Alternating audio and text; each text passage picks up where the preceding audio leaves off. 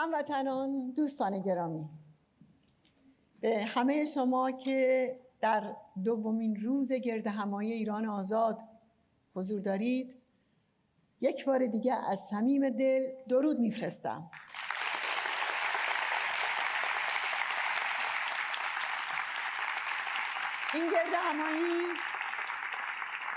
این گردهمایی برای رساندن پیام مردم ایران به جامعه جهانی و برای یادآوری تعهد ماست. اراده مردم ایران این است که دیکتاتوری دینی ولایت فقیه چه با اتمی چه بی اتمی در هر حال سرنگون شود و سرنگون خواهد شد.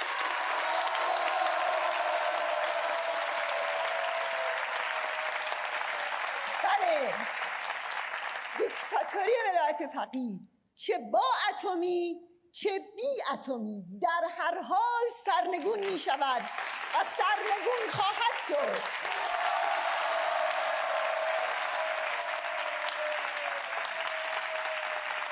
پیام ما به جامعه جهانی مخصوصاً بعد از یک پایه شدن رژیم و قرار گرفتن یک سرجلاد در موضع رئیس جمهور این است که به جلاد اتمی امتیاز ندهید و به آخوندها که به لبه پرتگاه سرنگونی رسیده اند امداد نرسانید.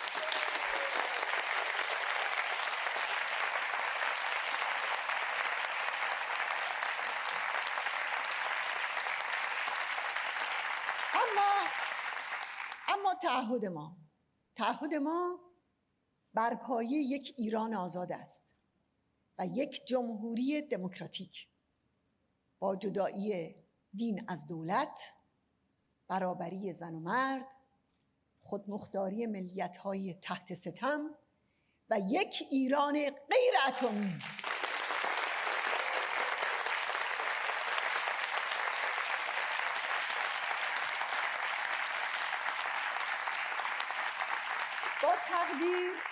با تقدیر از همه شما دوستان ارجمند مردم و مقاومت ایران از اروپا و جهان عرب که در گردهمایی امروز حضور دارید، شما که برای صلح و دوستی و آزادی و دموکراسی در کنار مردم ایران علیه فاشیسم دینی ایستاده اید، بله، درود بر همه شما و تلاش‌های شما.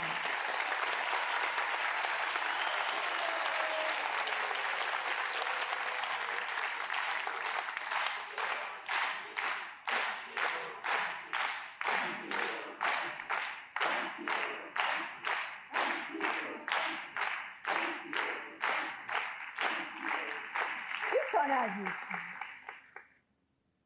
بفرمایید.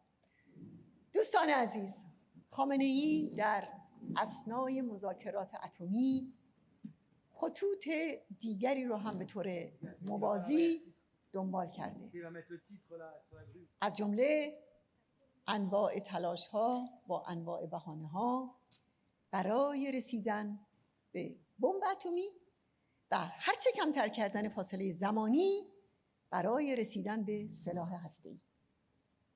حمله‌های پی در پی با موشک و پهپاد به کشورهای همسایه و کشتی‌ها، نفتکش‌ها، تأسیسات و پایگاه‌های آمریکا در منطقه و در این حال تست واکنش و اراده طرف مقابل.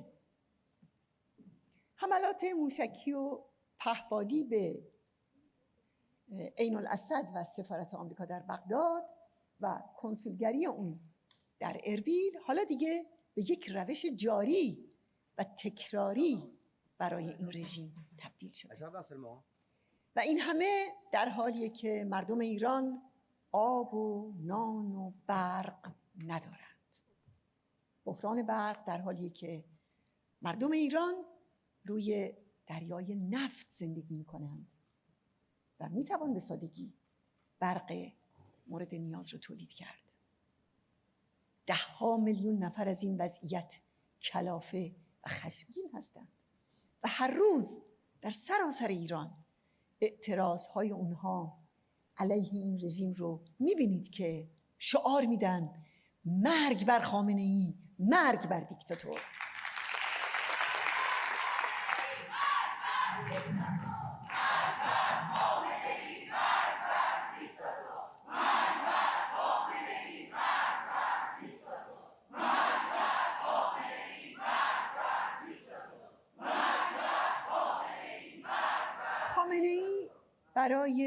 خامنه‌ای برای هزینه‌های برنامه اتمی به سفره مردم تهاجم کرده و میلیون‌ها ایرانی رو به گرسنگی کشونده.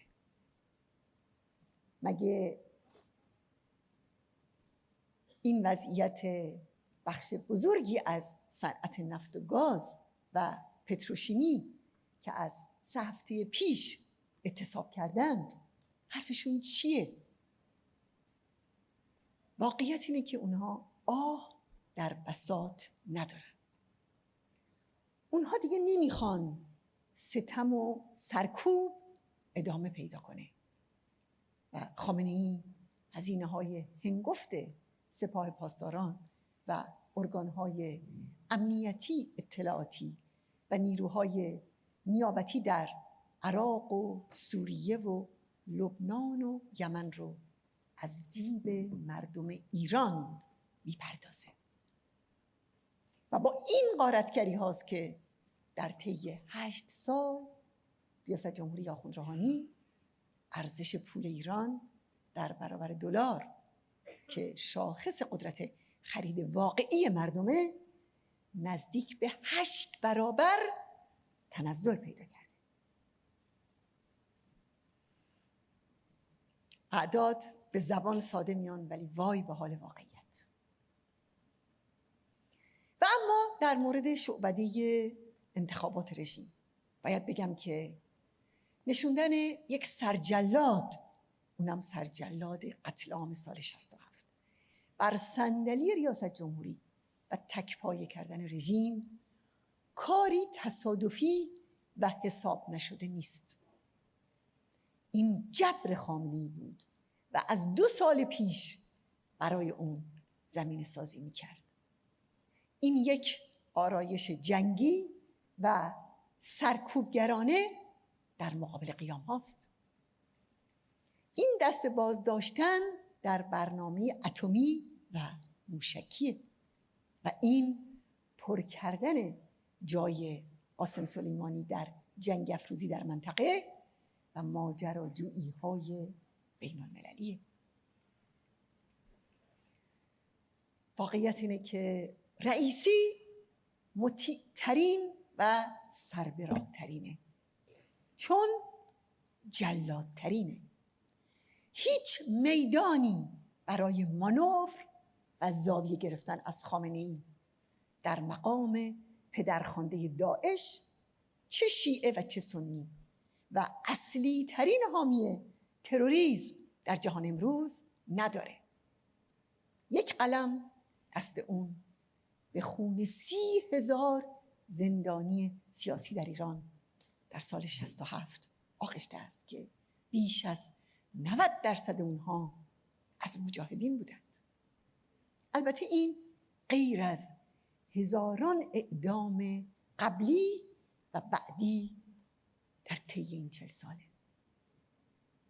مردم ایران شعبده انتخابات این رژیم رو تحریم کردند و حالا حرفشان این است که باید آخوند رئیسی به جرم ارتکاب جنایت علیه بشریت حسابرسی و محاکمه شود.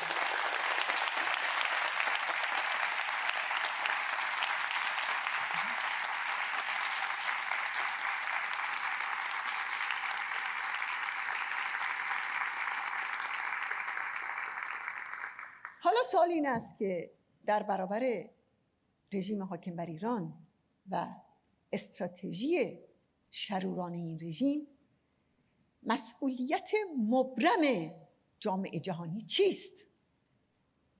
آیا اصولاً جامعه جهانی مسئولیتی دارد یا میتواند با باری به هر جهت و یا محکومیت‌های سوری و بیانیه‌های سیاسی بی‌محتوا و تکراری از کنار این بگذره. اجازه بدید یادآوری کنم که مقاومت ایران در سال 1369 به مذاکرات سری سران رژیم دست یافت که در اون رفسنجانی میگفت برای بقای نظام باید به بمب اتمی دست پیدا کنیم. در 20 مرداد 1381 هنگامی که مقاومت ما برای اولین بار پروژه اتمی این رژیم رو در نطنز و عراق افشا کرد، ما مجدداً اعلام کردیم که رفسنجانی یعنی رئیس جمهور وقت رژیم در جلسه شورای عالی امنیت رژیم تصریح کرده دستیابی به سلاح اتمی مهمترین تضمین برای بقای ماست و در این صورت کشورهای غربی نخواهند توانست جلوی نفوذ و پیشروی انقلاب اسلامی را بگیرند. بعد از مرگ خمینی هم خامنه‌ای سرنوشت خودش و نظامش رو به برنامه اتمی گره زده. همونطوری که قبل از اون خمینی سرنوشت خودش رو به جنگ با عراق گره زده بود. از طرف دیگه مقاومت ایران از سال 1370 با افشاگری‌های پی در پی برهم زدن طرح رژیم رو در دستور کار خودش قرار داد و در سال 1381 سری‌ترین و مهمترین سایت‌های اتمی رژیم رو در معرض آگاهی تمام جهان گذاشت. سران رژیم بارها اقرار کردند که این افشاگری‌ها تأثیر تعیین کننده در دور کردن رژیم از بمب اتمی داشته و باید باز بگویم این افتخاری برای مقاومت مردم ایران است که به یمن فداکاری اعضا و هوادارانش در داخل ایران بیش از تمام دولت‌ها و نهادهای بین‌المللی اثرگذار بوده و مانع دستیابی این رژیم به بمب اتمی شده است.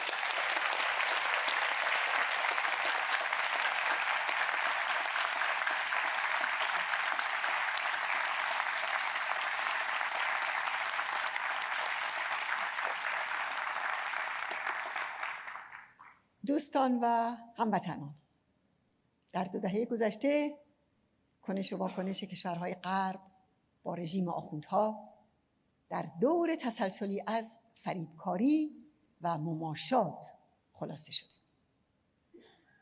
یعنی در حالی که رژیم فریبکارانه برنامه اتمیش رو پنهان می‌کرد، جامعه جهانی در مقابل می‌خواست با امتیاز دادن و مماشات پروژه اتمی رژیم رو متوقف یا مهار کنه. بعد از افشای سایت‌های سری نطنز و عراق، دولت‌های غربی نه تنها اقدام قاطع متقابلی نکردند، بلکه مدتی بعد مذاکراتی همراه با دادن امتیازهای سیاسی و اقتصادی بسیار مهم به رژیم رو شروع کردند. پاسخ ما هم با بمباران و خلع سلاح و یک لشکرکشی در فرانسه و دستگیری 185 نفر از اعضای مقاومت در 17 ژوئن 2003 داده شد که دویپن و خرازی بر سر این معامله در تهران توافق کرده بودند. همچنان که جک استرا و روحانی هم در مورد بمباران مجاهدین در عراق گفتگو و معامله کرده بودند. در مورد مذاکرات اون زمان بعداً آخوند روحانی در کتاب خودش نوشت در همون زمانی که در تهران با اروپایی ها در حال گفتگو بودیم، داشتیم تجهیزات را در اصفهان نصب می‌کردیم و با ایجاد یک فضای آرام ما توانستیم کار در مورد اصفهان را به اتمام برسانیم. ولی دغل‌کاری این رژیم رو می‌بینیم، با کمال پررویی هم میان اذعان میکنه. در عوض دولت‌های اروپا از دادن بسته‌های تشویقی گوناگون به رژیم خسته نمی‌شدند و البته هرچه به این رژیم میدادند میگفت کم است.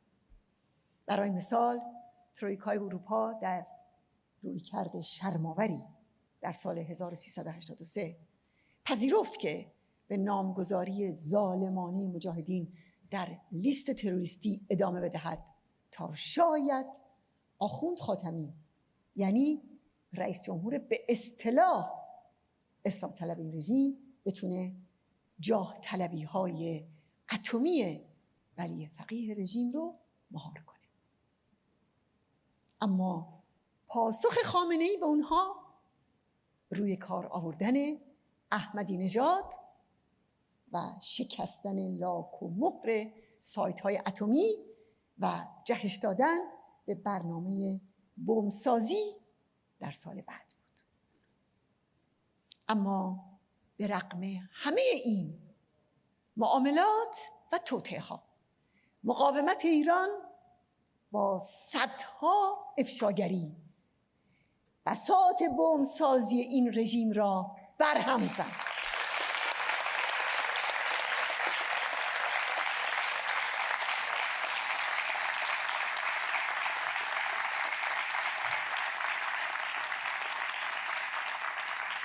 در سال 1399 آخوندها در وضعیتی بودند، در سال 1392 آخوندها در وضعیتی بودند که به خاطر تحریم به قول رفسنجانی و روحانی با بالاترین تورم در منطقه، اون هم با نرخ 42% روبرو بودند و در این وضعیت بود که به توافق نیمبند اتمی تن دادند.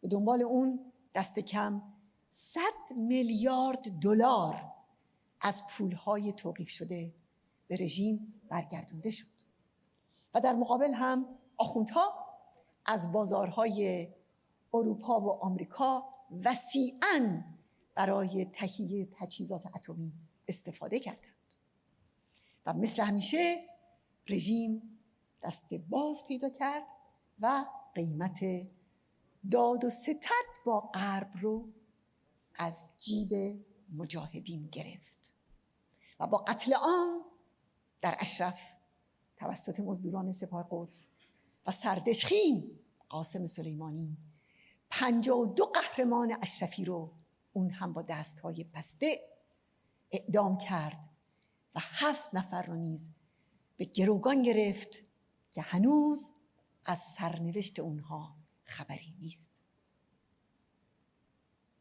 ولی با همه این جنایت‌ها و رذالت‌ها مردم و مقاومت ایران اراده کرده اند که دیکتاتوری دینی ولایت فقیه را با اتمی یا بدون اتمی سرنگون کنند و چنین خواهد شد.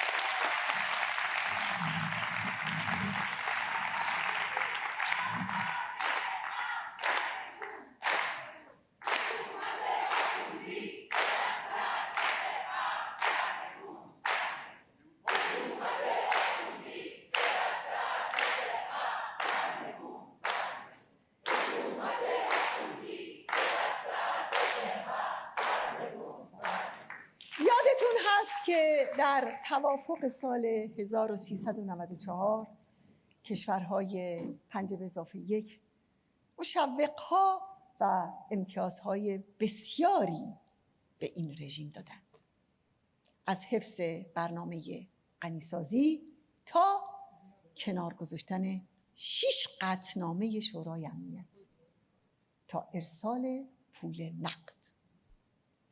با این امتیازها رژیم وارد عملیات پنهانی تکمیل برنامه اتمی خودش شد و تیم اصلی محققان تسلیحاتی خودش رو فعال و دست نخورده نگه داشت.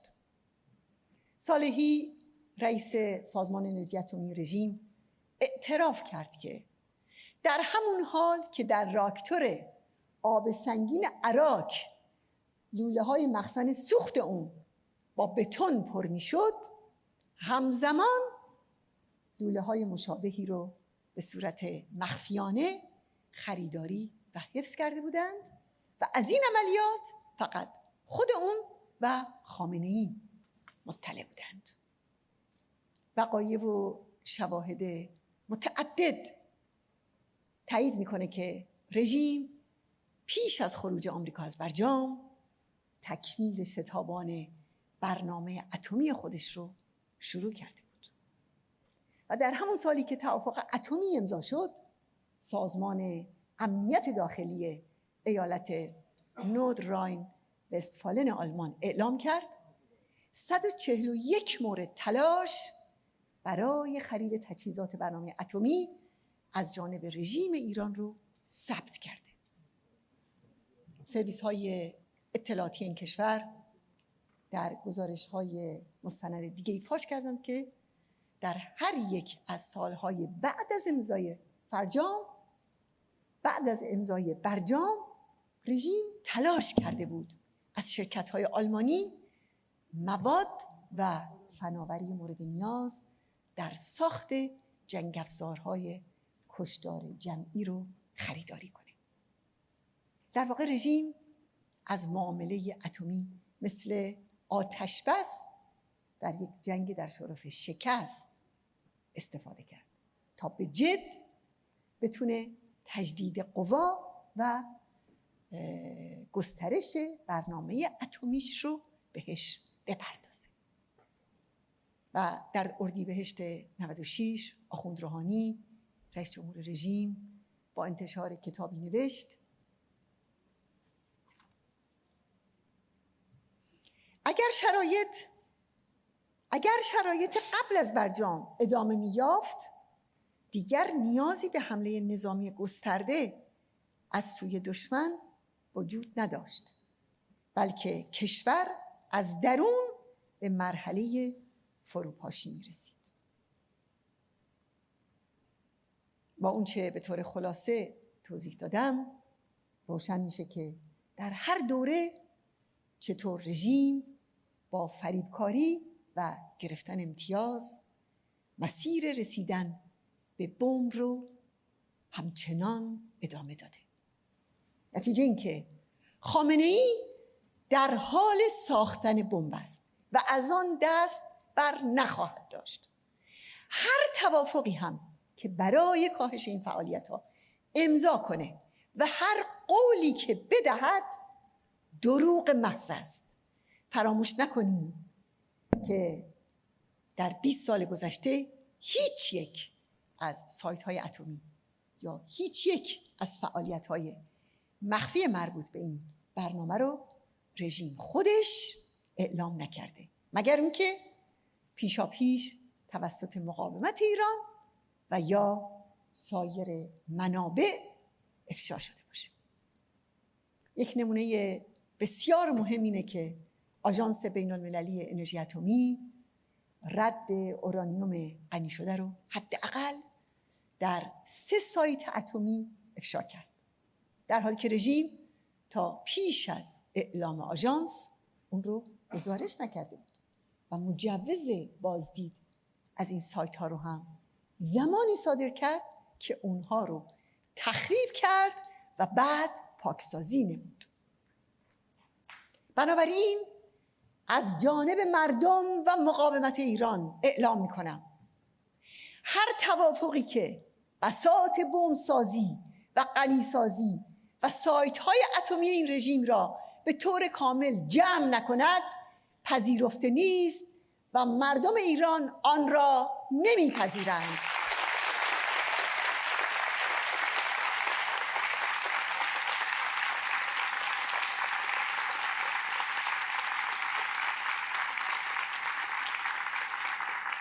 هر توافقی که ولایت فقیه را به خارج کردن پاسداران از عراق و سوریه و یمن و لبنان وادار نکند پذیرفته نیست، زیرا باز هم صلح و آرامش در منطقه و جهان به گروگان گرفته شده و قربانی می شود.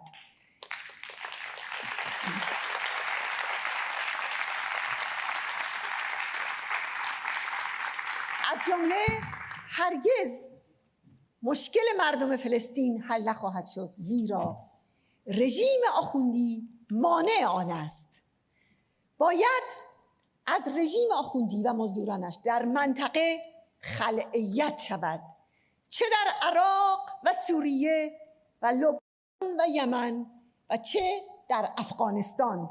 آری باید از این رژیم خلعیت شود.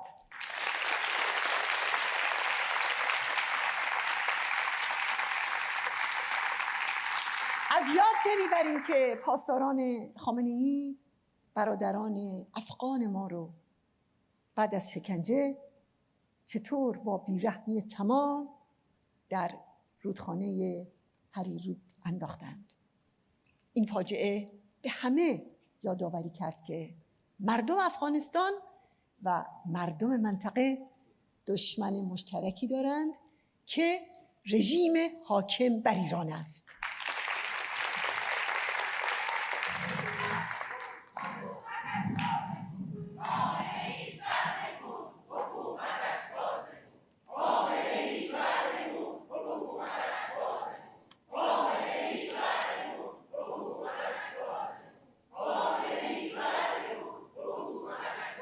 در مورد مذاکرات اتمی باید بگویم که هر توافقی که نقض وحشیانه حقوق بشر در ایران را در نظر نگیرد و آخوندها را وادار به توقف شکنجه و اعدام جوانان ایران نکند، ذره مشروعیت ندارد و مردم ایران چنین توافقهایی را نمیپذیرند و نخواهند پذیرفت.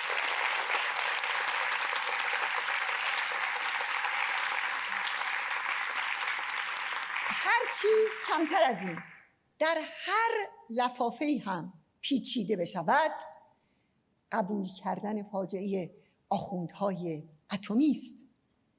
بنا به تجربه 40 ساله با خلافت دینی حاکم بر ایران، آخوندها فقط زبان قاطعیت و قدرت رو میفهمند. لازمه جلوگیری از دستیابی به بمب اتمی اعمال مجدد 6 قطعنامه شورای امنیت، توقف کامل غنیسازی، تعطیل سایت‌های اتمی، بازرسی‌های هر زمان و هر مکان و توقف برنامه موشکی رژیم آخوندی است.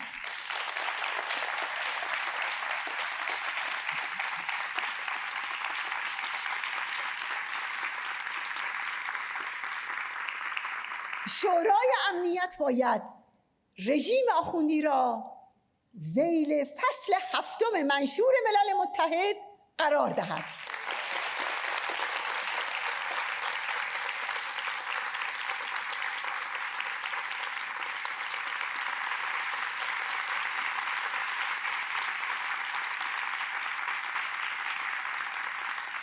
دوستان عزیز، واقعیت بسیار مهم این است که برنامه بمبسازی اتمی برای خامنه‌ای بخش مهمی از استراتژی فرار از سرنگونیه.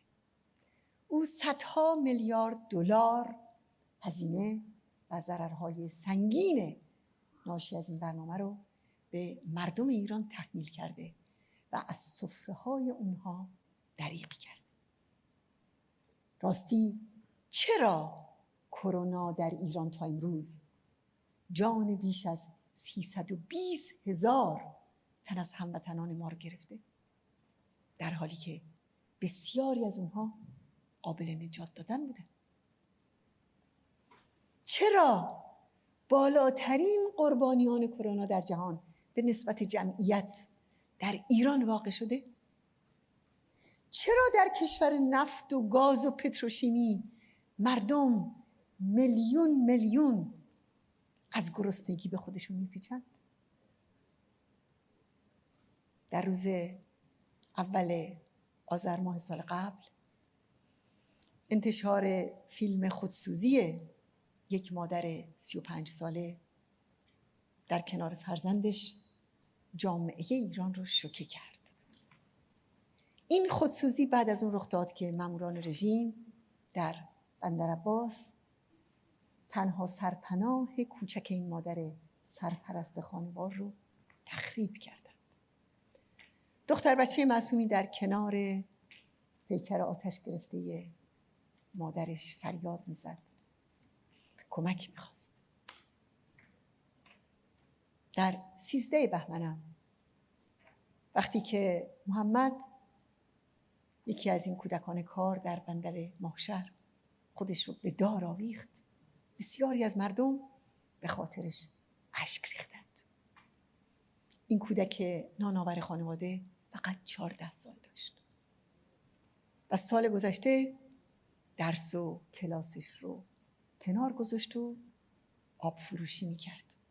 اما با شیوع کرونا دیگر کسی از محمد آب نخرید و اون جان خردسالش رو که تحمل درد جانکاه فقر و بیپناهی رو نداشت به باد فنا داد.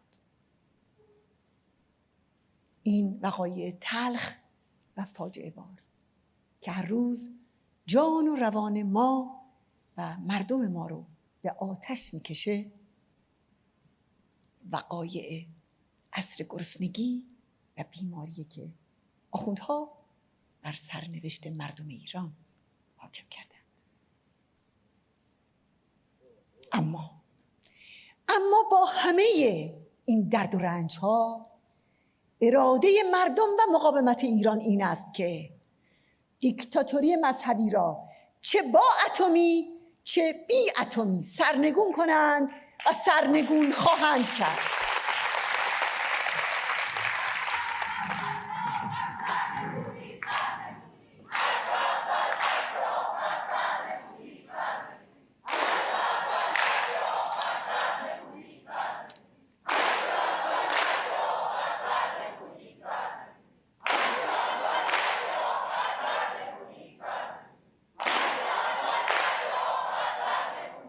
دوستان گرانی، فقر و گرسنگی میلیونی در ایران بیداد میکنه. در دوره 8 ساله آخوند روحانی قیمت مواد غذایی بیش از 5 برابر شده، زیرا آخوندها عمده دارایی کشور رو صرف برنامه اتمی و موشکی خودشون میکنن تا قدرت پوسیده‌ای رو حفظ کنند که تاریخ مصرف اون تموم شده. همچنان که مسعود گفته، کدام ایرانی وطن پرست، کدام نیروی ملی و آزادی خواه و کدام نیروی پیشرو و ترقی خواهی است که تیغ را در کف زنگی و بمب اتم را در دست شحنه مست ولایت ببیند و طاقت بیاورد. و راستی آیا قبل از انرژی هسته‌ای این آزادی و حاکمیت و کار و نان و مسکن نیست که حق مسلم ملت ایران است؟ بله، آزادی و دموکراسی حق مسلم مردم ایران است.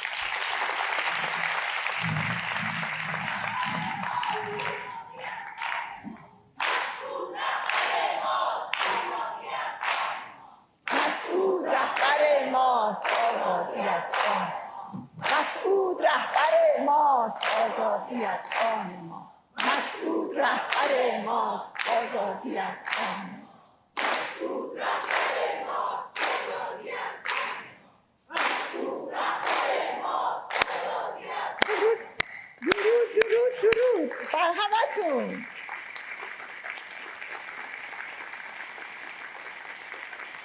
دوستان عزیز، تحریم سراسری و بی سابقه نمایش انتخابات اخیر فقط به معنی رویگردانی از رژیم نیست. بلکه پشتوانه اجتماعی خیزش‌های گسترده‌ای است که در سالهای اخیر علیه رژیم آخوندی جریان پیدا کرده است. تحریم شعبده انتخابات رژیم آن روی سکه قیام آبان 98 است که رژیم هنوز از آن هراسان و وحشت زده است. استراتژی خامنه‌ای به تعویق انداختن سرنگونی محتوم خودشه.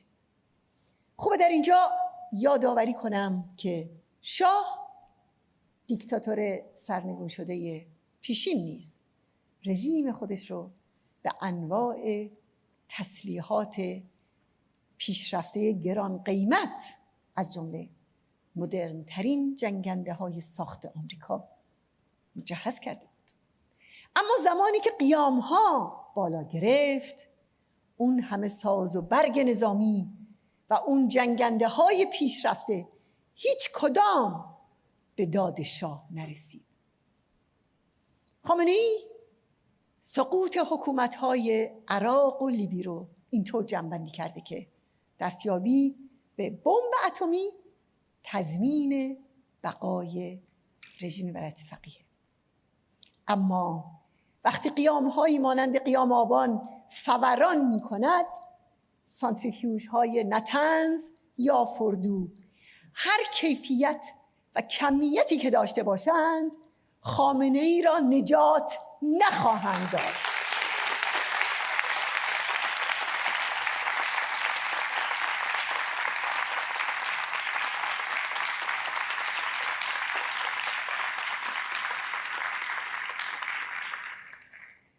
کانون شورشی، ارتش آزادی و ارتش بزرگ گرسنگان و بیکاران و تهیدستان استراتژی بمب و موشک و جلاد را در هم خواهد شکست.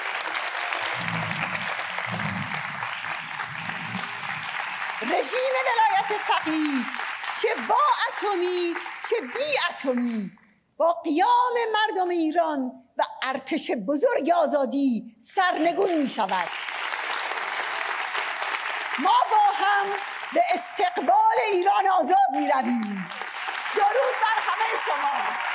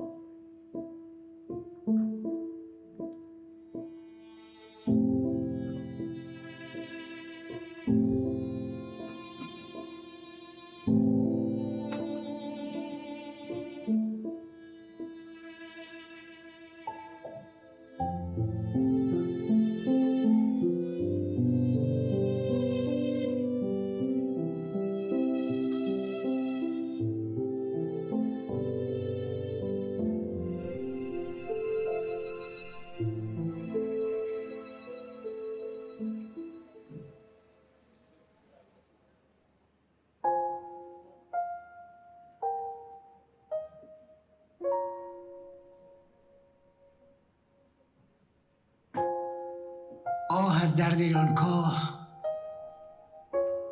و جگرسوز 250,000 قربانیان کرونا که بخش اعظم آنها کشتگان جور ولایتند.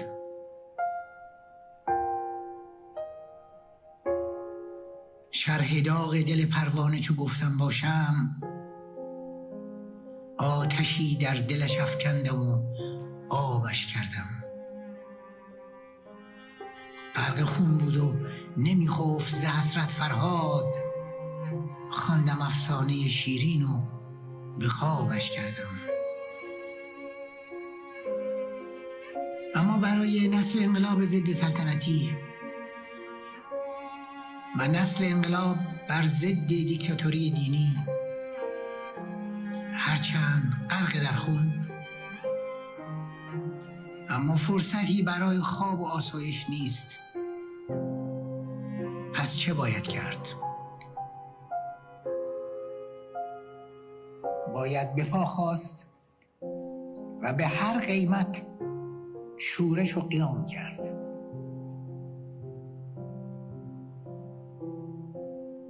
نباید اجازه داد طلسم کرونا،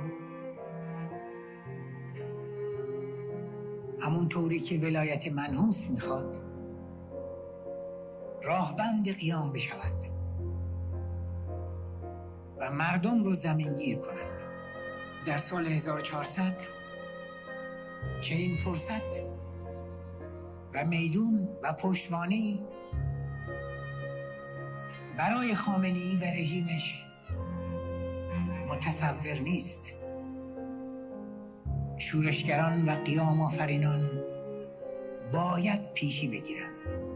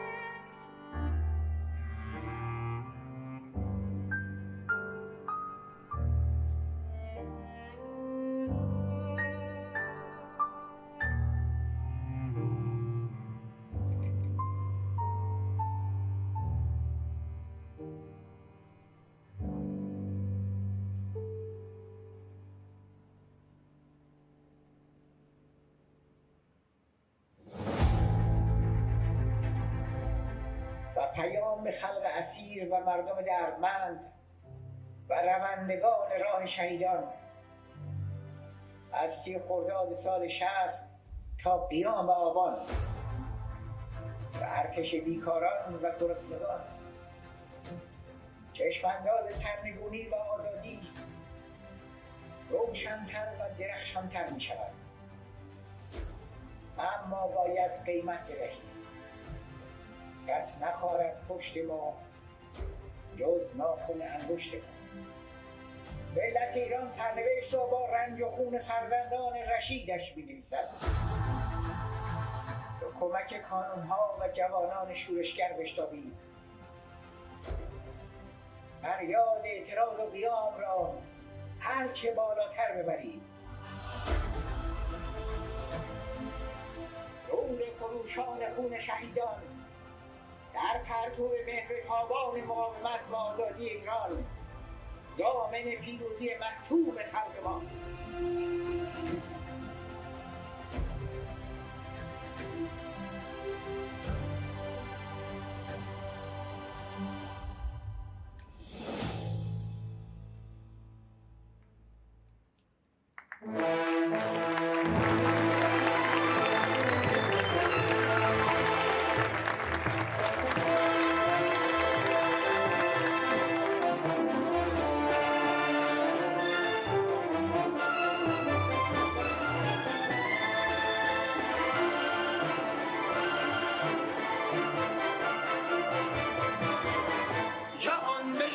صدایم رو، صدای ملت ایران که میخیزد ز قلب ما به هر کوی و به هر میدان. منم ایران پهلوان، سرای پاک سرداران، منم گهواره پاکان، نیم من خانه دیوان.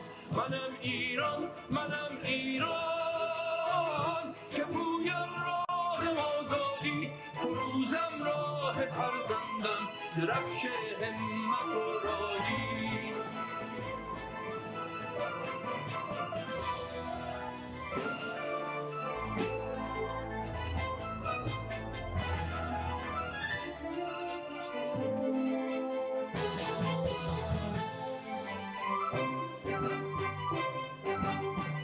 چنان پاکی گران دارم به بازوی وطن خواهان که بر سمنان خاک از بن کند کاخ ددان ویران.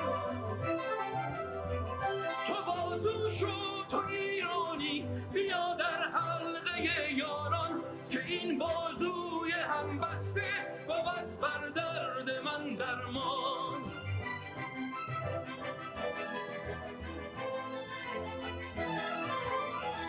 منم پرچم که گلگونه ز خون سرخ رزم‌آور، بیا سبز و سپیدم کن تو ای همراه، تو ای یاور. بیا در اعتزاز آمد درفش وحدت ملی، تو بازو شو بر این پرچم، بیا هم بسته هم پیمان. منم شورشگر و عصیان، منم ایران، منم ایران.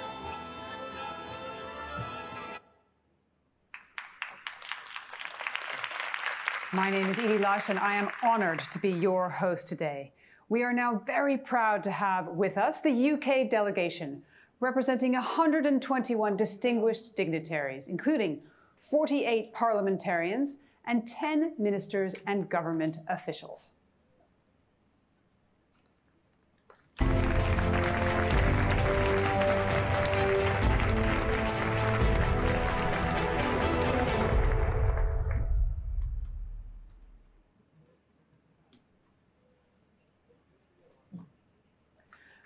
With great pleasure now, I would like to introduce you to somebody who, in the United Kingdom, where I am today, needs very little introduction. The Honourable Baroness Betty Boothroyd, Speaker of the UK House of Commons for 8 years. I send you greetings, Madam Rajaway, as I do to the people of Iran, to our friends in Ashra 3, and to dignitaries gathered here for this event. It is a privilege to join you all for this year's Free Iran Global Summit.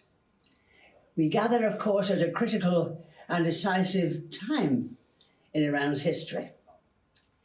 You know, in a democracy, people like me campaign enthusiastically and publicly in the streets, encouraging people to go out, use your vote.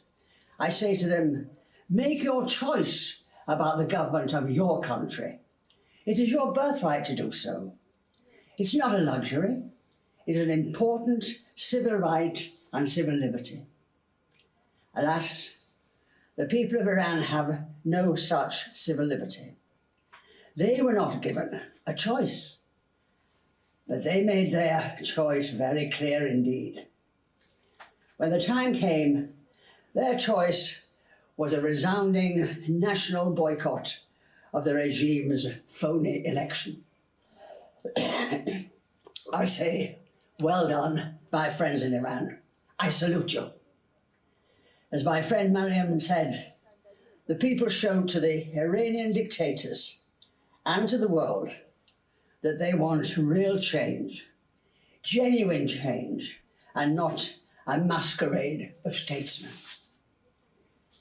You know, we're reminded, especially today, of Madam Rajari's 10-point plan for the future of Iran, which encompasses the democratic aspirations of the people and guarantees the realization of their long-standing desire for civil liberty and for the democratic process.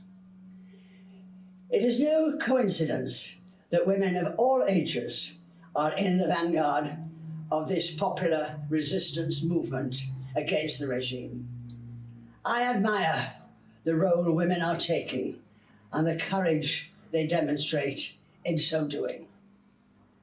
For world leaders and the international community, this summit, with thousands in attendance, reflects, only a small portion of the strong support the NCRI and the President has among the Iranian people and worldwide.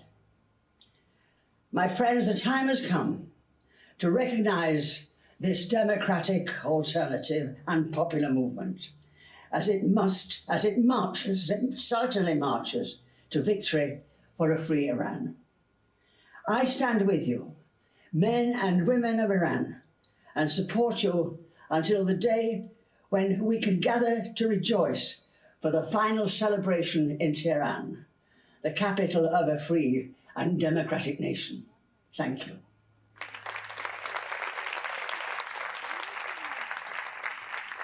As always, a great message from Baroness Boothroyd. I'm now very glad to bring to you a member of the British Parliament and co-chairman of the British Committee for Iran Freedom. Please welcome Dr. Sir David Amess. Ladies and gentlemen, thank you for viewing this conference. After Raisi's emergence as president in Iran, the United Kingdom, European Union, and United States of America must unite behind the NCRI, its president-elect, Mrs. Maryam Rajavi, and the people of Iran, because they are our best allies to secure a free Iran. So, ladies and gentlemen, today I'm delighted to announce that so far over 100 of my colleagues have signed a very strong statement on Iran, and here it is in the Red Book from the House of Lords and the Green Book from the House of Commons. And this statement rejects the brutal religious dictatorship in Iran and supports the Iranian resistance and Madam Rajavi. So let me read parts of this statement signed by 102 members of Parliament and members of the House of Lords. We believe the missing piece in our policy is disregarding the objective conditions in Iran and the yearning of the Iranian people for freedom and democracy. During nationwide protests, over the past few years, the Iranian people have clearly and loudly rejected the notions of moderates versus the hardliners and have expressed their desire for genuine change, an outcome that remains in the hands of the Iranian people and their resistance movement. We believe that the 10-point plan outlined by President-elect of the NCRI, Mrs. Rajavi, and her calls for the establishment of a republic in Iran based on free and fair elections, separation of religion and state, gender equality, non-discrimination against religious and ethnic minorities, and a non-nuclear Iran deserve our support. We call on our governments to adopt a firm policy vis-à-vis the regime in Iran and to hold its leaders to account for suppressing the Iranian people, engaging in terrorism in Europe, meddling in the region, and taking hostage individuals with dual citizenship. We also call for the imposition of tougher sanctions as long as the Iranian regime continues with its rogue behavior. Finally, we call on our governments to stand with the Iranian people and the desire for human rights, freedom, and democracy. The recent presidential election and the announcement of Ibrahim Raisi as president reflects the dead end that the mullah's regime finds itself in. It is a regime bereft of any ideas, with nowhere else to go but to revert to appointing a figure from the ideological hardline. As a well-documented director of numerous human rights abuses, Raisi's appointment brazenly displays the contempt the fundamentalist government has for any kind of positive dialogue or reform. So, ladies and gentlemen, I, together with my colleagues in the British Parliament, strongly support the call by the Secretary-General of Amnesty International, as well as Professor Javed Rahman, the Special Rapporteur for Human Rights in Iran, to independently investigate the crimes against humanity committed by this butcher, Raisi, and prosecute him for sending tens of thousands of people to the gallows in the summer of 1988 and over the past 4 decades. This brutal man must be put in prison and not become the president of our great country, which is what Iran is. Hang on, where's David Jones? Dr. Jones.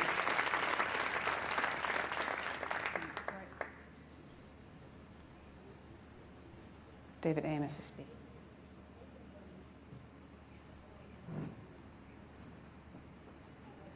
Thank you so much, Sir David. You've been a pioneer in advocating support for the people of Iran and the Iranian resistance. Our next speaker is a member of the House of Lords and also another distinguished friend of the NCRI.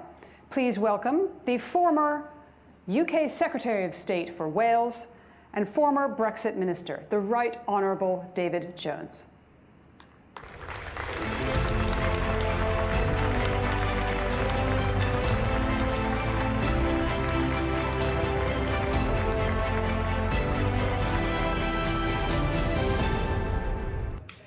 Madam President-elect, colleagues, ladies and gentlemen, people of Iran, and especially friends and residents of Ashraf 3.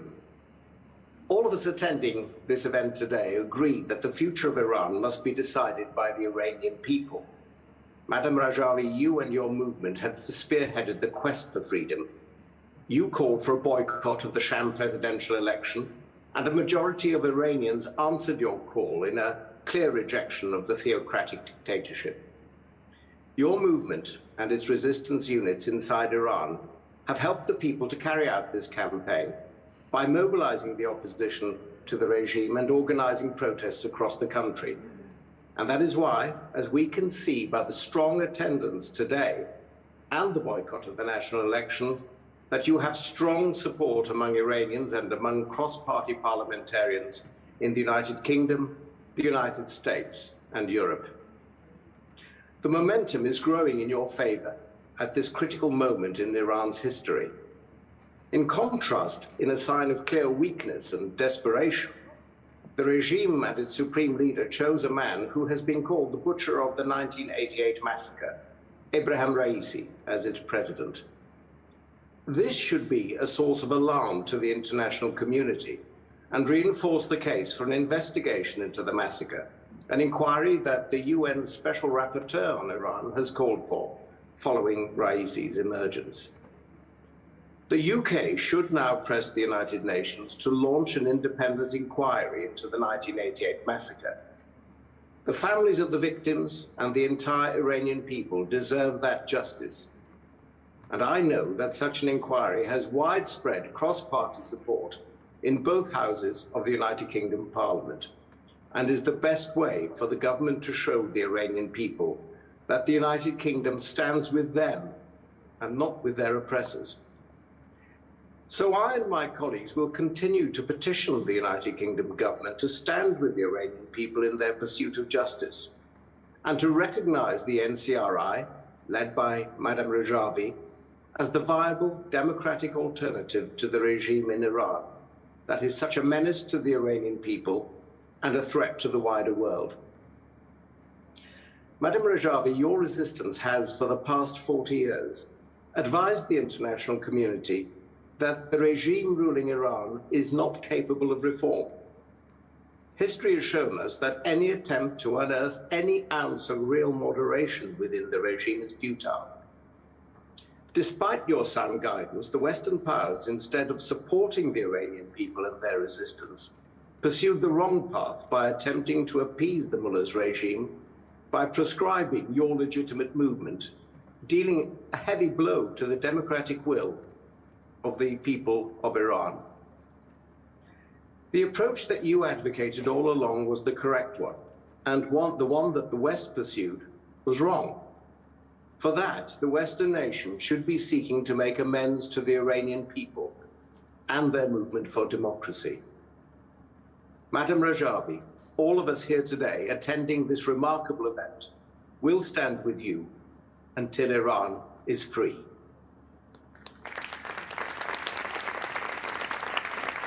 Thank you so much for those strong words of support. You've been a pioneer in advocating support for the people of Iran and the Iranian resistance.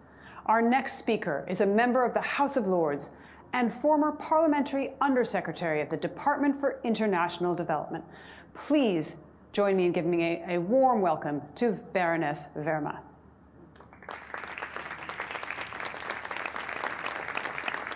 My dear friend, Mrs. Rajavi, honorable and right honorable colleagues, people of Iran, ladies and gentlemen, you can see there is truly a democratic alternative that has a plan as well as popular international support to provide the people of Iran with a viable roadmap to establish a free and democratic secular republic, which will bring Iran out of the dark to find its rightful place amongst the free nations of the world. And it is no coincidence that it is led by a person that epitomizes leadership through her being a female, but also taking on board all of the problems and the concerns of all the people of Iran. I have supported and will continue to support my dear friend under her leadership through the NCRA as president-elect. Madame Rajavi has reflected active leadership for the women of Iran's most organized opposition, the PMOI, and the women's presence at the forefront of anti-regime protests across the country. That this protest movement is alive, well and strong, is seen as the majority of the Iranian people answered the call by the NCRI, Madame Rajavi, the president-elect to boycott the regime's sham presidential election. The regime's response is, as in the past, to pave the way to intensify the domestic crackdown by closing rank amongst officials. The future of Iran is determined by its people, and they have risen under the leadership of women to secure a free and democratic Iran. The UK and the West and the rest of the world should stand by you, recognizing and backing the popular struggle for a democratic change in Iran led by NCRI. And Madam Rajavi, let me pledge, along with my colleagues, that in the British Parliament, across all parties, we will do everything in our power to ensure that we take Ibrahim Raisi to the court and make him pay for the crimes against humanity. There are enough of us that have made history when we challenged the unfounded terror tag in the POAC and the High Court. We demolished all allegations against the PMOI, and there is the same resolve across many UK parliamentarians to bring the perpetrators of the 1988 massacre to justice, in particular, Madam Rajavi, Raisi, and all of those that are supporting him. It is time for the British public and the British Parliament to stand and make their voices heard loudly and clearly in your support. We are with you and we remain with you, and we will be your friends until Iran is free.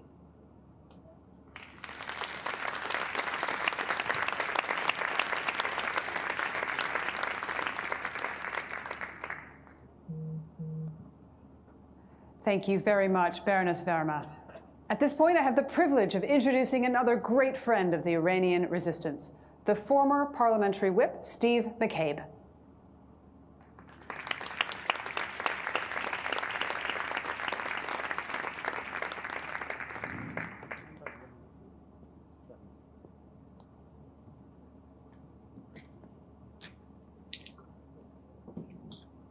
Good afternoon, everyone.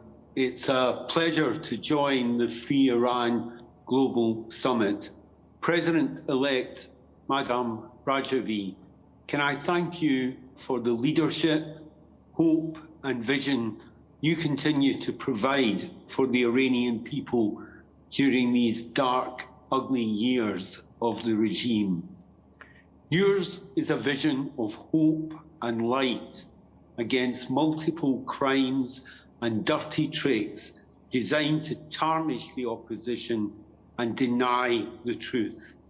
Everything from diplomats who smile and flatter whilst threatening simultaneously, and those like Asadollah Assadi who let the mask slip completely and expose their terrorist credentials, or the paid agents who pose as victims of alleged PMOI crimes. Too often, we've listened to these deceits. They've led us to deny you the support you deserve. They've led to the banning of the PMOI, which was eventually corrected in the legitimate courts of the US, EU, and UK, where justice can prevail. They led to claims that respect and support for opposition could allow Iran to descend into the carnage that is Syria today. But what is present-day Iran? A place where those in charge execute innocent people at will, where protesters disappear in the night, where basic rights are denied, where money that could be used for food and vaccines is diverted to weapons for terrorist groups fighting proxy wars, a place obsessed with adding to the nuclear threat the world already faces. That's what the clerical regime expects the West to protect. We should have listened to the opposition years ago instead of practicing appeasement. We might have avoided giving so much in return for so little over nuclear weapons. We might have shown more compassion and given more assistance to the people of Camp Ashraf and Camp Liberty. We have a second chance. We've seen the farce of the latest presidential election in Iran. We've witnessed the treachery over the nuclear deal. Now is the time to stand square with the democratic aspirations of the Iranian people. Now is the time to back you, Madam Rajavi. Now is the time for the British people to put things right and show our support for you and your 10-point plan for a free and democratic Iran. Iran will be free. Thank you.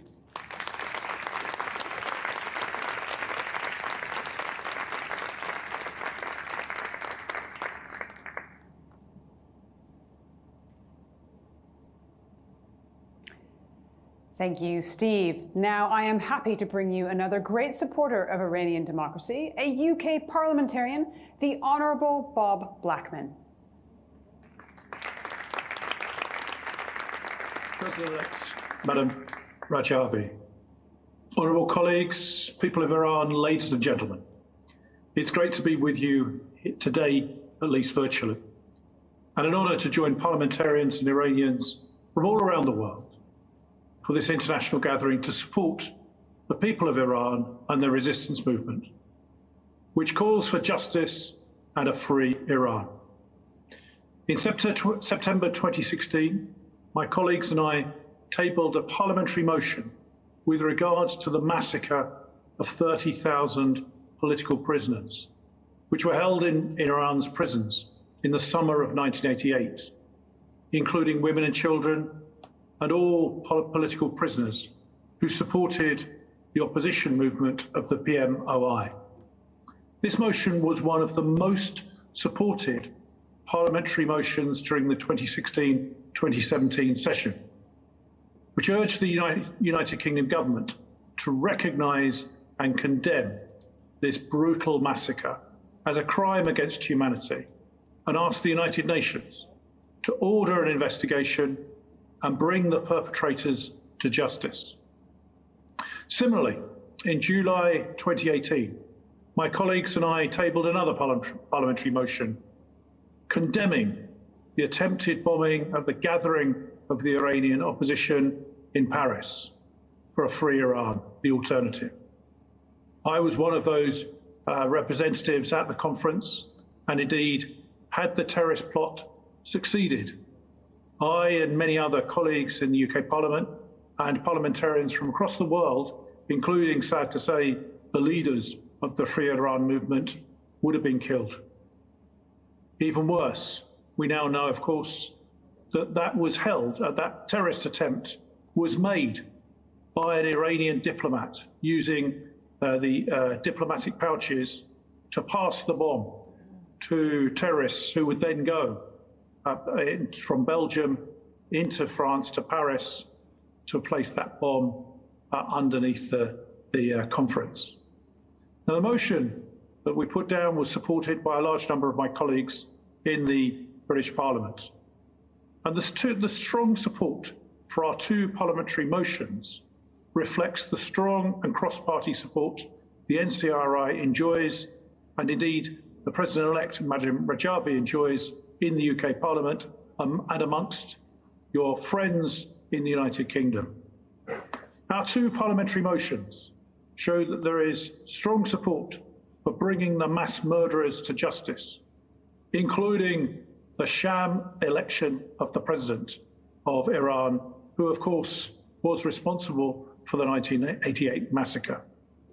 And I would like to make this pledge that as 35 of our colleagues in the Commons and Lords including many of my colleagues who are present today, made the history and destroyed the unjust terror tag against the PMOI, which was a great victory, not only for the Iranian resistance and for you, Mrs. Rajavi, but for the people of Iran.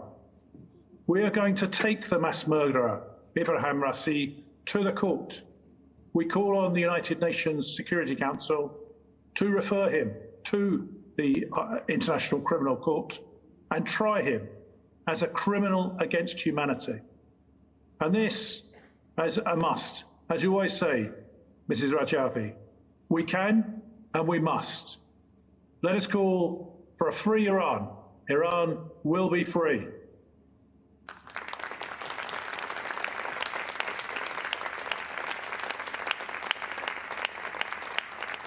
Thank you very much for such a strong message of support. We are now honoured to be joined by another friend of the Iranian resistance, the Honourable Matthew Offord, member of the British House of Commons. Thank you. President-elect Madam Rajavi, honourable colleagues, people of Iran, ladies and gentlemen, thank you for inviting me to speak at the Free Iran gathering this year. It is an honour to be with you, to stand in solidarity with the people of Iran in their struggle for a free and democratic Iran. Today, we have a large delegation of some 40 British parliamentarians and over 100 prominent figures from the UK.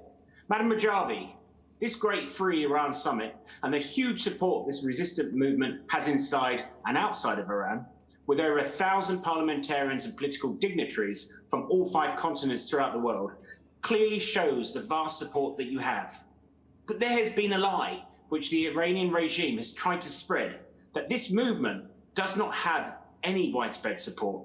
But my colleagues and I have participated in many great conferences by the NCRI, with over 100,000 people attending, which is just a microcosm of the support of the movement inside of Iran. We are also aware of the nationwide activities of your movement throughout Iran, and we know how much the mullahs are frightened of this increasing support for the resistance. Today, we have seen the selection of a known perpetrator of gross human rights violations, Ibrahim Raisi, as the next president in Iran. Meanwhile, the regime continues to enrich uranium to 65% without any credible civilian use and refuses to cooperate with either the IAEA or the UN Special Rapporteur on Human Rights in Iran.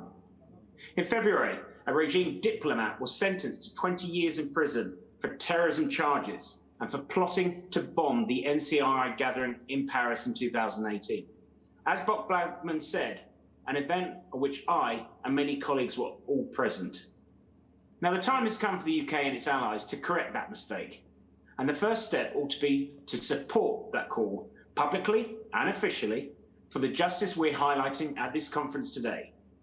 Some of my own constituents here in Hendon, in London, are former political prisoners who survived the 1988 massacre in Iran and have spent several of their family members also part of the victims. I understand that they have now lodged a complaint against Raisi for his role in the 1988 massacre with the Metropolitan Police in the UK. I support that, and I stand with my constituents in their efforts to seek justice for these atrocities, those that they suffered at the hands of the regime. Any honest observer today can see that the Iranian people want a different Iran, an Iran free from the religious dictatorship. This outcry from freedom is summarized by Madam Rajavi in her 10-point plan, and that will guarantee Iranian people to establish a free and democratic Iran. The international community must now recognize and support this democratic option. We must stand with the people of Iran as they take the destiny of their country into their own hands. Thank you.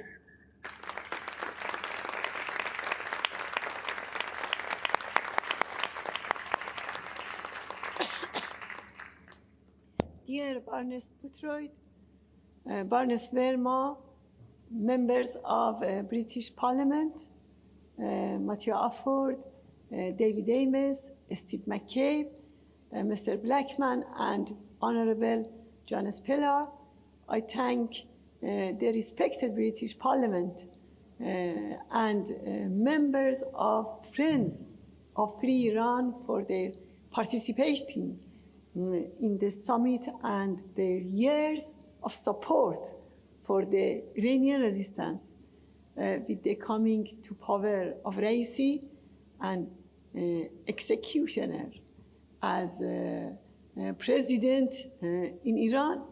It is more necessary than ever to bring these murderers to justice. And I'm sure that you can do a lot. Once again, thank you very much.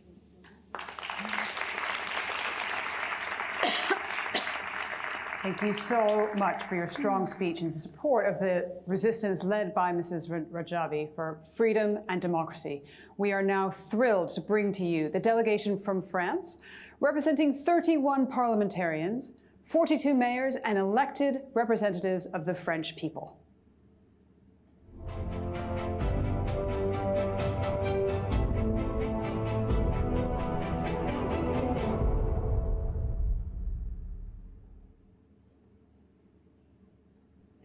I want to welcome now a member of the French Parliament, the Honourable Philippe Gosselin. Chers amis iraniens, Madame la Présidente, c'est avec un grand plaisir que je vous salue aujourd'hui, vous, Présidente, vous, peuple iranien, pour vous dire qu'en ce week-end du sommet mondial pour un Iran libre, les Français, les parlementaires français sont à vos côtés. Je m'exprime ici devant l'Assemblée nationale et au nom du peuple français.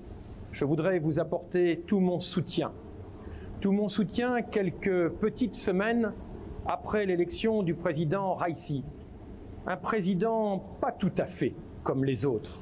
Il porte une lourde responsabilité dans les massacres de 1988. Une lourde responsabilité dans les massacres de 2019. Son élection n'est pas anodine. La communauté internationale doit réagir. Avec plus de 60 parlementaires français, nous demandons au Quai d'Orsay, au ministère des Affaires étrangères, au Premier ministre de la France et à d'autres États européens et dans le monde, à la communauté internationale, de se mobiliser pour une autre politique à l'égard de l'Iran. Le pays souffre beaucoup aujourd'hui, mais c'est surtout le peuple qui souffre par des conditions économiques dégradées, pour des raisons sanitaires. Il est important que la communauté internationale marque le pas, marque le coup et s'approche le plus possible du plan qui a été mis en avant par la communauté internationale et en soutien à la présidente Rajavi. Alors aujourd'hui, je le redis, au nom du peuple français, des amis français que vous avez ici, je le redis au peuple iranien, bravo, continuez, soyez fiers de ce que vous êtes et demain, l'Iran sera libre et démocratique, le peuple iranien aura repris son destin en main. Merci, Monsieur Gosselin, for your strong remarks. At this point, I am deeply honoured to welcome the delegation from the French Parliament. Michèle de Vaucouleurs, MP, the chairwoman of the French Parliamentary Committee for Democratic Iran, with 3 other members of this committee, Hervé Solignac, MP, André Chassagne, MP, Yannick Favnak, MP. They are steadfast supporters of the Iranian resistance and Iranian people. Please now welcome them.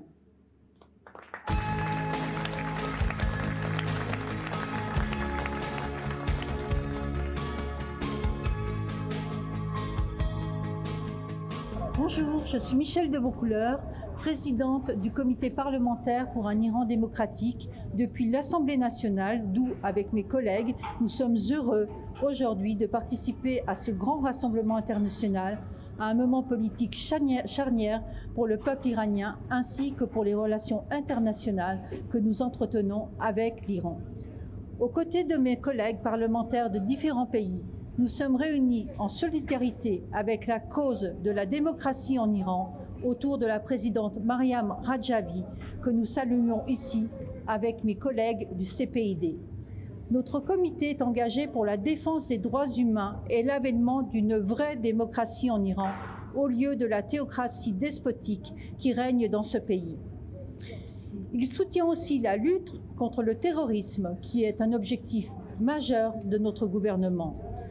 Dans ces domaines, nous sommes fiers d'avoir pu attirer l'attention des plus hautes autorités de notre pays sur les agissements terroristes du régime iranien en France, tels que l'attentat déjoué de Villepinte, et sur la répression impitoyable de ce régime à l'encontre de son peuple. Dans l'un comme dans l'autre de ces domaines, nous attendons des mesures appropriées de notre gouvernement, d'autant plus que les récentes élections en Iran ont confirmé le durcissement du pouvoir, mettant fin à toute illusion réformiste.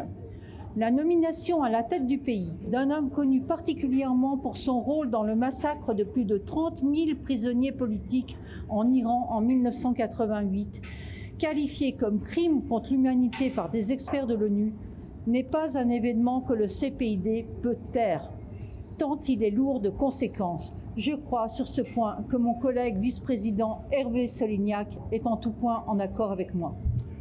En effet, c'est désormais un pouvoir monolithique qui est à la main du guide suprême, et je crois que le peuple iranien ne croit plus que son salut puisse venir des urnes.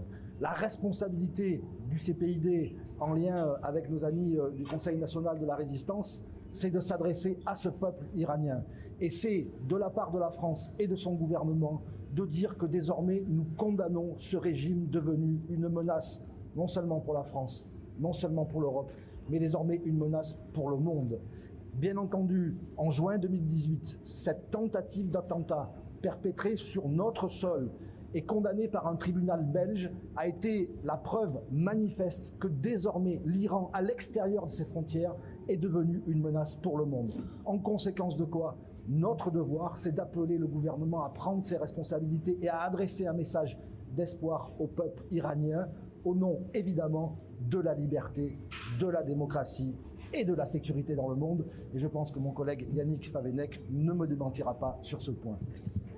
Oui, parce que le rôle déstabilisateur du régime iranien s'exerce avant tout dans la région du Moyen-Orient.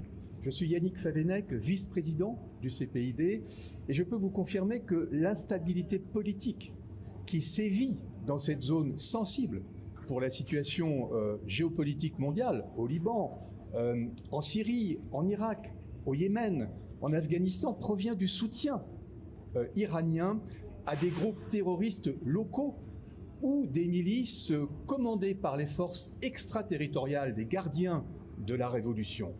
Le régime iranien constitue une véritable menace pour la France, bien sûr, non seulement pour ce que je viens de dire, mais aussi en raison de son programme balistique qui met en danger ses voisins ainsi que ses alliés. Cet expansionnisme qui a aidé le régime des Mollahs à éclipser ses crises intérieures est aujourd'hui en déclin. Et on relève de plus en plus de protestations, voire des soulèvements contre cette mainmise de l'Iran dans cette région. Par ailleurs, cette politique coûte des milliards de dollars à l'Iran au détriment du bien-être du peuple.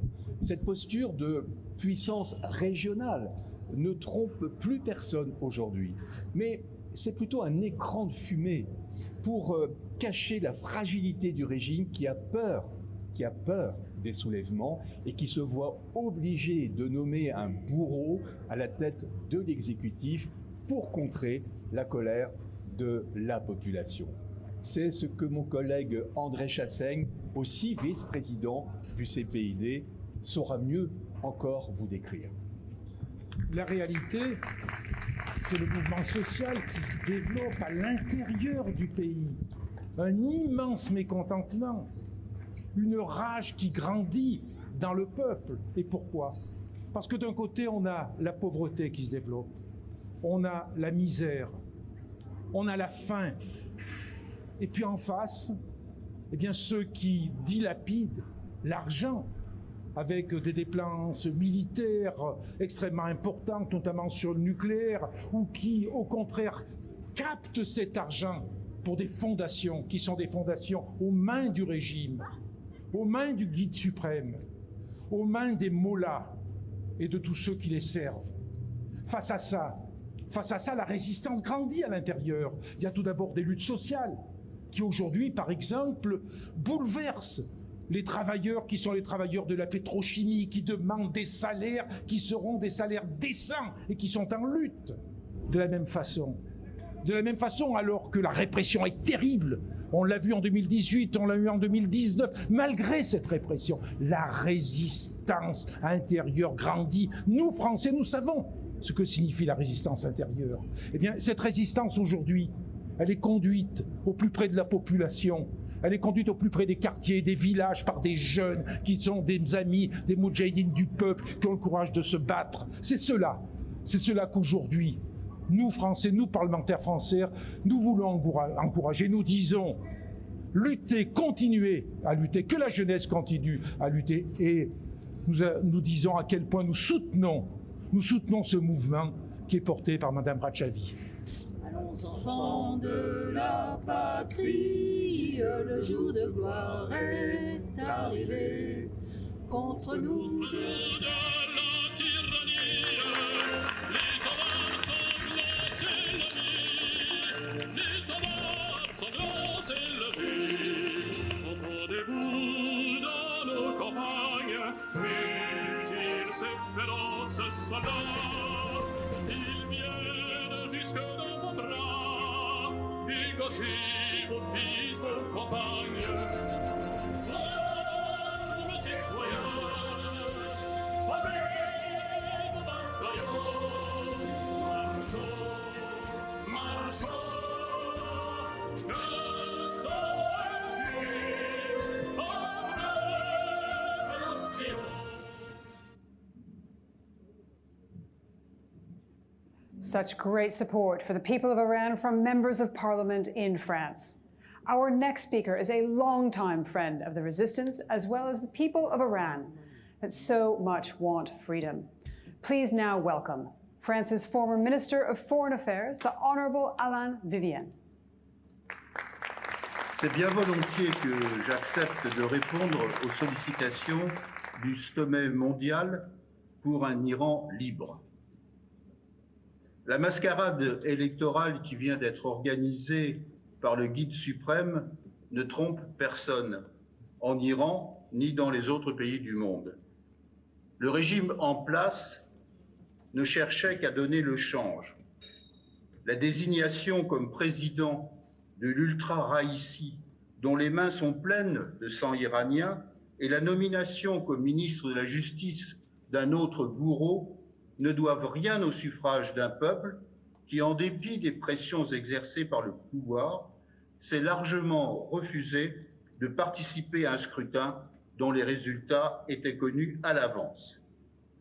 Aujourd'hui, plus qu'hier, le régime à bout de souffle se débat au milieu de difficultés inextricables causées par une gestion dont seul il porte la responsabilité, puisqu'il n'existe pas en Iran de contre-pouvoir. Les citoyens ne lâcheront pas prise tant que subsisteront en plein XXIe siècle une idéologie aussi archaïque et des pratiques politiques d'une cruauté toute médiévale.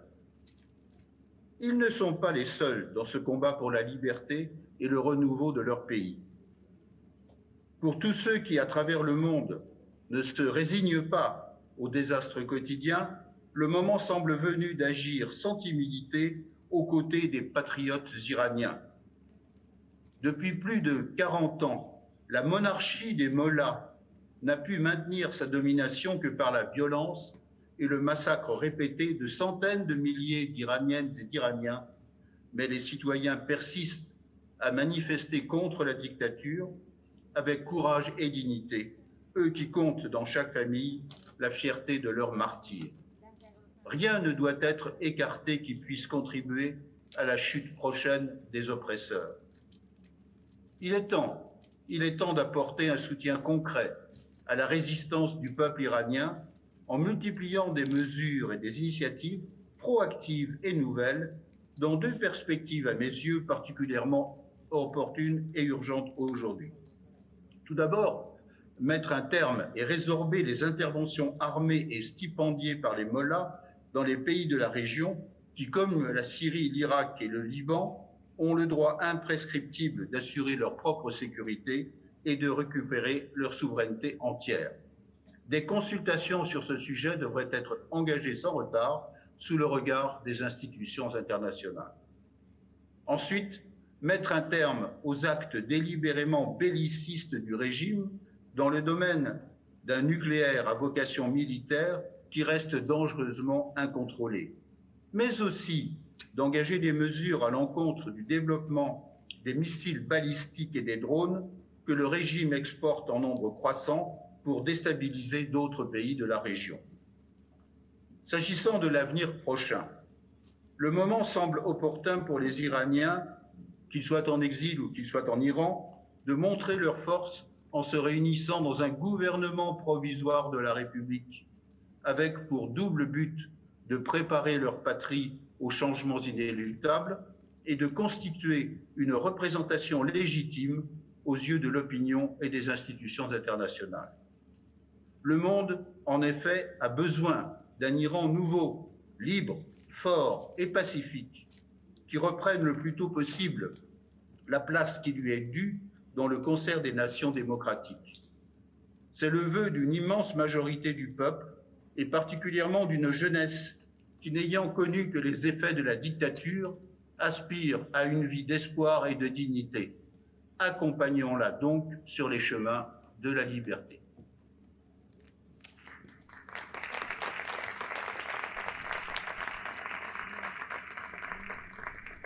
Merci, Honourable Alain Vivian. You have been on the side of the Iranian resistance in the most difficult time. Now joining us are elected representatives of the French people who have always stood with the Iranian people and have hosted the Iranian resistance in their cities and regions. They have not spared anything supporting the Ashrafis. I am very pleased now to welcome Jean-François Lougoret. Madame la Présidente, chère Mayam Rajavi, chers amis ashrafiens de la résistance et de la liberté, vous le voyez, nous sommes fidèles avec Jean-Pierre Muller, avec Martine Valton, nous sommes à nouveau à vos côtés. Et nous sommes là en ce jour pour partager votre colère, vos préoccupations et vos espoirs. Votre colère parce que cette prétendue élection présidentielle du 18 juin est un outrage et une usurpation.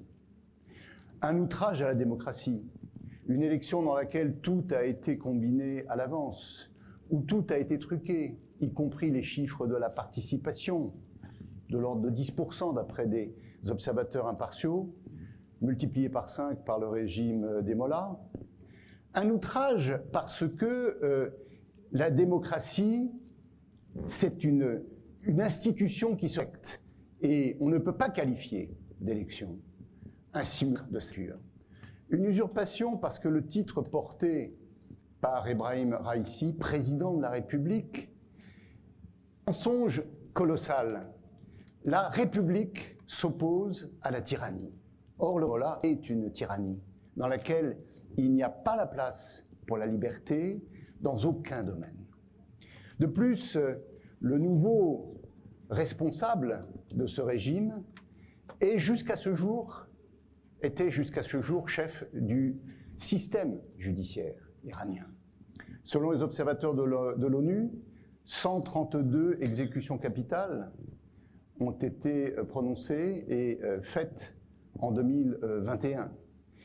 Et le Covid a commis des ravages épouvantables. Le régime des mollahs a été absolument incapable de faire face à cette pandémie, de faire face à la crise économique, et on sait très bien que dans de nombreuses villes iraniennes, l'insurrection est en train d'augmenter, de gronder et de menacer le régime. Alors nous partageons aussi vos inquiétudes, parce qu'on nous dit que ce nouveau président appartient au camp des durs, par opposition aux modérés. Qu'est-ce que c'était que ces modérés? des modérés qui sont responsables de toutes ces violations des droits de l'homme, de toutes ces exécutions capitales, de ces lapidations, de ces condamnations coups de fouet, de cette incapacité à gouverner l'Iran. Donc un régime dur qui va, paraît-il, faire contraste avec ce que nous avons connu jusqu'à ce jour. Raison de plus, chers amis, pour partager vos espoirs. Les espoirs sont incarnés par la résistance que vous êtes et sont incarnés par Maryam Rajavi, dont le programme est justement la constitution des fondements d'un système démocratique et républicain.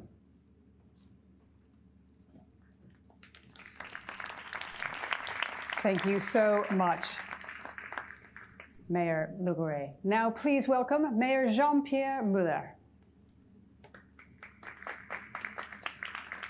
Madame la Présidente, chère Maryam Rajavi, chers amis des Moudjahidines du peuple, l'élection présidentielle tenue en Iran le 18 juin a vu dans un contexte pesant, lourd de pression, de menaces, la prise de pouvoir d'Ibrahim Raïssi, ultra-conservateur parmi les ultra-conservateurs, d'un régime aux antipodes des droits de l'homme. Ibrahim Raïssi, l'un des plus féroces, des plus actifs, des plus impitoyables responsables du terrible massacre en 1988 de 30 000 prisonniers politiques, pour la plupart affiliés à l'organisation des Moudjahidines du peuple. Responsable d'un massacre à propos duquel un des hommes liches de l'imam Khomeini, Hossein Ali Montazari, avertissait à l'époque que ces exécutions seraient considérées comme l'un des plus grands crimes commis par la République islamique. Le peuple d'Iran, les Iraniens, honteusement abandonnés par leurs dirigeants dans la lutte contre la Covid-19, n'ont pas la volonté de continuer à souffrir, à subir les exactions perpétrées par les mollahs et leurs séides, notamment, mais pas seulement, à l'égard des femmes. L'Iran est l'un des tristes pays qui pratiquent les châtiments dégradants, qui instaurent la peine de mort en peine ordinaire. Pour ne plus subir, pour ne plus souffrir, il apparaît évident que les Iraniens, confrontés au-delà de la crise démocratique imposée par la dictature, à une crise économique sans précédent, vont voir les révoltes prendre encore davantage d'ampleur, vont fomenter des soulèvements qui seront, à n'en pas douter, plus importants encore que ceux de 2018 et 2019. Le divorce entre le pouvoir et le pays réel est sans pareil à travers le monde. Le renversement est dès lors inéluctable. Pour ce qui me concerne, pour ce qui nous concerne, avec Jean-François Legaré, en tant que coprésident des élus de France aux côtés des femmes et des hommes du peuple iranien, nous soutenons sans réserve, dans cette perspective de changement et d'alternative, l'organisation des Moudjahidines du peuple et sa présidente Maryam Rajavi. Le programme de Maryam Rajavi, résumé en 10 points pour l'Europe, pour l'Iran de demain, répond à notre sens tant aux aspirations légitimes du peuple iranien qu'aux exigences des nations démocratiques. L'instauration d'un système pluraliste avec liberté de parti et d'assemblée, l'abolition de la peine de mort, la séparation de la religion et de l'État, l'égalité totale des femmes et des hommes, une politique étrangère fondée sur la coexistence pacifique, la paix et la coopération internationale et régionale, le respect de la Charte des Nations Unies, l'acceptation d'un Iran sans armes nucléaires et sans armes de destruction massive. Nous y souscrivons car ce sera alors le retour de l'Iran que nous aimons, pas celui triste, cruel, toxique et dangereux des mollahs.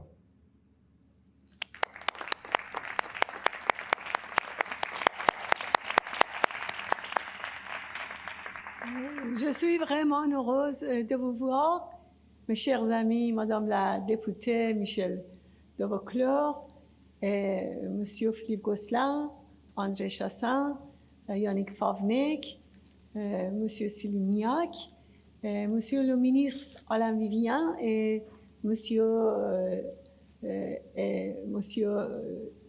je remercie aussi nos chers amis,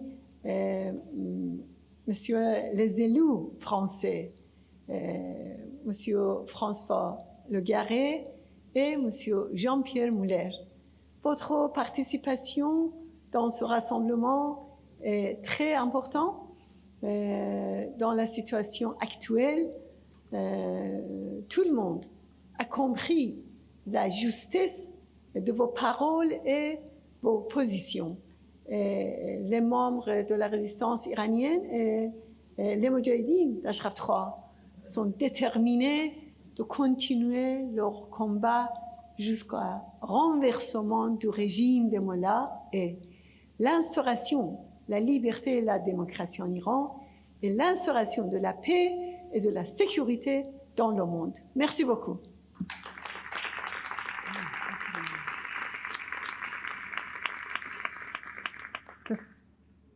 The three-day Free Iran World Summit started yesterday, connected online with 50,000 locations around the world, featuring more than 1,000 distinguished political personalities and human rights advocates from 105 countries, over 5 continents.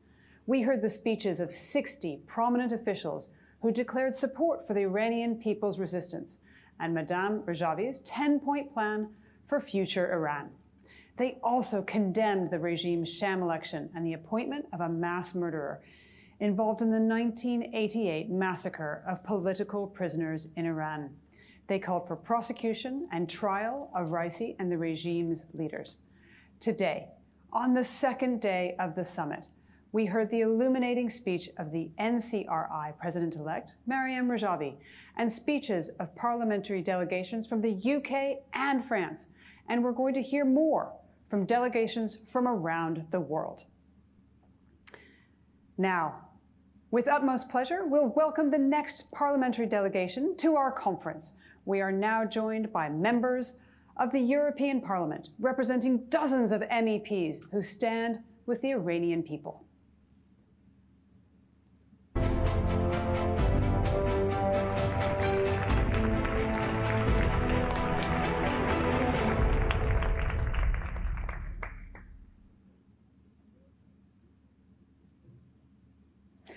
Thank you so much. We have the opportunity to listen to a friend of the Iranian resistance, MEP from Spain, member of the Foreign Affairs Committee and Secretary General of the European People's Party, Mr. Antonio Lopez Isturiz White.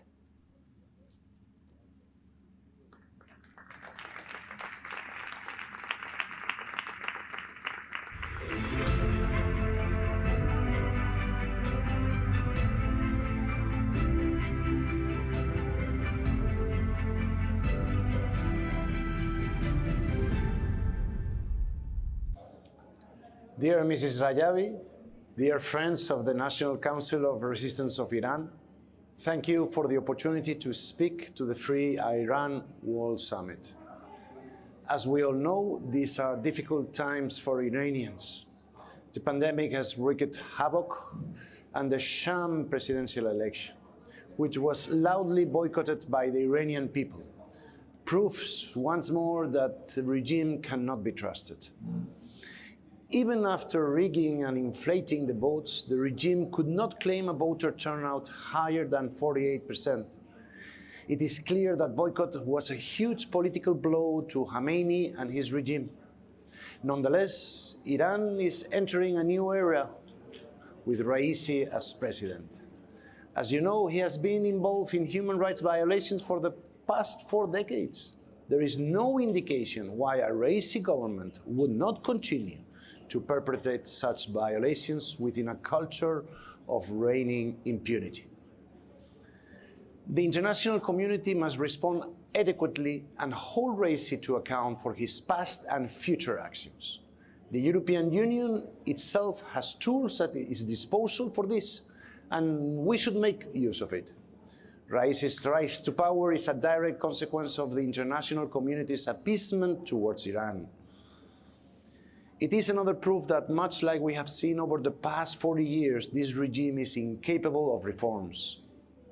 The moderate versus hardliner paradigm that many in the West have believed in is debunked. In fact, the Iranian people's protest chant on the street has lately been, reformer, hardliner, the game is now over. This is why we need a new policy towards the regime. Experience has shown us that the fundamentalist regime in Iran cannot be trusted. This regime has lied about its nuclear program for the past 20 years, so we cannot isolate this one issue with all the other issues of the regime. It would be wrong to assume that once the JCPOA is in place, the international community can address the regime's other threats. The right policies should not just focus on the regime's nuclear weapons program, but also its ballistic missile program, its sponsoring of terrorism, its regional malign influence, and its human rights violations. All these elements should be part of a coherent and comprehensive policy towards the regime. A core part of this strategy, however, must be our clear and public display of solidarity with the Iranian people. The European Union and the international community should stand with the people of Iran in their quest for freedom. The world should demand from the Iranian regime to free all political prisoners and to stop torture and ill treatment. Human rights should be our top priority, and we should make our relations and negotiations with the regime contingent on its absolute respect for human rights. We stand in solidarity with the people of Iran as they demand respect for their fundamental human rights and freedoms. We stand in solidarity with the people of Iran so they can choose their leaders freely and democratically. Popular protests during these last years have shown that the Iranian people demonstrated their desire for fundamental change. They desire free and fair elections, freedom of speech, gender equality, and no discrimination against religious minorities or different ethnicities. All of you, the National Council of Resistance of Iran and Mrs. Mariam Rajavi, are working towards this goal and deserve our support. It is now up to us, the international community, to hear these voices and to put them front and center in our strategy towards the regime. Thank you all, and I wish you a successful summit. Thank you so much for standing in solidarity with the people of Iran. Now, I'm honored to invite another member of the European Parliament. Please welcome from Poland, the former Polish Foreign and Defense Minister, Mr. Radoslaw Sikorski.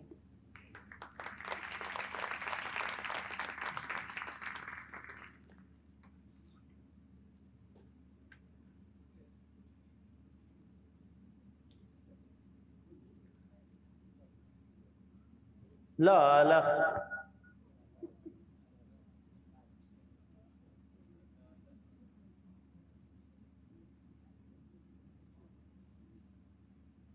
is one of outrage at the recent election and the election of a man who is universally condemned as one of the systemic violators of human rights, a man condemned by Amnesty International, someone who has been the regime's enforcer, and someone who stands accused of gross human rights violations, particularly the execution of thousands of political prisoners in Tehran in 1988.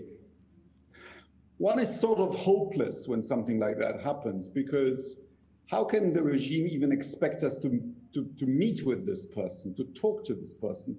How can we conduct politics with a butcher like that? So it's, I'm afraid, not a sign of hope. It's a sign of the regime being intransigent and of defying the world and international norms.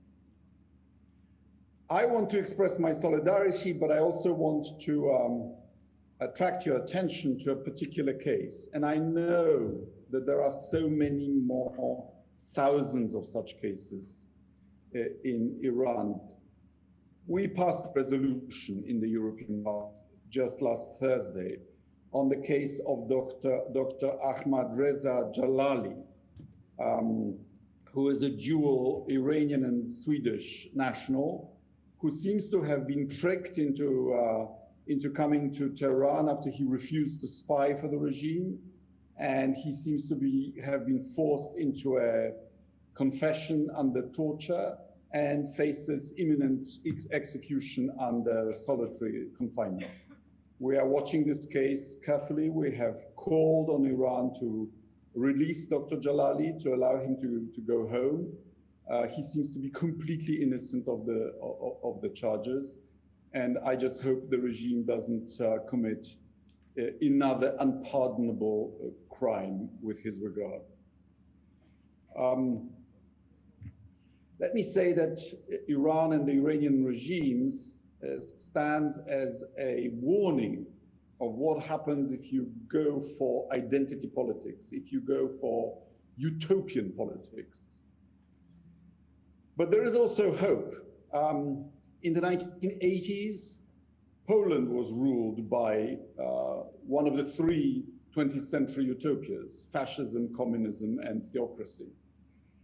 And yet today we are an imperfect but a democracy. Regimes seem to be most secure and stable just because before they fall. So I just hope that just as Poland managed to free itself of its utopia, so Iran will one day build a secular democracy that respects rule of law, human rights, and Iran and the people of Iran rejoin the family of free and prosperous nations. And I can assure you that the European Parliament will continue to monitor events very closely and to stand up for human rights that every human being in the world deserves. Thank you. Good luck in your struggle.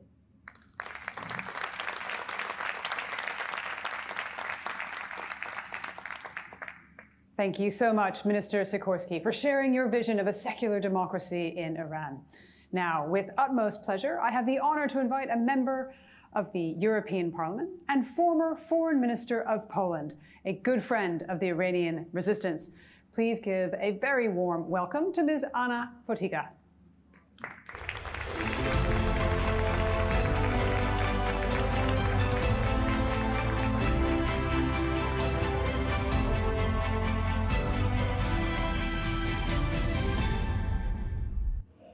Dear Iranian friends, ladies and gentlemen, I'm really privileged to be part of your annual important meeting. Although remotely, I wanted to address you, to convey my greetings and best wishes to your courageous leader, Maryam Rajavi, and to all of you. I hope that COVID-19 is soon over and we are able to meet physically and share views as usual, as we used to some time ago. Probably this annual meeting is a rather sad one. I understand that the announcement of results of presidential elections are a matter of disappointment to many, if not all, of you. Unfortunately, we in the European Parliament indicating difficult history, in particular indicating the crimes perpetrated by Mullah's regime in 1988, are not satisfied with this result either. I think it means humiliation to whole international community, and be sure that we are with you, that we want to raise the issue of human rights in Iran, of genuine rights of Iranian people to have their sovereign country, democratic, beneficial to all ordinary people, and developing in the way enabling them to live peacefully. All the best.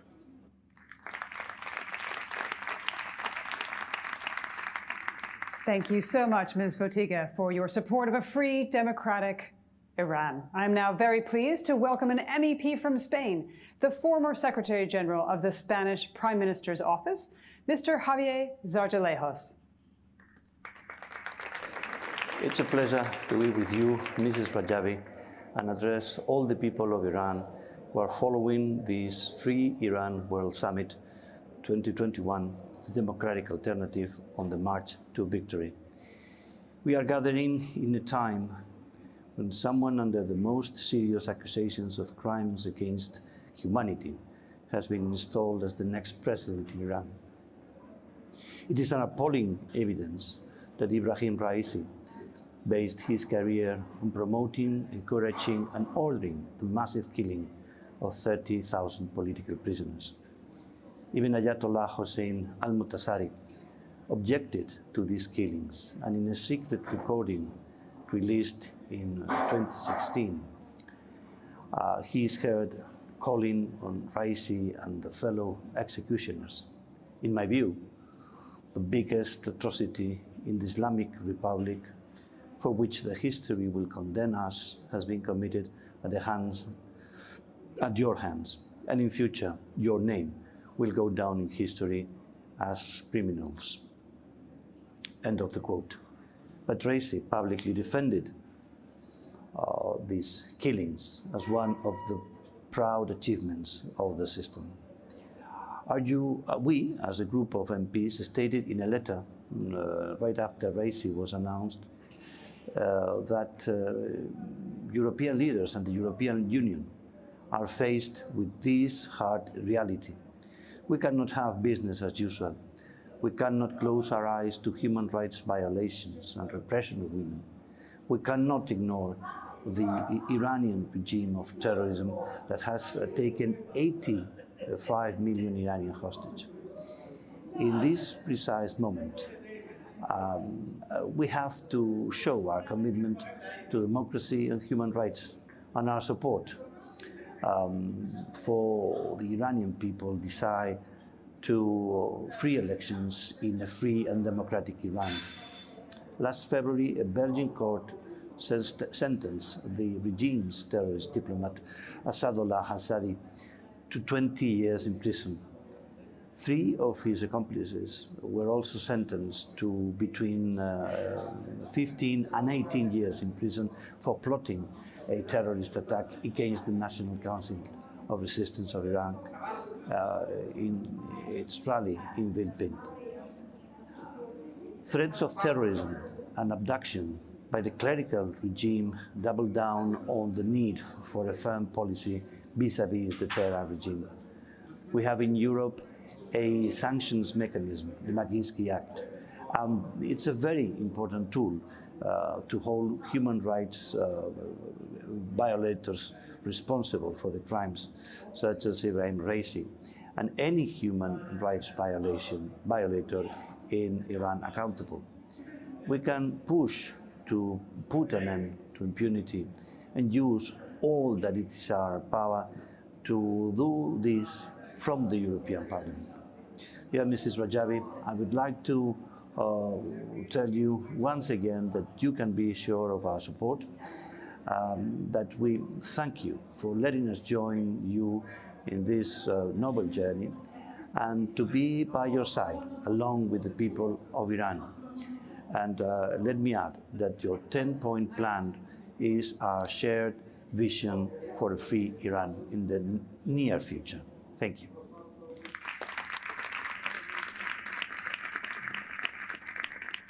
Thank you, Mr. Zarzalejos, for keeping your eyes open to the reality of what is happening in Iran. We're going to come back to supporters from the European Parliament in just a moment. But first, we have a friend who would like to share some words from Lebanon. I'm now honored to present to you the former Interior Minister of Lebanon, Mr. Ahmad Fanfat.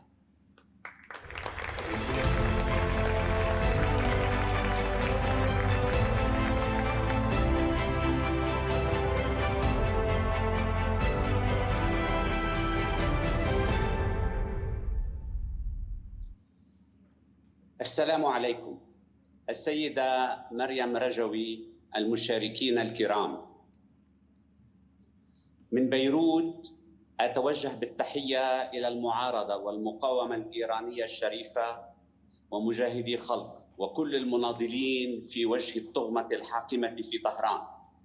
لبنان بلد ديمقراطي مستقل بالشكل، لكنه يرزح تحت ظل احتلال مقنع من قبل النظام الإيراني بعنوان حزب الله الذي قضى على كل مقومات عيش اللبنانيين ويحاول دفعهم نهائياً إلى محور يقوده النظام في طهران، الذي يتبجح في أكثر من مناسبة أنه يحتل 4 عواصم عربية: بغداد ودمشق وبيروت وصنعاء، ويشن حرب مدمر على المحيط العربي في منطقة الخليج تحت غطاء محور المقاومة لإسرائيل فيما هو حليفها الفعلي والموضوعي. النظام المجرم في طهران ابتدع فتنة إسلامية أي سنية شيعية عبر ما يسمى بولاية الفقيه، التي يحاول فرضها بمنطق العقيدة، وأدى ذلك إلى حروب شعواء مدمرة لكل شعوب المنطقة وانهيار اقتصادي شامل. سنة 2008 اجتاح حزب الله بيروت وفرض شروطه السياسية والأمنية في لبنان، وانتقل سنة 2011 عبر ما يسمى بانقلاب القمصان السوداء إلى السيطرة المباشرة على الحكومات اللبنانية المتعاقبة. سعى حزب الله الملتزم بولاية الفقيه إلى فصل لبنان عن عمقه العربي وتدمير علاقاته الخارجية مع العالم الحر، وقد أدى ذلك إلى تحول الديمقراطية التعددية في لبنان إلى شكل من أشكال الحكم الموجه برئاسة المرشد الأعلى المحلي السيد حسن نصر الله. وترافق ذلك مع تراجع مفجع للاقتصاد اللبناني، وتحول النمو من معدل 8% قبل 2011 إلى 0 ثم إلى سلبي يهدد لقمة عيش اللبنانيين. وهذا تماما ما حصل في إيران وفي العراق وفي سوريا وفي اليمن. إن مجابهة حكم الملالي التوسعي الاستعماري الحديث في طهران يتوجب قبل كل شيء وعي وتعاون شعوب المنطقة من إيرانيين وعرب لرفض ولاية الفقيه التي تعيدنا إلى العصور المظلمة، ويتم ذلك عبر أولاً احترام إرادة شعوب المنطقة وحلمها بالسلام والتطور والتعاون، ثانياً مجابهة ما يفعله النظام الإيراني في الداخل الإيراني وفي البلاد المجاورة وأيضاً عبر العالم، مما يوجب التوضيح للرأي العام والحكومات في دول العالم الحر حقيقة ما يجري ومخاطره على السلم في المنطقة والعالم، وهو يشابه ما كان يفعله الاتحاد السوفيتي في حينه تجاه أوروبا والعالم الحر. ثالثاً الضغط على السلطات الأوروبية والأمريكية عبر الإعلام والتواصل مع القيادات السياسية في هذه البلدان لمنع تكرار خديعة الاتفاق النووي الذي سيسمح لنظام الملالي بالتوسع التدريجي وتهديد وتدمير المنطقة عبر الصواريخ الباليستية وإرهاب الحرس الثوري ومتفرعاته. وهذا يتطلب عمل دؤوب، لأن بعض الحكومات وتحديداً الأوروبية تفضل تحت شعار الواقعية السياسية جمع بعض المنافع الاقتصادية على بناء سلام يخدم الجميع في المنطقة والعالم. وللأسف إن السياسات الأوروبية وخصوصاً الفرنسية منها فضلت وتفضل إعطاء تنازلات سياسية ولو على حساب حقوق الشعوب في الشرق الأوسط وإيران.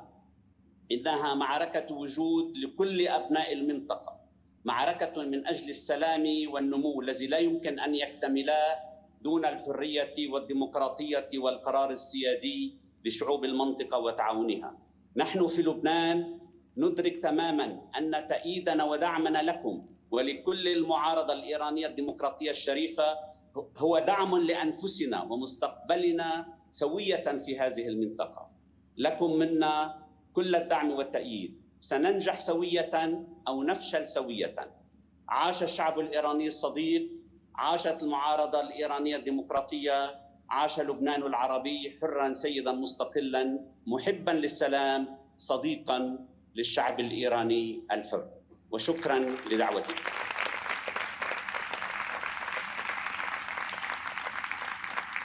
Shukran, Mr. Ahmad Fanfat. We will now return to speakers from the European Parliament.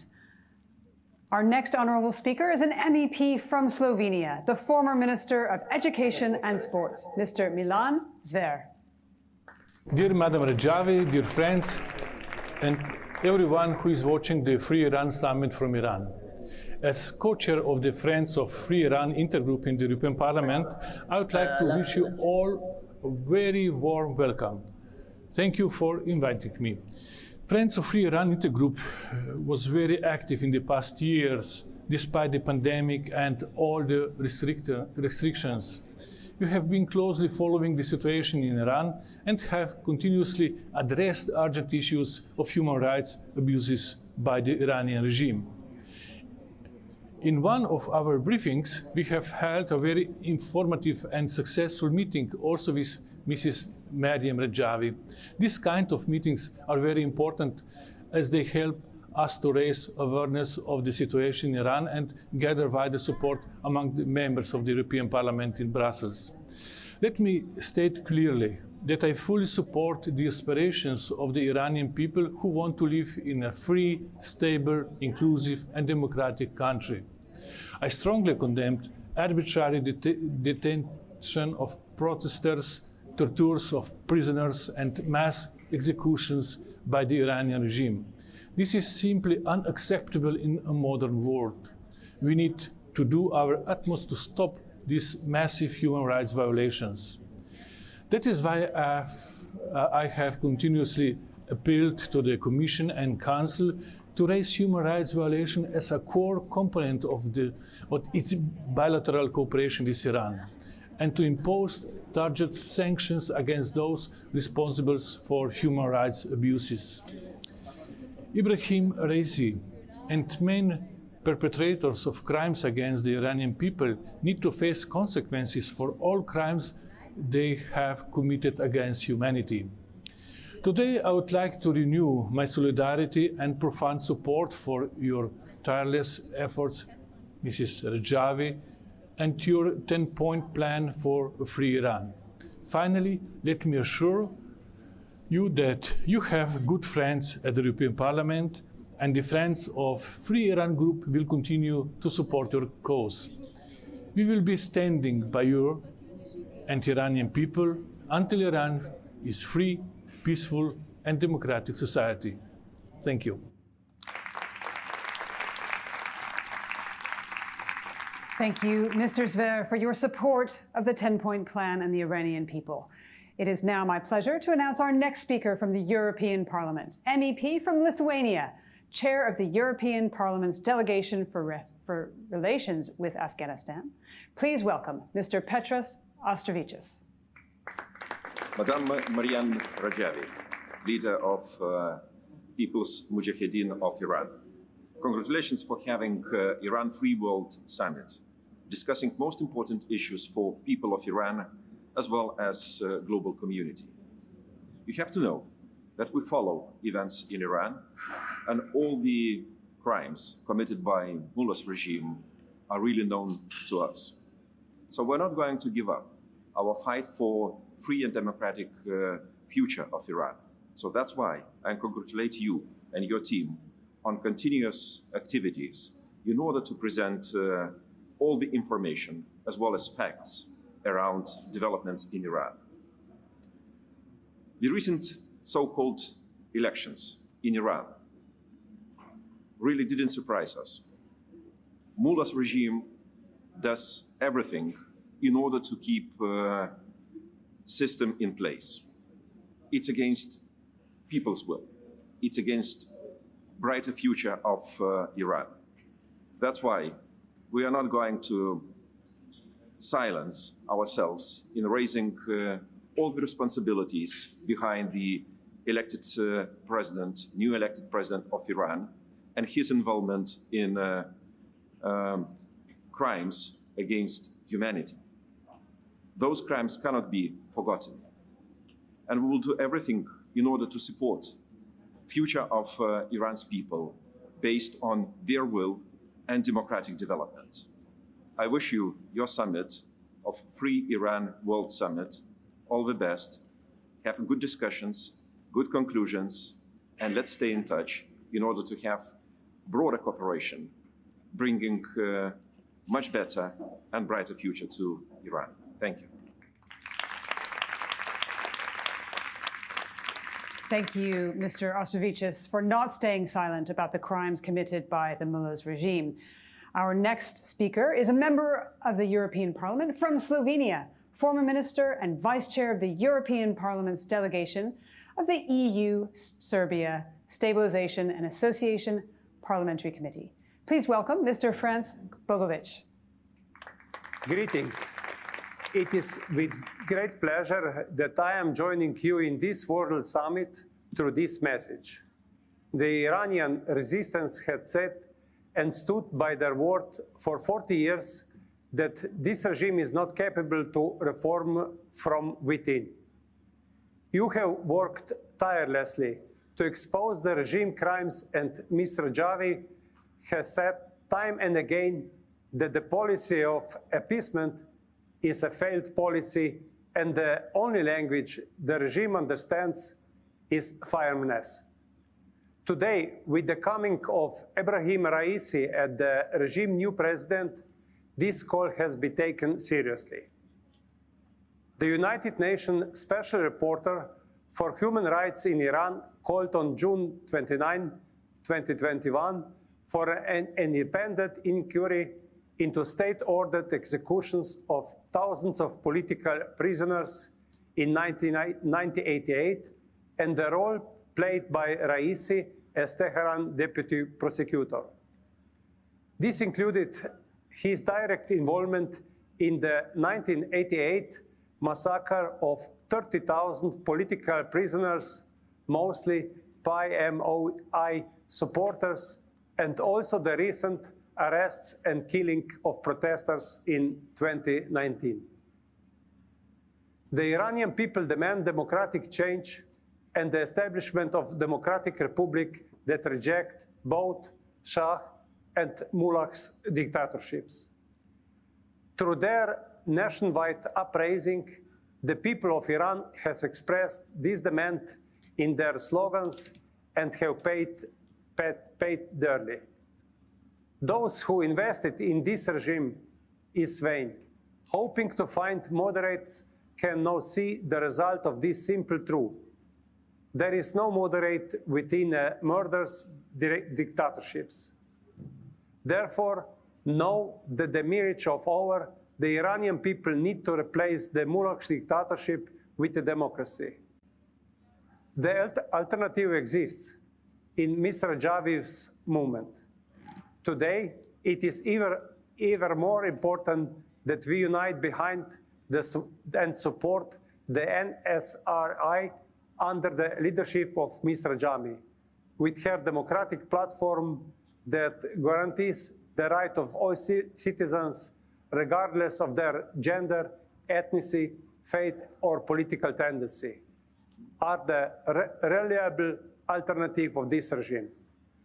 Be sure of my continued support for free Iran. Thank you.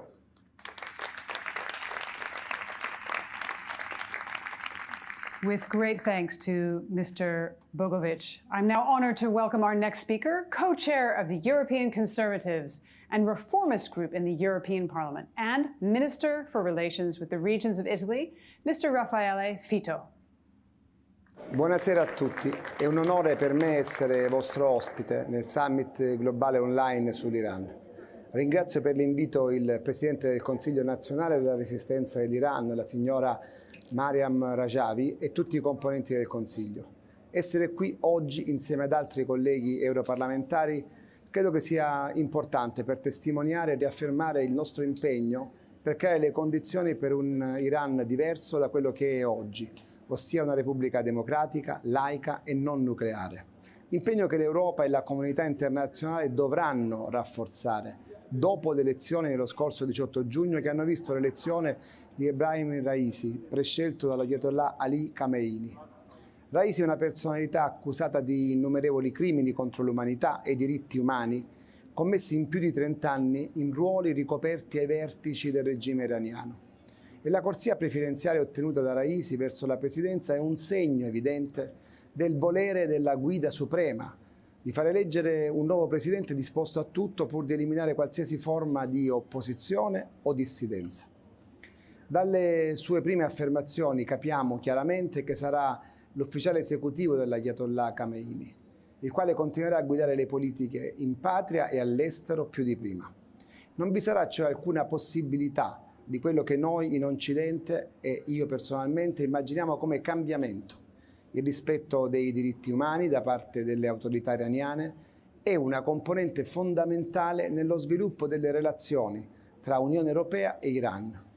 La situazione dei diritti umani è in continuo deterioramento da molti anni. L'Unione Europea e gli Stati membri non possono e non devono voltare le spalle al popolo iraniano, che ha sofferto immensamente sotto l'attuale regime. In tal senso, ritengo molto positivo che nella settimana appena conclusa, nella sessione plenaria del Parlamento europeo a Strasburgo, abbiamo votato 2 risoluzioni, una sull'Iran e una sul Magnitsky Act, per chiedere all'Unione Europea ulteriori sanzioni mirate, compreso il congelamento dei beni dei funzionari del regime iraniano e delle entità coinvolte in processi iniqui, nella detenzione arbitraria e nella esecuzione di tutti i cittadini iraniani con doppia cittadinanza e stranieri. Tuttavia, la bassa affluenza, la più bassa dalla rivoluzione islamica del 79, a seguito delle richieste di boicottaggio da parte di dissidenti e alcuni riformisti in risposta all'esclusione di diversi candidati di spicco, sono il chiaro segnale che la gran parte degli iraniani manifestano da tempo, nonostante la repressione, un'ormai totale intolleranza verso il regime al potere. Il popolo iraniano non è più disposto ad accettare ed avallare la dilagante corruzione, la totale incompetenza e l'immane sperpero di ricchezza in insensate avventure militari e attività terroristiche che hanno portato il paese all'isolamento. È fondamentale, quindi, sostenere pienamente il popolo e l'opposizione iraniana che lottano per un Iran libero, pluralistico e democratico. Solo così i giorni dell'attuale regime iraniano saranno contati. Il regime lo sa bene ed è per questo che la crudele repressione all'interno del paese è andata via via crescendo. Non c'è futuro nell'impegnarsi con l'attuale establishment politico in quanto ha solo un interesse: mantenere il potere.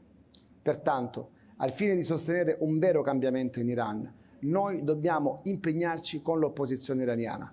Dobbiamo cooperare e rafforzare le nostre relazioni a beneficio del popolo iraniano, dei diritti umani, della pace, della sicurezza nella regione e anche oltre. Per far questo è di enorme importanza la cooperazione e solidarietà transatlantica, affinché i negoziatori europei e statunitensi concordino una posizione comune al fine di affrontare le più ampie politiche aggressive iraniane, incluso il suo programma sui missili balistici, e a condannare fermamente le attività terroristiche in Europa, compresi gli omicidi mirati di dissidenti iraniani, nonché le attività destabilizzanti dell'Iran in Medio Oriente. Credo che dal confronto in corso in questo summit arriveranno idee e proposte per rafforzare la collaborazione e la cooperazione tra tutti gli attori che hanno a cuore il futuro dell'Iran e che sperano in un futuro che possa essere un partner affidabile con cui collaborare con spirito di fiducia e condivisione. Buon lavoro, grazie e vi ribadisco la piena disponibilità a collaborare con voi.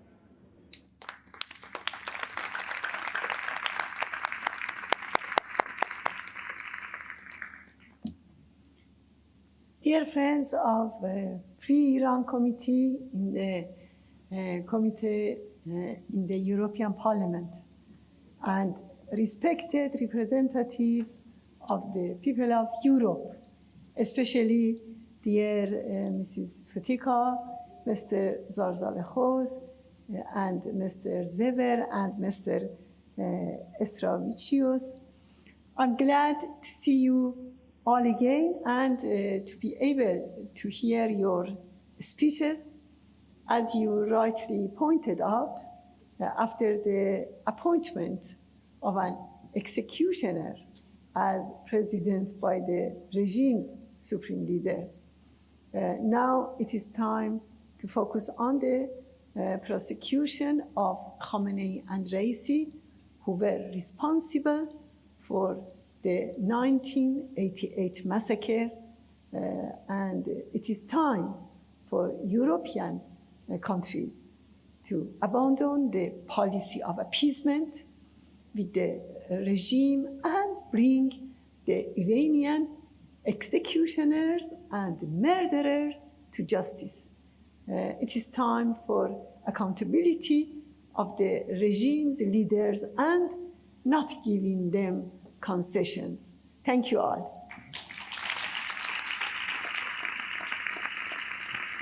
با تشکر از خواهر مریم و هیئت پارلمان اروپا، خانم‌ها و آقایان، شخصیت‌های عالی‌قدر، اشرف نشانان و رزماوران آزادی در اشرف 3. در این قسمت گوش می‌سپاریم به پیام‌های هموطنانمان از اصناف و اقشار مختلف که حمایت خود را از گردهمایی جهانی ایران آزاد اعلام کردند.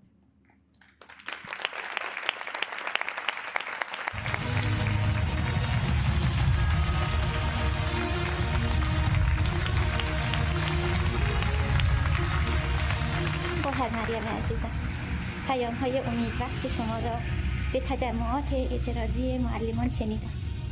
من به عنوان یک معلم می‌خواستم بابت همه حمایت‌هاتون تشکر کنم. به امید روزی که شما رو در ایران، این زیباترین وطن، در کنار خودمون داشته باشیم.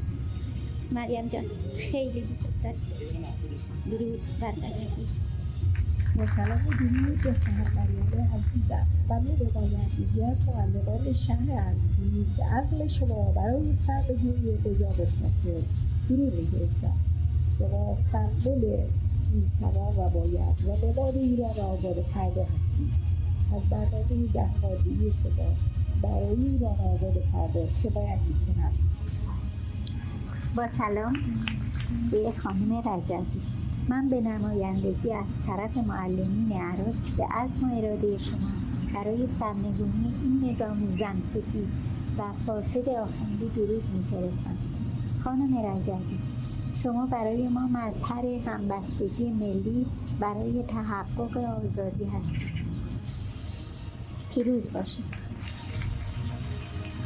من از طرف صنعتگران شهرمان کرج از گردهمایی مقاومت ایران حمایت می‌کنم و برای آزادی و دموکراسی در ایران و سرنگونی نظام آخوندی حمایت خودمون رو از خانم مریم رجبی به عنوان رئیس جمهور برگزیده مقاومت ایران اعلام می‌کنم. حاضر، حاضر، حاضر. خواهر مریم عزیزم، سلام ما به شما از بلوچستان. ما شیرزنان بلوچستانمان آماده قیام با شکوه شما هستیم. منتظر قدم‌های مبارک شما به وطن هستیم.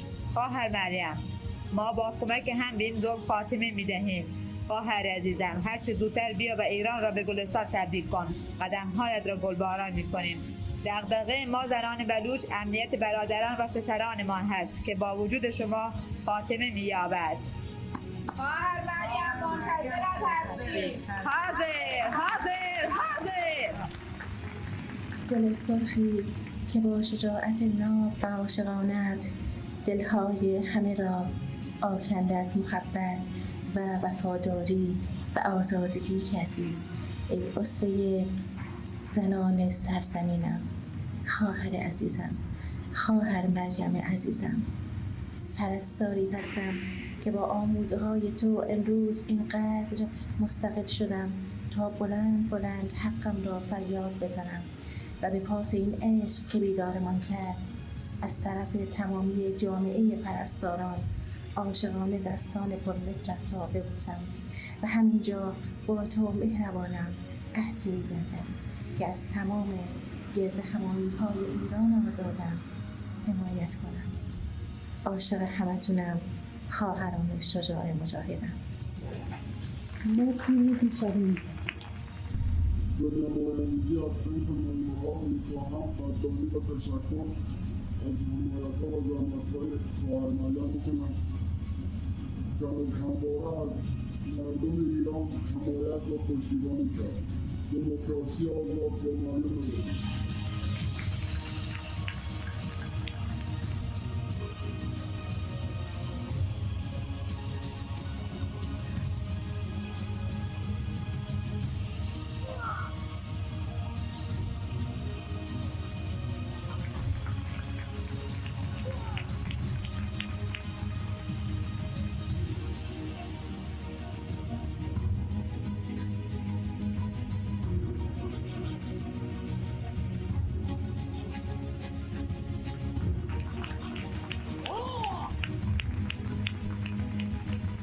به نمایندگی جمعی از رزمیکاران شمال ایران، از شما خواهر مریم، از شما سازمان مجاهدین خلق،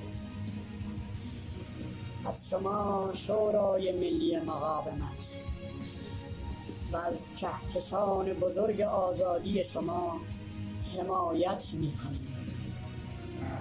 من از جامعه فرهنگیان استان گلستان از گردهمایی سالانه مقاومت حمایت می‌کنم. خواهرم مریم، من از قشر کشاورز به ویژه کشاورزان خراسان از حمایت شما کمال تشکر و قدردانی را می‌کنم. مرگ بر خامنه‌ای، مرگ بر رئیسی، درود بر رجوی. کشاورزان از حمایت شما تشکر و قدردانی می‌نمایند. حاضر حاضر حاضر. خواهر مریم تشکر ما کشاورزان استان گلستان از شما حمایت می‌کنیم. درود بر شما. Selamlar, saygılar Meryem bacım. Gözümün nuru, ürəyimin döyüşü. Mən də bir xəbər yazısıyam. Və xəbər yazmaqda əsl azadi və ədəm sansur təəssüflər ilə ki, xəbər yazıçıları sansur ilə müvacihdilər. Himayət bərnamə ummaddeyi və bərqərari cumhuriyyət demokratik ra اولویت قرار vermişik. Sizləri gözümüzlə gözləyirik. Aşasın Məryəm bacımız, ucalsın Məryəm bacımız. من از طرف بازنشستگان ایران حمایت خود را از گردهماییگران آزاد اعلام می‌کنم. به امید پیروزی و برقراری جمهوری دموکراتیک در ایران. زنده باد آزادی. من به عنوان یک زن ایرانی که شیرین‌خزی می‌کنم حتی اجازه گرفتن جواز کسب را هم به من نمی‌دهند. ما زنان تحت ستم مضاعف با حمایت از دغدغه خواهر مریم خواهان سرنگونی این رژیم خبیث و برقراری یک ایران آزاد و دموکراتیک هستیم. از طرف جوانهای هنرمند تهران، خواهر مریم عزیز و مهربانم به شما هزاران بار درود می‌فرستم. مطمئنم که ایران زیباترین وطن با شما و با طرح 10 ماده زیبای شما و برادر مسعود عزیزم آباد میشه. منتظر و بیقرار شما هستیم و زیر پای شما را گلباران میکنیم. میخواستم از طرف جوانای هنرمند تهران از سر قلبم به مؤسسان پنجم حاضر بگم. حاضر حاضر حاضر.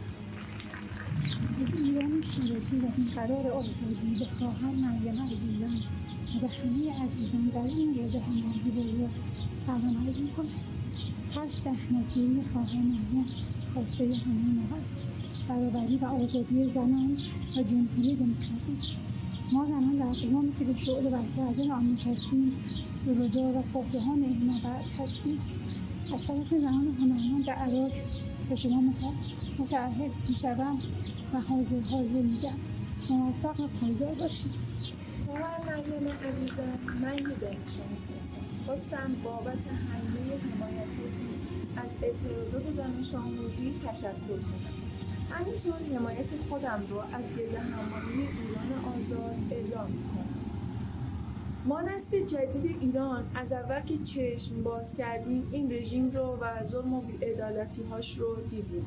اما با دیدن شما معنی عشق با آزادی و انسانیت رو فهمیدیم. به شما تعهد می‌دیم که سال 1400 رو به سال سرنگونی تبدیل کنیم.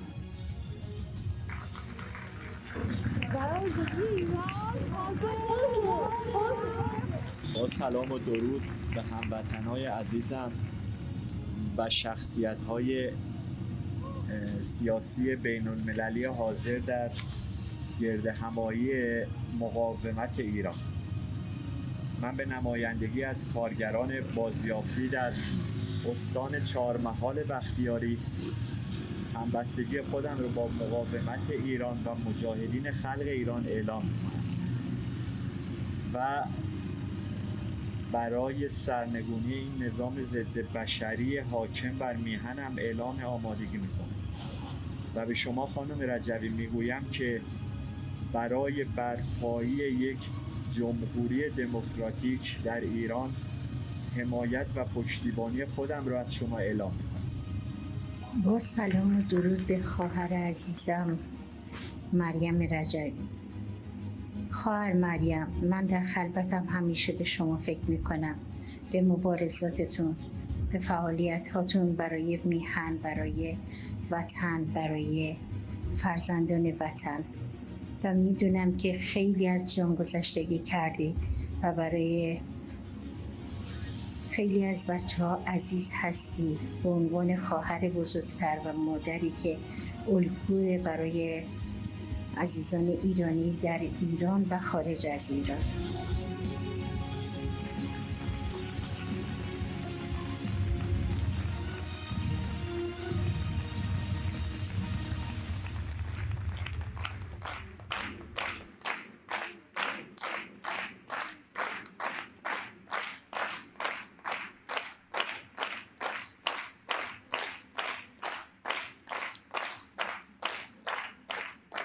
اجازه بدین خیلی سخته تو این شرایط که این جوانان، زنان و مردان شجاع، زنان و مردان شورشگر و کانونهای شورشی که از هر فرصتی استفاده میکنن تا برای آزادی وطنشون از دست آخوندهای حاکم بتونن صداشون رو بلند کنند و جهانی رو بسیج کنن.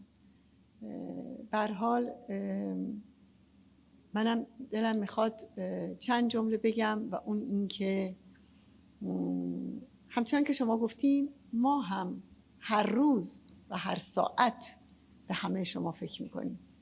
من دیروز گفتم، امروزم تکرار کردم که مبادا مبادا مبادا باشد زن و مردی و جوانی در ایران و در خارج از ایران، هر جا که ایرانی هست، که یک روز و یک ساعت از غم و اندوه و درد و فشار سرکوبی که روی تک تک زنان و مردان و جوانان ایران هست غافل باشه و از این همه بلایی که از دست این استبداد مذهبی، یعنی ولی فقیه و اعوان انصار اون بر سر مردمون میاد. بنابراین ما به شما فکر میکنیم و با همین انگیزه هست که مجاهدین عزم جذب کردن که هیچ چیز برای خودشون نخوان، هر چی رو که دارن برای مردمشون بذارن و بتونن تلاششون و فعالیتشون و به قول شما سرعت اون رو هر چه بیشتر کنن تا بتونن هر چه سریعتر به این شرایط پایان بدن. به هر حال به این همه شجاعت و عزم و ایمان شما هم افتخار میکنم، هم درود میفرستم.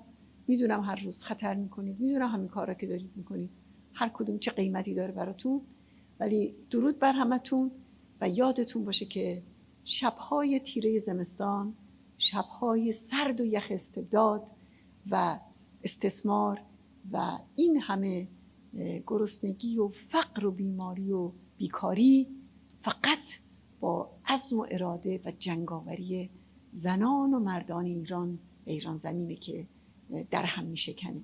بنابراین شما با در واقع سمبل ها و شاخص هایی که دارید در نسل مجاهدین و اشرف نشان ها و شورشگران و کانون های شورشی که الان خودتون به اونها پیوسته اید، مطمئنم میتونید در تمامی اقشار، در تمامی لایه‌های اجتماع این جوشش و این اعتراض رو هرچه گسترده تر کنید و یادتون باشه که همچنان که گفتید این نسل جدید تلخی جرم و جنایت و سرکوب و بعد جنگ و ویرانی و بیماری و همه رو چشیده، ولی از اون طرفم طعم عشق و مایه‌گذاری و فداکاری رو از طرف پیشتازان و مجاهدان راه آزادی و مبارزان راه آزادی که جونشون رو برای آزادی و رهایی مردمشون میدن دیده و تجربه کرده. بنابراین از اون جایی که در منطق انسانشناسی این عشق که بر همه کینه ها آخر سر غلبه میکنه، یادتون باشه که این عشق و ایمان شما به این راه، به این مسیر، به این جنگ و به این جنگاوری نهایتاً بر همه توطئه‌های اهریمن، بر همه توطئه‌های آخوندهای جنایتکار پیروز میشه و به یمن پیشتازی ارتش آزادی بخش، کانونهای شورشی و قیام شما قیام آفرینان و شورشگران این رژیم سرنگون خواهد شد. مردم ایران را آزاد و منطقه رو از شر خودش خلاص میکنه و صلح و امنیت رو تو دنیا فراهم میکنه. با درود بر همتون.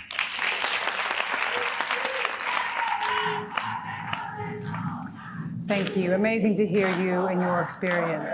Next, we go to distinguished dignitaries.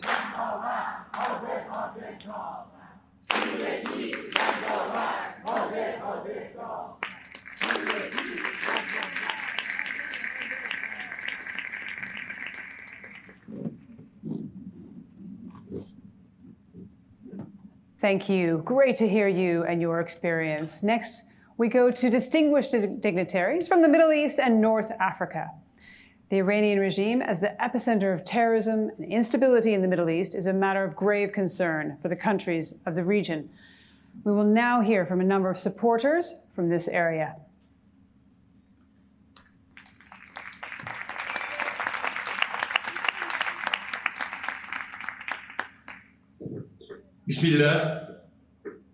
بسم الله والصلاة والسلام على رسول الله.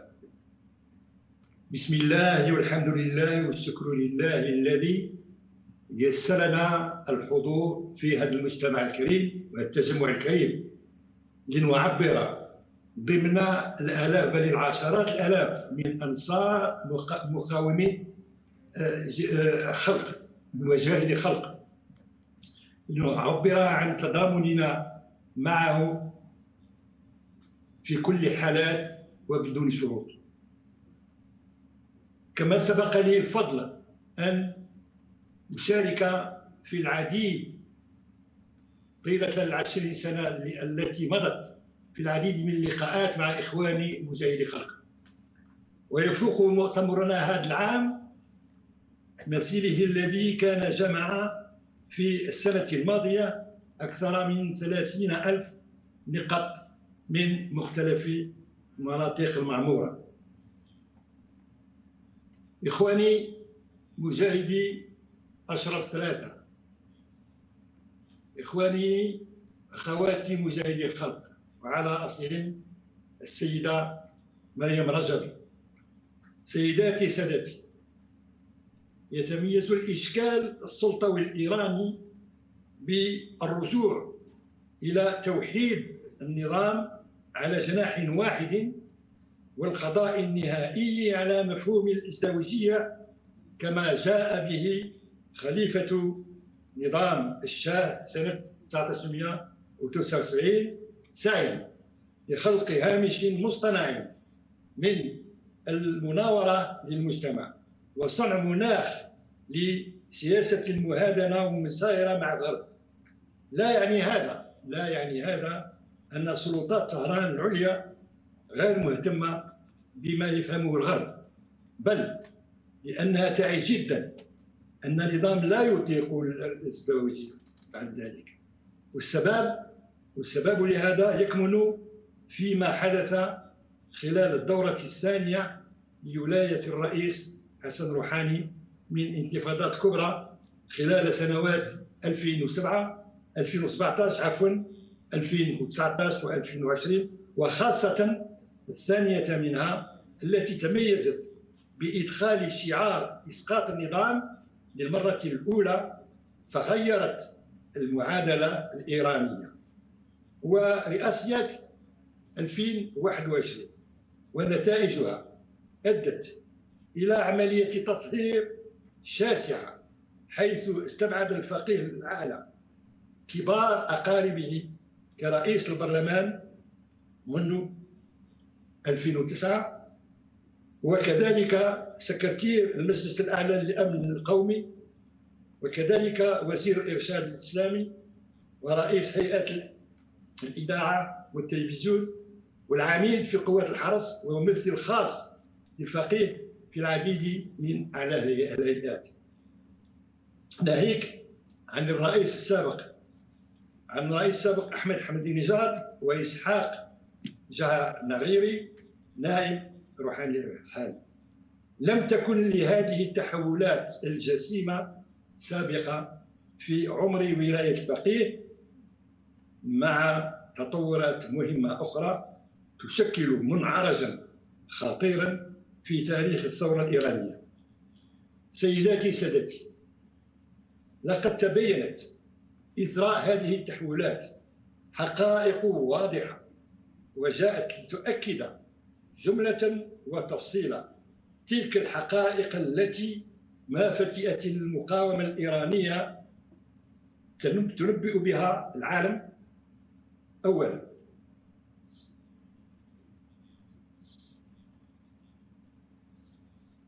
التوسعية بوسيلة تصدير الثورات الدينية تهدد الأمن والاستقرار لا في الشرق فحسب، بل وفي المنطقة العربية الإسلامية وفي العالم بأسره. ثانيا، المقاومة الإيرانية لا تخدم شعبها فحسب، بل وهي تخدم الشعوب العربية الإسلامية وتخدم قضايا العدل والسلم والاستقرار على صعيد المعمورة. رابعا، الشعب الإيراني هو القادر على استرجاع حقوقه المشروعة وحريته بفضل مكسب عظيم، وهذا المكسب هو منظمة مقاومة مجاهدي الخلق ذات خبرة عتيقة ما فتئت تضحي بها بالنفس والنفيس لوجه الله وفي سبيله وفي خدمة شعبها.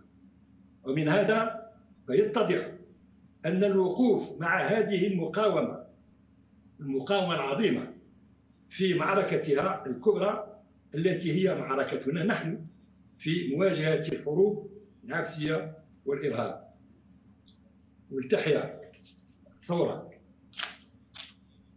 ولتحيا منظمة مجاهدي الخلق، ولنكن معها في كل وقت وفي كل ساعة. والسلام عليكم ورحمة الله.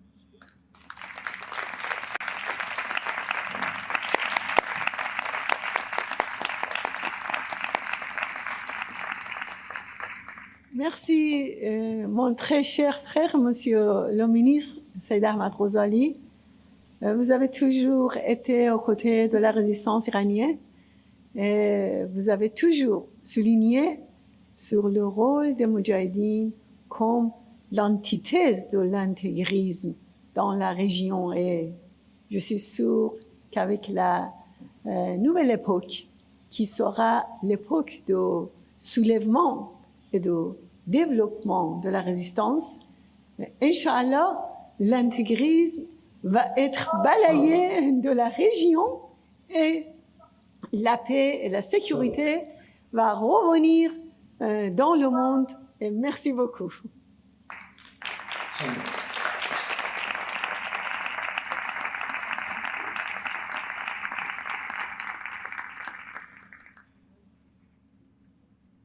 Shukran to the distinguished friend of the Iranian people, the former Prime Minister of Algeria, for your remarks, Saïd Ahmad Ghazali. Next, I am very pleased to give the floor to the former Justice Minister of Lebanon, Ashraf Rifi.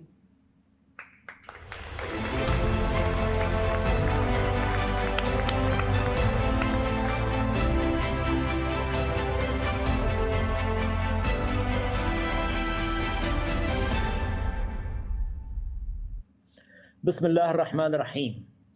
تحية للمعارضة الوطنية الإيرانية، تحية للمشاركين في المؤتمر السنوي للمقاومة الإيرانية لهذا العام، تحية للسيدة مريم رجوي زعيمة المقاومة الإيرانية وحركة مجاهدي الخلق الإيرانية.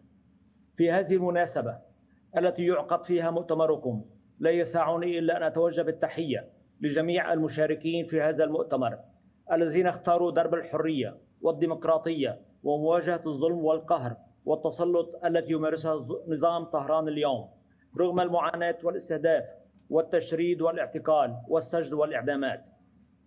أن تاريخ إيران الحضاري والثقافي والديني قد شوهه هذا النظام الحاكم نتيجة سياساته الدموية التي تستهدف فرض أفكاره ومعتقداته وسلوكه ونهجه على الشعب الإيراني الذي يمتاز بالتعددية الثقافية والحضارية والعرقية والانفتاح على الآخر.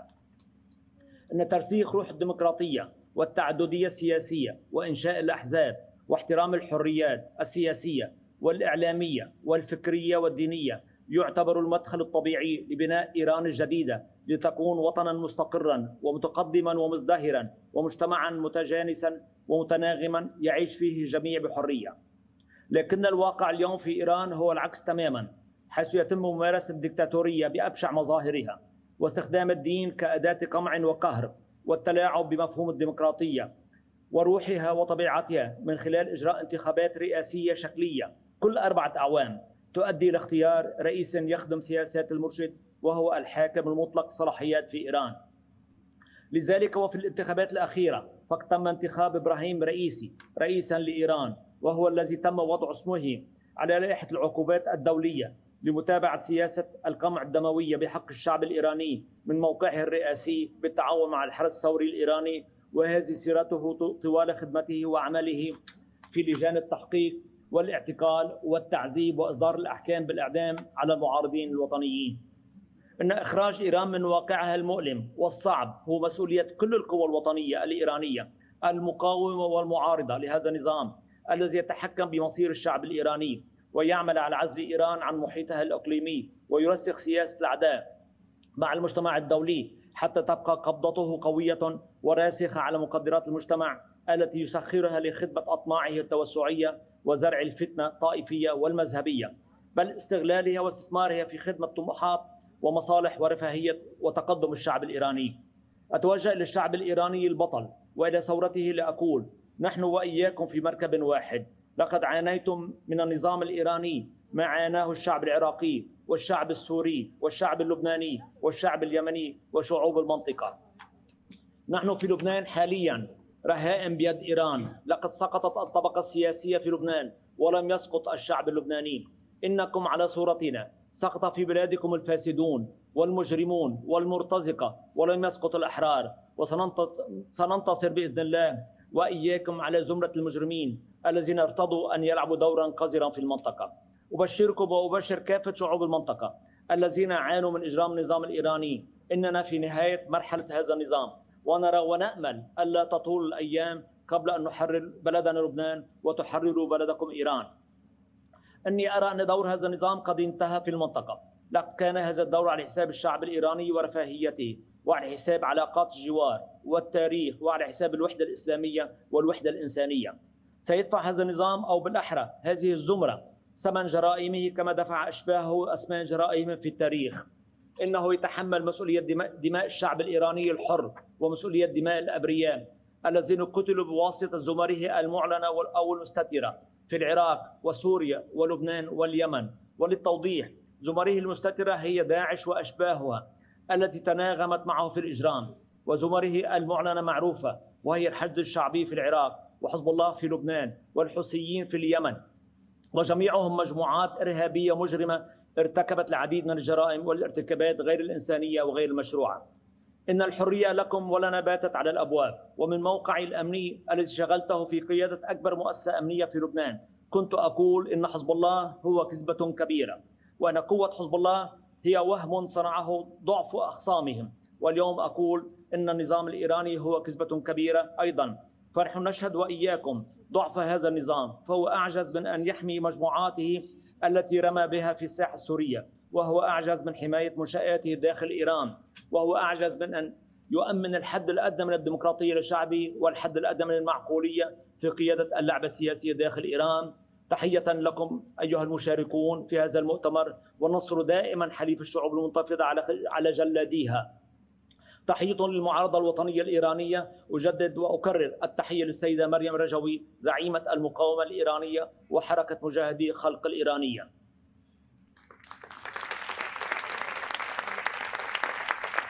Thank you, Mr. Ashraf Riti. We will now hear from the former Foreign Minister of Yemen, Mr. Riyad Yassin. أحيي الشعب الإيراني الصامد ومجلس المقاومة الإيرانية والرئيسة مريم رجوي، وأحيي أيضا الحاضرين اليوم في هذا الاحتفال الكبير. أيضا نحن على ثقة دوما أننا سيأتي اليوم الذي سينتصر فيه أشقائنا في إيران على هذا النظام الاستبدادي الذي يقوم بكثير من الممارسات الاستبدادية من اعتقال للناس وسجن. هذا النظام الذي يساند المتمردين والميليشيات الحوثية في بلادنا اليمن وفي كثير من البلاد العربية. هذا النظام الذي يزرع الكثير من الفوضى وأعمال العنف والقتل والإرهاب وبحجج غير مقبولة ولا منطقية. إن استمرار رفض الميليشيات الحوثية لكل مساعي السلام والمحاولات الدولية الحثيثة لتجنيب بلادنا وبلاد أخرى الكوارث الإنسانية والتي تسببها هذه الميليشيات المدعومة من النظام المباشر في إيران. اليوم نشاهد أن التدخل الإيراني في بلادنا اليمن يزداد يوما عن يوم للأسف الشديد، وهو تدخل مباشر وواضح للجميع وغير مخفي أبدا. لا زالت بلادنا حتى اليوم تعاني ويلات هذه الحرب التي قامت بها وبدأتها الميليشيات الإيرانية الحوثية منذ انقلابها في سبتمبر في 2015 أو 2014. لكن دوما على ثقة أن الانتصار قادم، سواء في داخل إيران أو المناطق التي يتواجد فيها المتمردين والميليشيات المختلفة في عالمنا العربي وخاصة في بلادنا اليمن. إن الطريق إلى تحقيق السلام والأمن والاستقرار والتنمية والحياة الطبيعية لابد أن يأتي، وإن طال الانتظار. نحن لا نفقد الأمل ولن نفقده أبدا.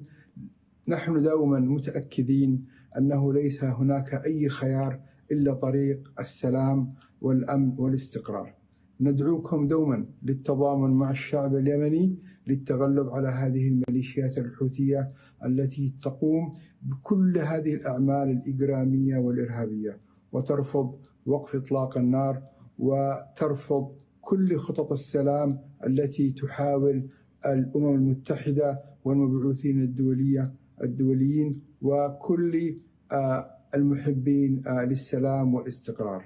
هذه الميليشيات الحوثية التي للأسف تحظى بدعم إيران وبشكل مستمر. نحن متأكدون أن النصر قادم وإننا إن شاء الله لمنتصرون. شكرا لكم.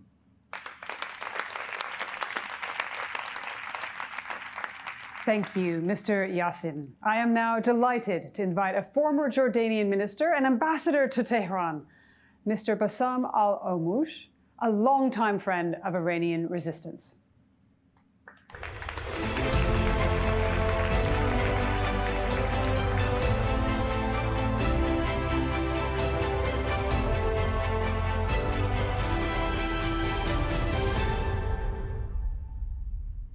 بسم الله الرحمن الرحيم. السلام عليكم ورحمة الله وبركاته. أنا الدكتور بسام العموش من الأردن، وزير سابق، وكنت سفيرا للأردن في إيران عام 2001. تعليقي على ما جرى في إيران من انتخابات يبنى على نظرتي للدولة الإيرانية أو النظام الإيراني. هذا النظام الذي جاء عام 79 بالملالي ليحكموا في إيران. هذا النظام لا يقدم للشعب الإيراني ما يريد، لا يتمتع الناس بالحرية الحقيقية، والديمقراطية ديمقراطية مزيفة. فقد كان الناس من قبل مدة طويلة يتحدثون أن الرئيس القادم هو إبراهيم رئيسي، وبالتالي هذه تمسح بالديمقراطية، ليست ديمقراطية حقيقية. فالمرشد هو الذي يتحكم ومن وراءه ومن معه من الحرس ومن هيئة صيانة الدستور. النظام الإيراني ليس هو الشعب الإيراني. الشعب الإيراني شعب نقدره ونحترمه ونجله، وهو جار لنا، وهو مسلم وصاحب حضارة، وكنا نتمنى نحن العرب أن تكون علاقتنا مع إيران علاقة جيدة، لكن إيران هي التي تعبث في البلاد العربية، تدخلت في سوريا، في العراق، في اليمن، في دول الخليج، دخلت مع الأمريكان إلى العراق، دخلت مع الأمريكان إلى أفغانستان، وهي بنفس الوقت تلعن أمريكا وتقول الموت لأمريكا. فهذا ما هو إلا الاستهلاك الإعلامي. ما يهمني أنا نتمنى أنه يقع تغيير في إيران، ليس على صعيد رئيس جمهورية لا يملك من أمره شيئا، لأنه أي قرار يصدره إذا لم يوافق عليه المرشد فلا قيمة له ولا يمكن أن يمضي. لهذا النظام بهذه الطريقة هو نظام كهنوتي، نظام يذكرنا بالعصور الوسطى لما كانت الكنيسة تتحكم بالأباطرة وملوك أوروبا، وكانت النتيجة إزاحة هذا النظام. نحن نتمنى أن تكون دولة إيران لكل الإيرانيين، عرب، كرد، سواء كانوا سنة أو شيعة، كل الإيرانيين، الأمة الإيرانية. وهذا لا يمكن أن يتحقق إلا بنظام ديمقراطي يتحلى فيه الجميع بالحرية والمساواة، وانتخابات حقيقية وليست انتخابات تمثيلية.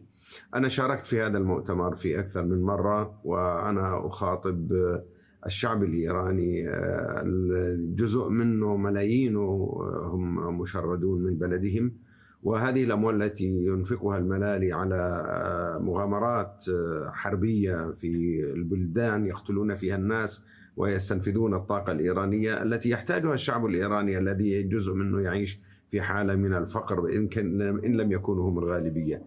هذا الرئيس الجديد هو تأكيد على أن هوية هذا النظام هي هوية القتل وهوية العنف، وربما مشاركته في مجازر 88 ووجوده على لائحة أنهم الذين عليهم عقوبات دليل على هذا. لكن على كل حال الدول هي تبحث في مصالحها. إذن هذا الانتخاب المزور هو إشارة إلى مستقبل غير طبيعي، وبالتالي نحن غير متفائلين بهذا. لهذا لا بد من الشعب الإيراني أن يناضل للتغيير، بالرغم أننا لا نتدخل في الشأن الإيراني الداخلي، لكننا نعطي نظرة لجيران يحبون الشعب الإيراني ويحبون له الخير، ويتمنون أن تزول هذه الغمة عن هذا الشعب الذي يستحق كل خير. ونحن في البلاد العربية حالنا يسوء بوجود الصهاينة من طرف ووجود الملالي من طرف. يعني اليمنيون بحاجة إلى مستشفيات، بحاجة إلى مدارس، وليس بحاجة إلى صواريخ وأسلحة. ليس من مصلحة الإيرانيين ولا العرب أن يقاتل بعضهم بعضا. هذه المغامرات لا يمكن للغرب أن يقبلها، إنما هو يستخدمها لأجل أن تخضع بعض الدول العربية للوقوع في الحضن الغربي زيادة عما هي تجلس فيه. لهذا احنا نتمنى للشعب الإيراني أن يستعيد زمام الأمر، وأن تكون دولته دولة عصرية، دولة ليس فيها السجون وليس فيها القمع وليس فيها المشانق، وإنما فيها الحرية وفيها العدالة وفيها الصناديق النظيفة. نتمنى أن نرى ذلك قريبا. والسلام عليكم ورحمة الله وبركاته.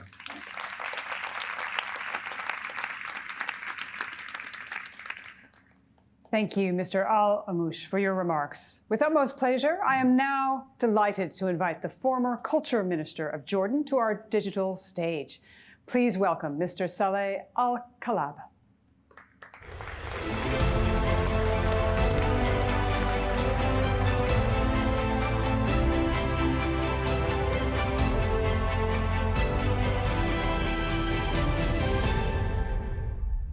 الرحمن الرحيم. بهذه المناسبة العظيمة، مناسبة انعقاد المؤتمر الدولي للمقاومة الإيرانية 2021، فأنني أوجه التحية إلى حركة مجاهدي خلق التي بقيت تقود النضال الوطني الإيراني على مدى كل هذه السنوات الطويلة. ومع كل التقدير والاحترام للمناضلة الكبيرة مريم رجو، وإلى المجاهد الكبير مسعود رجو، وأنني كأخ لكم أقول: ولا تهنوا ولا تحزنوا وأنتم الأعلون إن كنتم مؤمنين. إن يمسسكم قرح فقد مس القوم قرح مثله، وتلك الأيام نداولها بين الناس وليعلم الله الذين آمنوا ويتخذ منكم شهداء والله لا يحب الظالمين. أيها الإخوة الأعزاء، إن الشعب الإيراني العظيم معكم ومع نضالكم، وإننا معكم، وإن العالم الحر كله معكم، وأن نظام الملالي راحل لا محالة.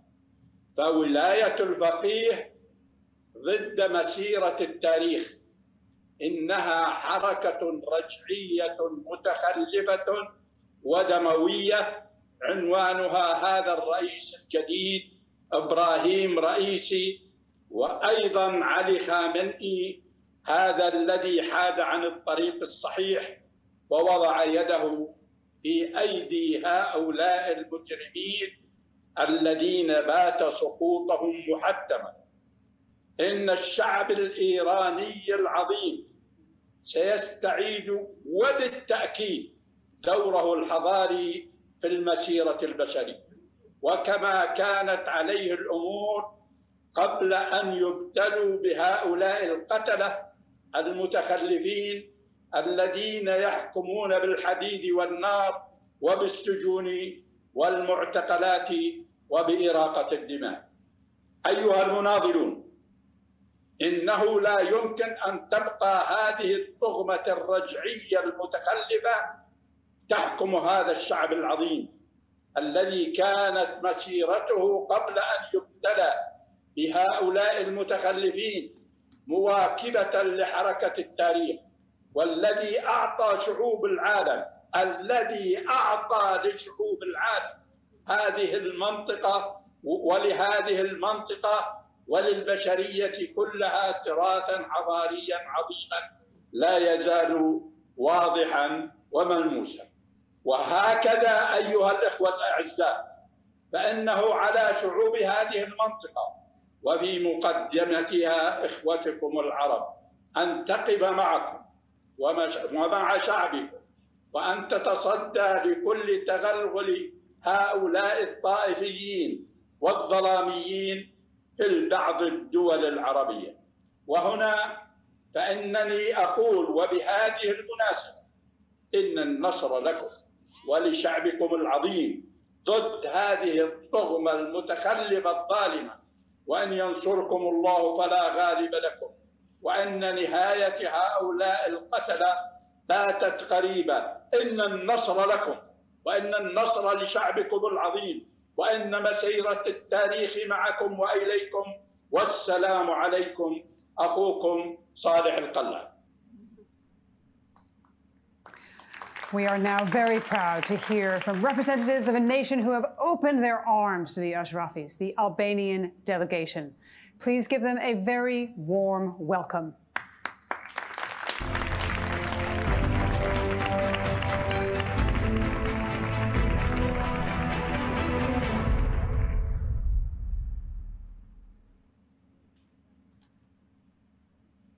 To begin, I'm delighted to invite the leader of the Democratic Party group in the Parliament of Albania and former Minister of Tourism to join us.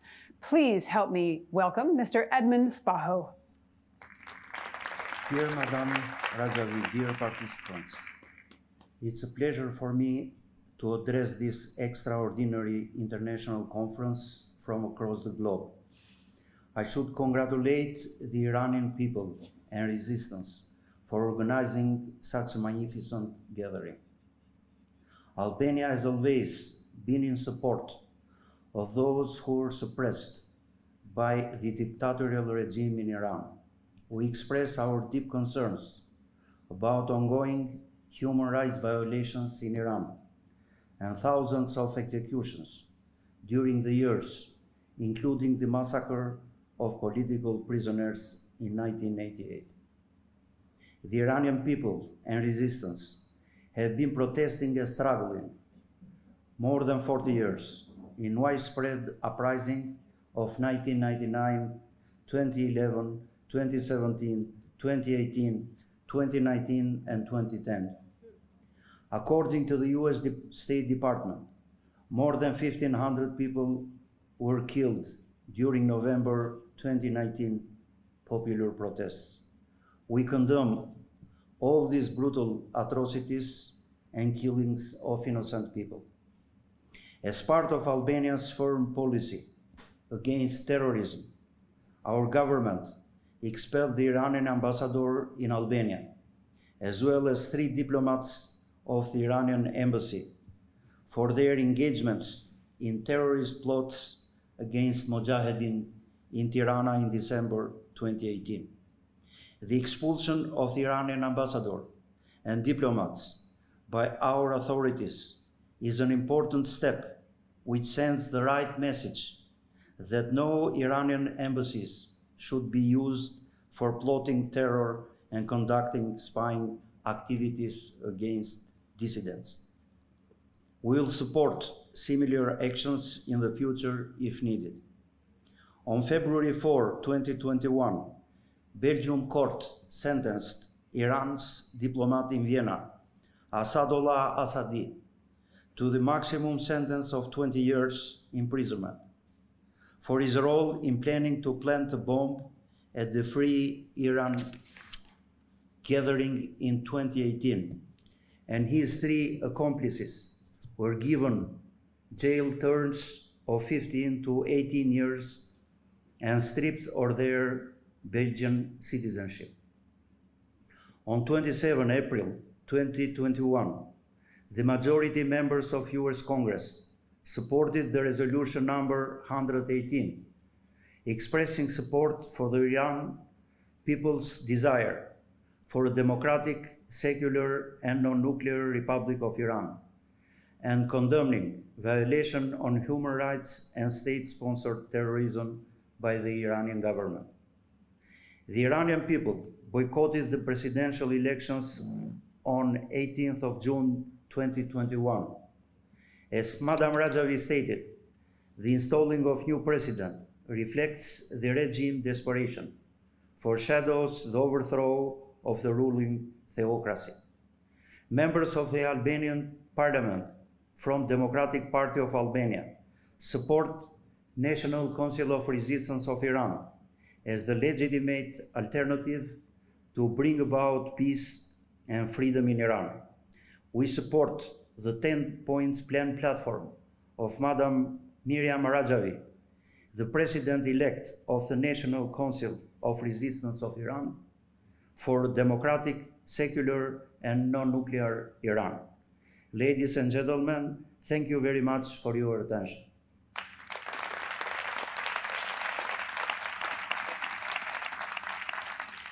Thank you, Mr. Spaho, for your supportive remarks.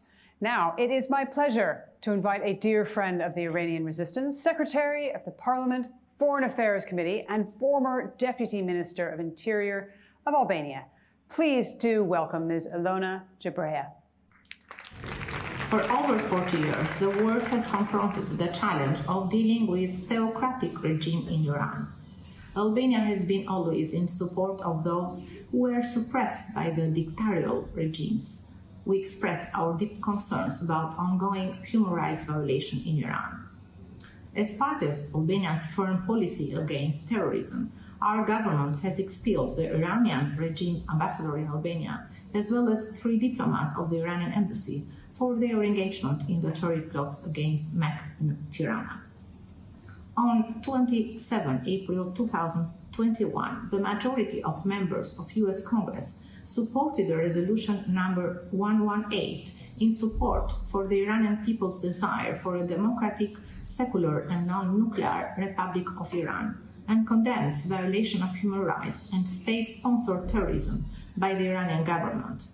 The resolution also supports a 10-point plan of Madam Rajavi, President-elect of the Iranian Resistance for Free Iran. The resolution praised positive and important step when the Albanian government expelled multiple Iranian diplomats in response to news that the regime had also plotted terrorist activities against members of the MEC in Albania. We also support this resolution. As Madame Rajavi stated, the installing of Raisi reflects the regime desperations and the overthrow of ruling theocracy. Raisi must face justice in the international tribunal.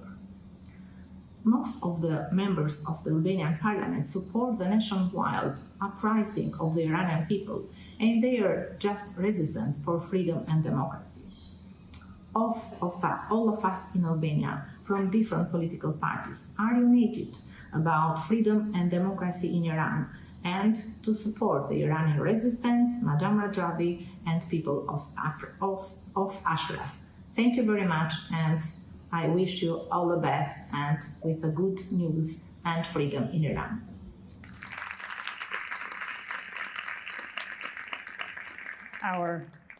Our deep thanks to Ms. Jabrea for her kind words and continued support for the resistance and the 10-point plan.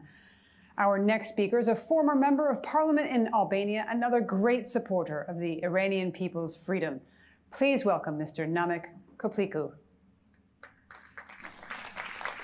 Chers amis, c'est un plaisir pour moi d'avoir l'opportunité de parler dans ce très grand rassemblement en ligne pour soutenir un Iran libre sans les mollahs et les bourreaux actuels au pouvoir. Plus important encore, nous soutenons l'alternative à ce régime barbare que nous accueillons dans notre pays, l'Albanie. Nous sommes connus dans le monde entier pour l'hospitalité albanaise lorsqu'ils viennent visiter ce petit mais très bon pays. Cependant, nous avons prouvé que nous sommes plus désirés de montrer notre hospitalité envers des personnes telles que l'OMPI qui se battent et se sacrifient pour la liberté de leur patrie, qui est en effet la liberté de tous les habitants de la région. Nous protégeons d'abord en tant que l'obligation morale et deuxièmement quand nous valorisons les conventions internationales des droits de l'homme. Dès que notre appareil de sécurité s'est rendu compte que les membres de l'OMPI en Albanie étaient la cible des terroristes du régime iranien, notre gouvernement a expulsé l'ambassadeur iranien et 4 autres diplomates. Je pense que cette action morale et humanitaire doit être considérée comme une référence pour les pays de l'Union européenne lorsque le diplomate iranien et ses complices ont été condamnés par la justice belge. Rester ferme sur les principes vous ramène l'honneur et l'inévitable victoire sur le mal. Nous soutenons l'OMPI et le peuple iranien dans leur lutte légitime contre un régime oppressif et corrompu. Nous méprisons l'élection présidentielle simulée du régime des mollahs. L'effort boycott de l'élection par le peuple iranien montre le désir du peuple iranien pour un changement de régime et l'établissement d'un Iran libre et démocratique, non nucléaire, fondé sur la séparation de la religion et de l'État, comme l'a souligné Madame Rajavi. Merci.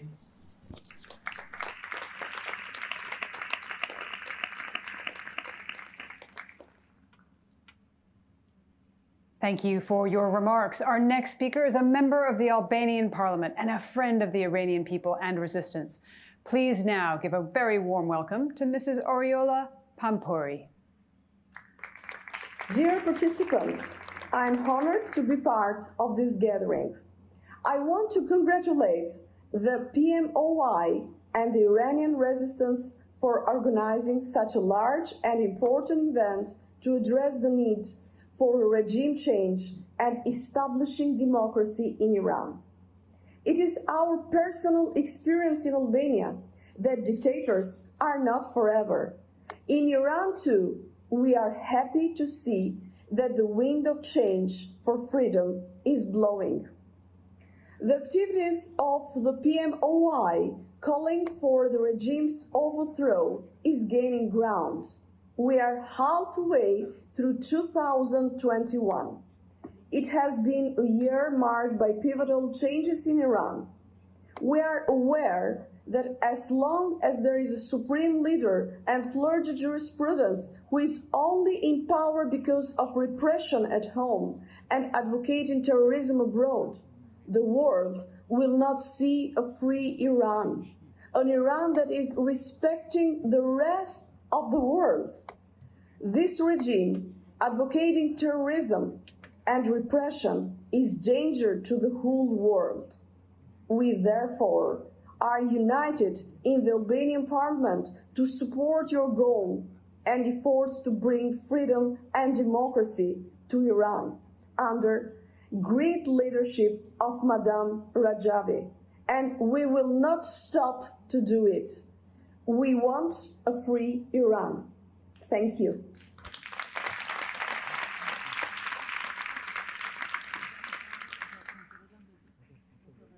Thank you very much for your remarks, Ms. Pampouri.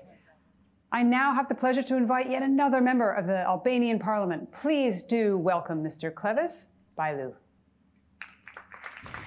Good afternoon. It's an honor and a pleasure to be here with you today. I'd like to thank you for your invitation. I'd like to congratulate the organizers for making possible such an incredible event with so many important people from all over the world that support the fight for democracy in Iran. Of course, Albania supports this fight, as we ourselves have suffered in the past from authoritarian regimes, and we understand very well what the Iranian people are going through. We understand very well their suffering. The regime in Iran is a corrupted regime, is a cruel regime, is a regime of terror that suppresses the rights and freedoms of the Iranian people.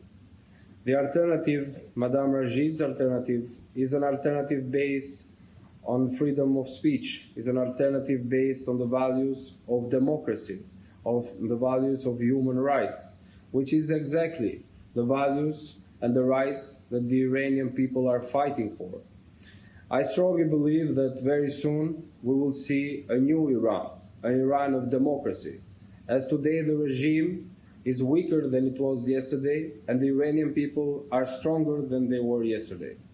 I'd like to congratulate you once again on your amazing work, on your very inspiring work, and express my support for this fight, for the fight of democracy in Iran. Thank you.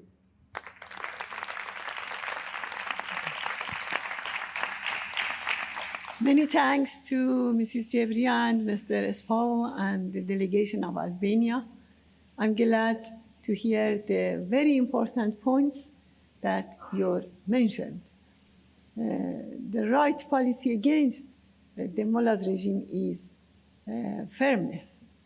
With Raisi as the president, the real face of this regime has been revealed as a regime of massacre, assassination, and export of fundamentalism. For that reason, the desire of the Iranian people is the prosecution of Khamenei and Raisi for genocide and crime against humanity. Thank you very much.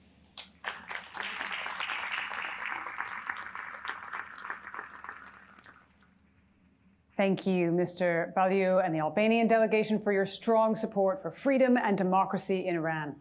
Next, we are joined from Germany to hear from the German parliamentary delegation, representing 15 of their colleagues in their support for the Iranian people and the resistance.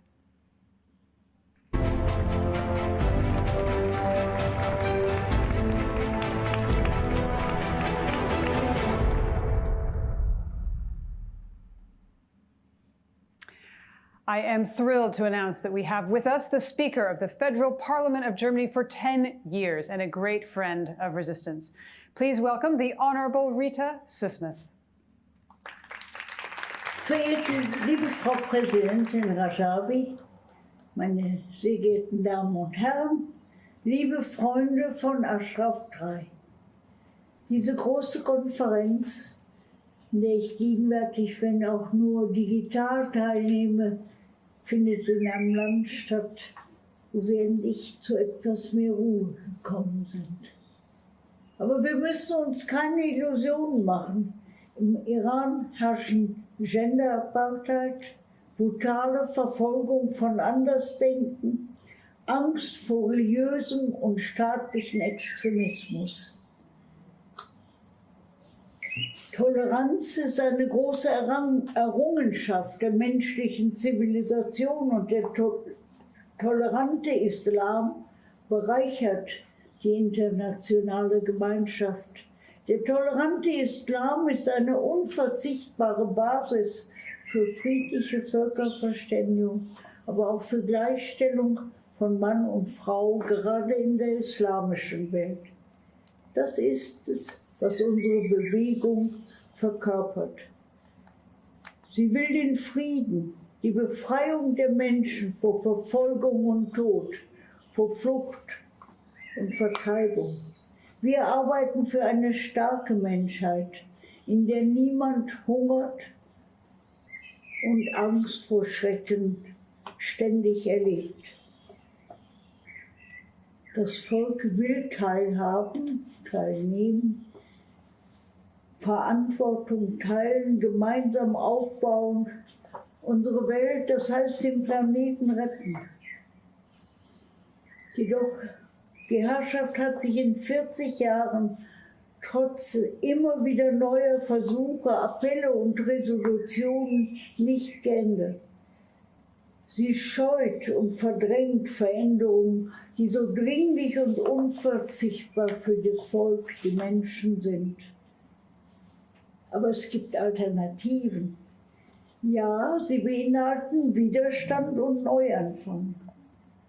Ein Mut, den die große Organisation der Präsidentin Mariam Rajavi mit ihrem 10-Punkte-Plan entwickelt hat und lebt.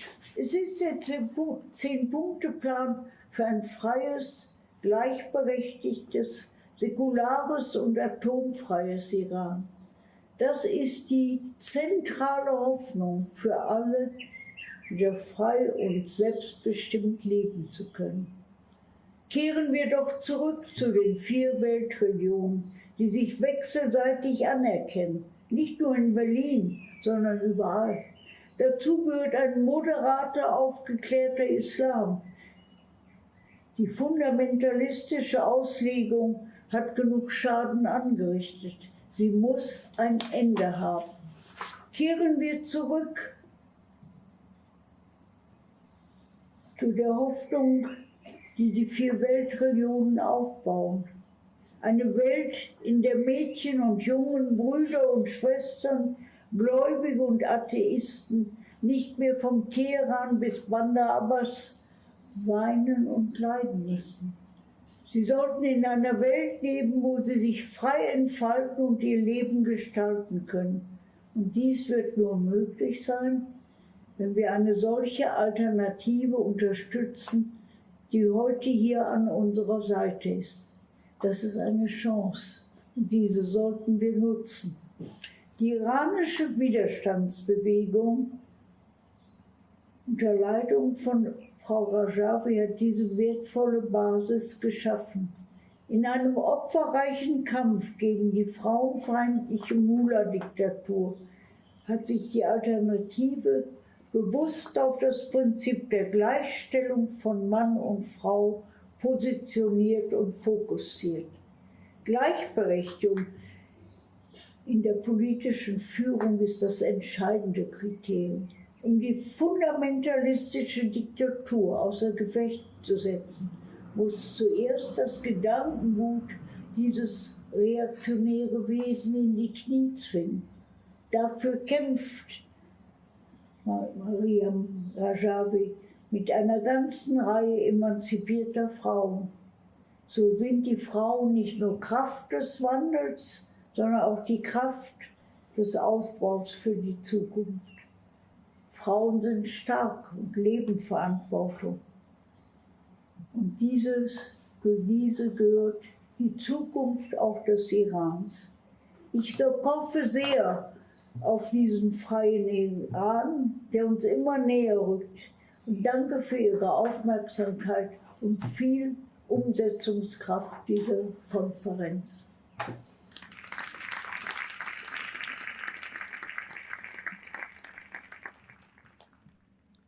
Thank you, Mrs. Susmath, for your inspiring speech. With us now is a member of the Federal Parliament of Germany and staunch supporter of the Iranian resistance. Please join me in welcoming Mr. Martin Patzelt. Verehrte Frau Präsidentin Rajavi, meine lieben iranischen Freunde und liebe Bewohner von Ashraf 3. Ich bin sehr froh, an dieser großartigen Veranstaltung teilzunehmen. Ihre Stimmen werden den Regierenden der Welt ein starkes Signal senden, nämlich die Ermahnung, den Kampf um die Freiheit und die Demokratie im Iran endlich noch ernster zu nehmen. Die sogenannte Wahl des neuen iranischen Präsidenten Ibrahim Raisi, die in Wahrheit das Ergebnis eines massiven Wahlboykotts ist, hat vielen von denen, die jahrelang auch in Europa an das Märchen glaubten, das Regime könne durch sogenannte moderate Kräfte reformiert werden, endlich die Augen geöffnet. Wenn das Regime sich in seiner Macht bedroht sieht, wird es alles Mögliche unternehmen, um diese Macht auch zu sichern. Die größte Gefahr für den Fortbestand der klerikalen Diktatur im Iran sind ein aufbegehrendes Volk und ein organisierter Widerstand. Die Tatsachen bezeugen, dass das Mullah-Regime nicht reformierbar ist. Und die angeblich Moderaten wie Rouhani haben der Machtergreifung durch die brutalsten Flügel des Mullahs, nämlich Raisi und seiner Clique, den Weg geebnet. Während wir als Europäer jahrelang vergeblich nach den moderaten Mullahs im Iran suchten, Gespräche aufnehmen wollten und zurückhielten, begingen wir zugleich zwei große Fehler. Zum einen setzten wir unsere Hoffnung auf eine Illusion, die niemals Wahrheit wurde. Zum anderen haben wir die demokratische Alternative zu diesem Regime, nämlich den Nationalen Widerstandsrat Iran, immer wieder ausgegrenzt. Dabei war es der Nationale Widerstandsrat, der gangbare Lösungen vorschlug.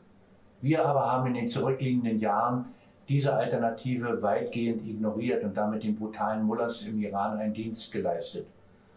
Das sollten wir selbstkritisch zur Kenntnis nehmen. Wir müssen unsere Iran-Politik überdenken.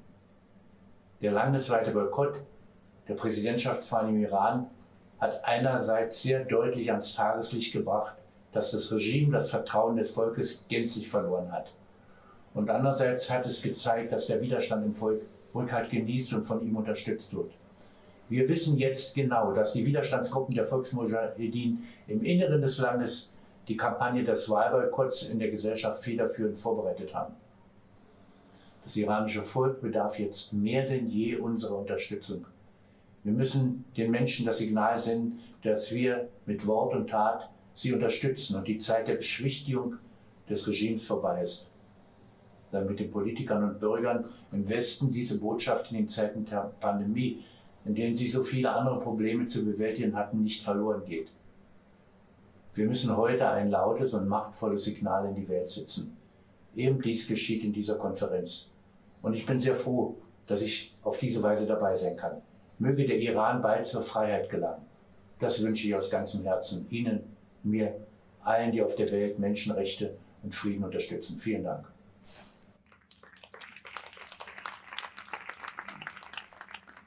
Dankeschön, Mr. Patzelt. Now we have another member of Germany's federal parliament with us. Please welcome Mr. Christoph de Vries.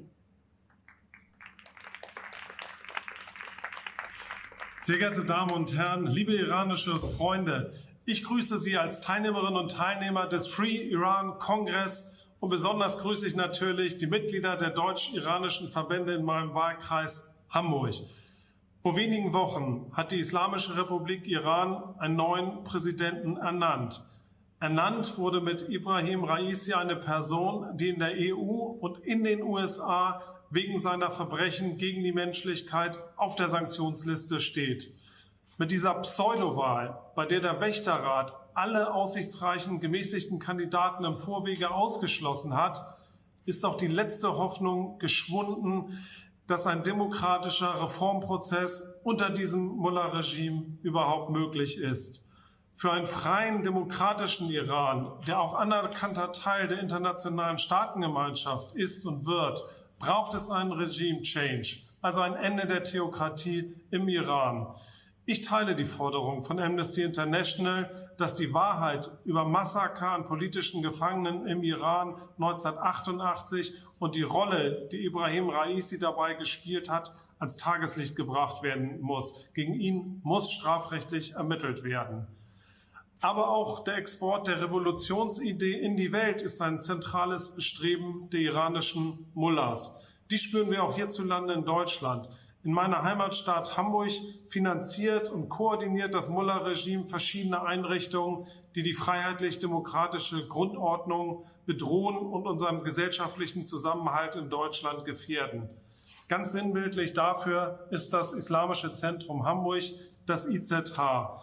Die Blaue Moschee an der Alster wird für die Verbreitung der radikalen Ideologie und die Anwerbung von Islamisten missbraucht. Und deshalb fordere ich und die CDU Hamburg, das ist schon lange unsere Beschlusslage, ein Ende der staatlichen Zusammenarbeit mit dem IZH und die Prüfung eines Verbotsverfahrens. Dass die Mehrheit des iranischen Volks mit ihrer Wahlenthaltung diesem Regime die Unrechtmäßigkeit der Wahl bescheinigt hat, ist richtig und dieses Zeichen verdient auch ausdrücklich Anerkennung. Der Ruf der iranischen Bevölkerung nach Freiheit und Demokratie ist doch unüberhörbar. Die mutigen und furchtlosen Frauen und Männer, die auf den Straßen ihr Leben riskieren, verdienen unsere Aufmerksamkeit und sie verdienen vor allen Dingen aber auch die Unterstützung der internationalen Gemeinschaft. Die demokratische Opposition des Nationalen Widerstandsrats und ihr Programm für einen freien Iran sind die richtige Alternative zur religiösen Diktatur im Iran. Ich stehe an der Seite der iranischen Bevölkerung auf dem Weg zu Freiheit und Demokratie. Seien Sie gewiss, dass wir hören, was passiert und dass wir an Ihrer Seite stehen. Ich wünsche Ihnen jetzt viel Erfolg bei Ihrem Kongress und freue mich auf eine gute Zukunft des Iran in Freiheit und Demokratie. Herzlichen Gruß aus Hamburg. Alles Gute.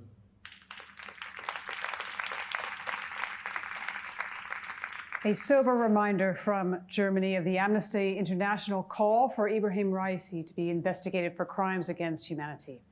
We leave Germany now and travel south to Italy.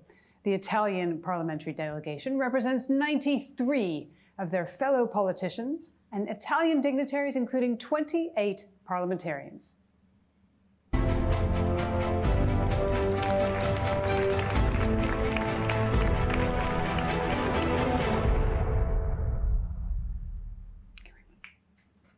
We leave. I'm delighted now to announce that we are going to hear from a great friend and ally of the Iranian people from Italy. Here is Senator Lucio Malan.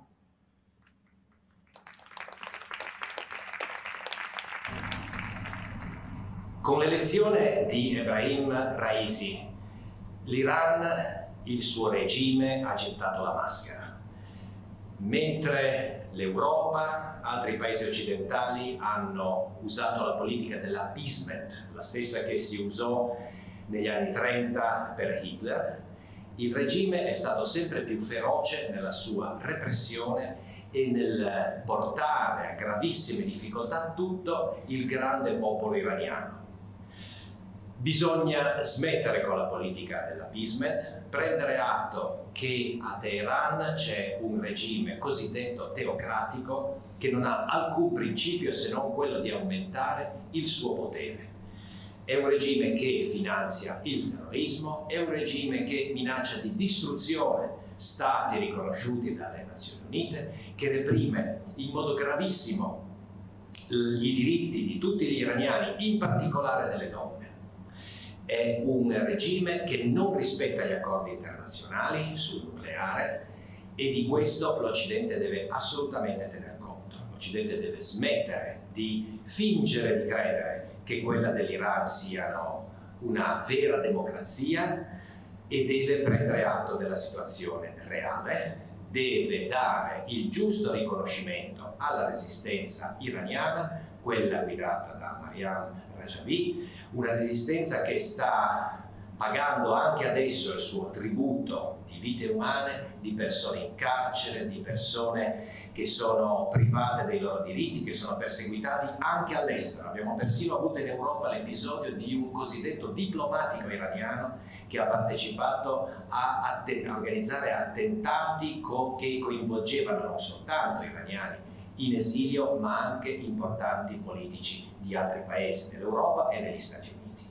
Io confido che con l'impegno dei paesi liberi con l'impegno della resistenza guidata dalla signora Mariam Rajavi, potremo presto essere insieme in piazza Azadi a festeggiare un Iran libero, un Iran che è nella comunità internazionale con tutto il prestigio che la sua storia e la grandezza del suo popolo meritano.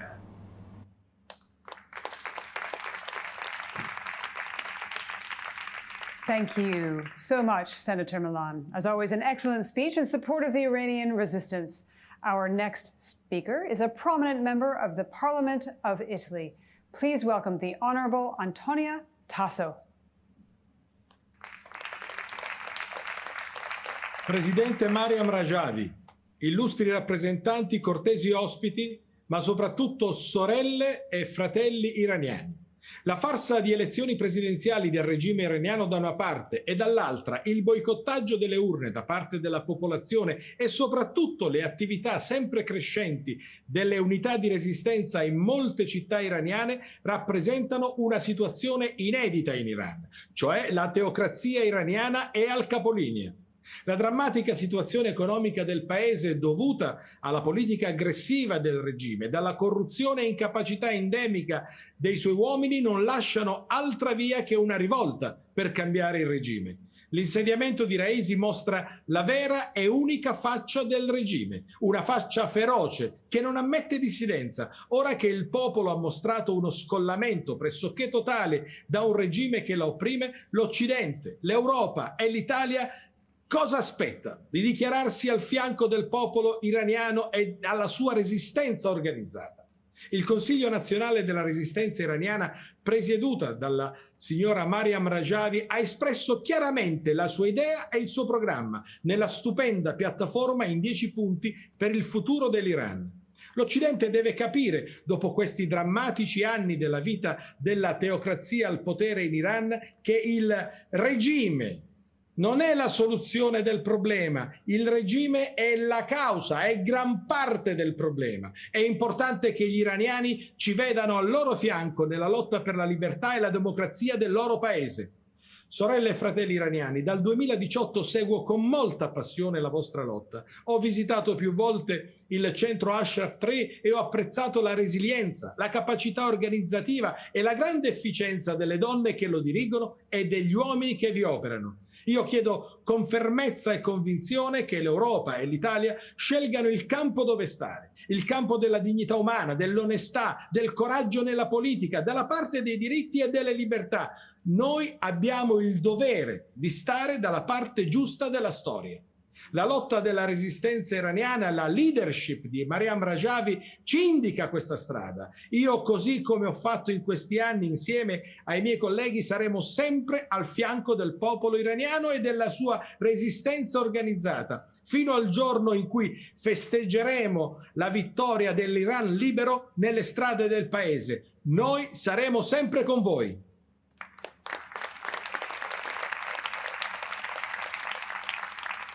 Thank you, Mr. Antonio Tasso, for those stirring words and for your passion.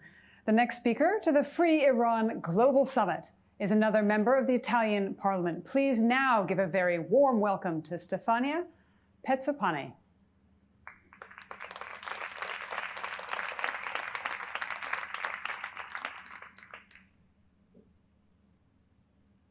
Saluto la Presidente Rajavi e gli illustri ospiti. Vi saluto con affetto. Saluto tutti voi che siete riuniti al vertice globale per un Iran libero.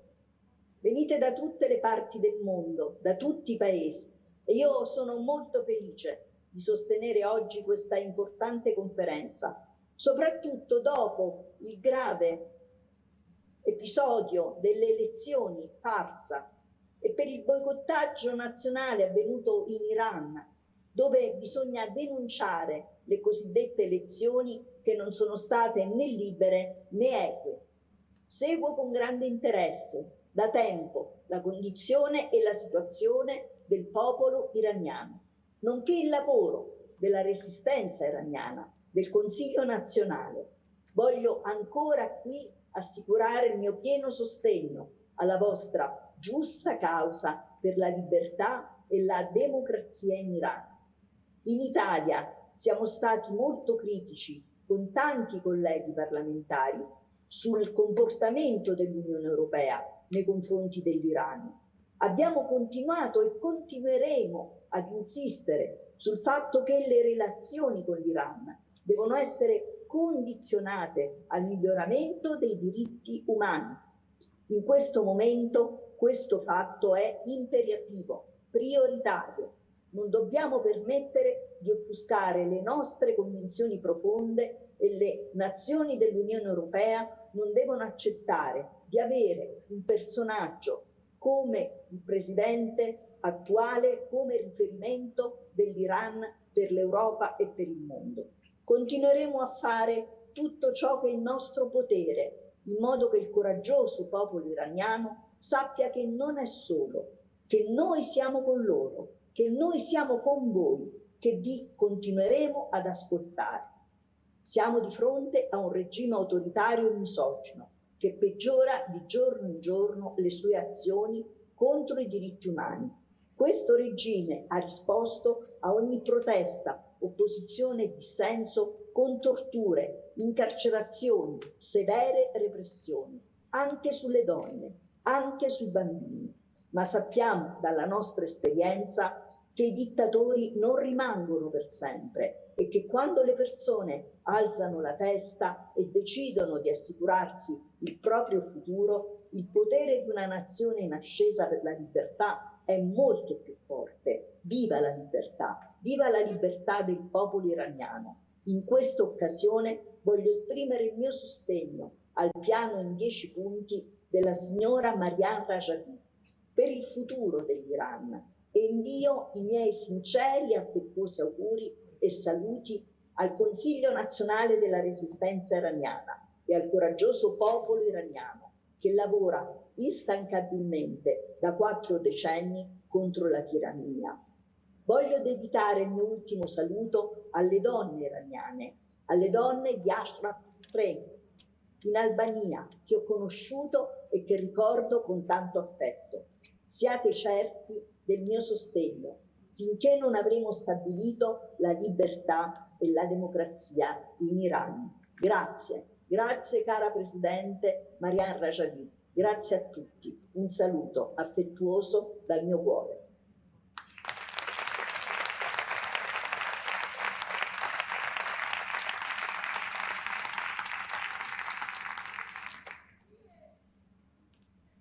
الآن انعكست الضوء. Beaucoup.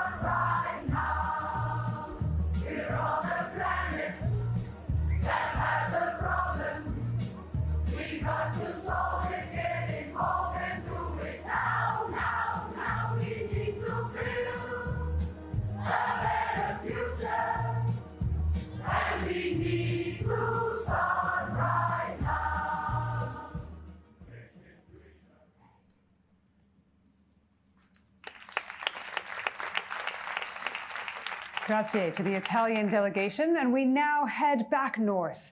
It is my pleasure now to invite a delegation to address our conference. Please welcome the Nordic delegation, representing Finland, Sweden, Norway, Iceland, and Denmark.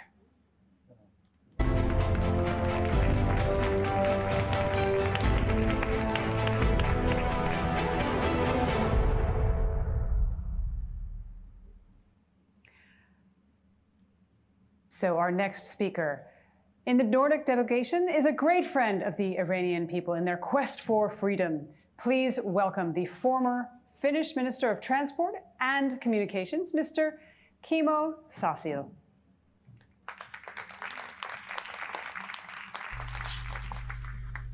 Dear friends, I've been human rights activist all my life, in Finland, in Nordic countries, and in the Council of Europe.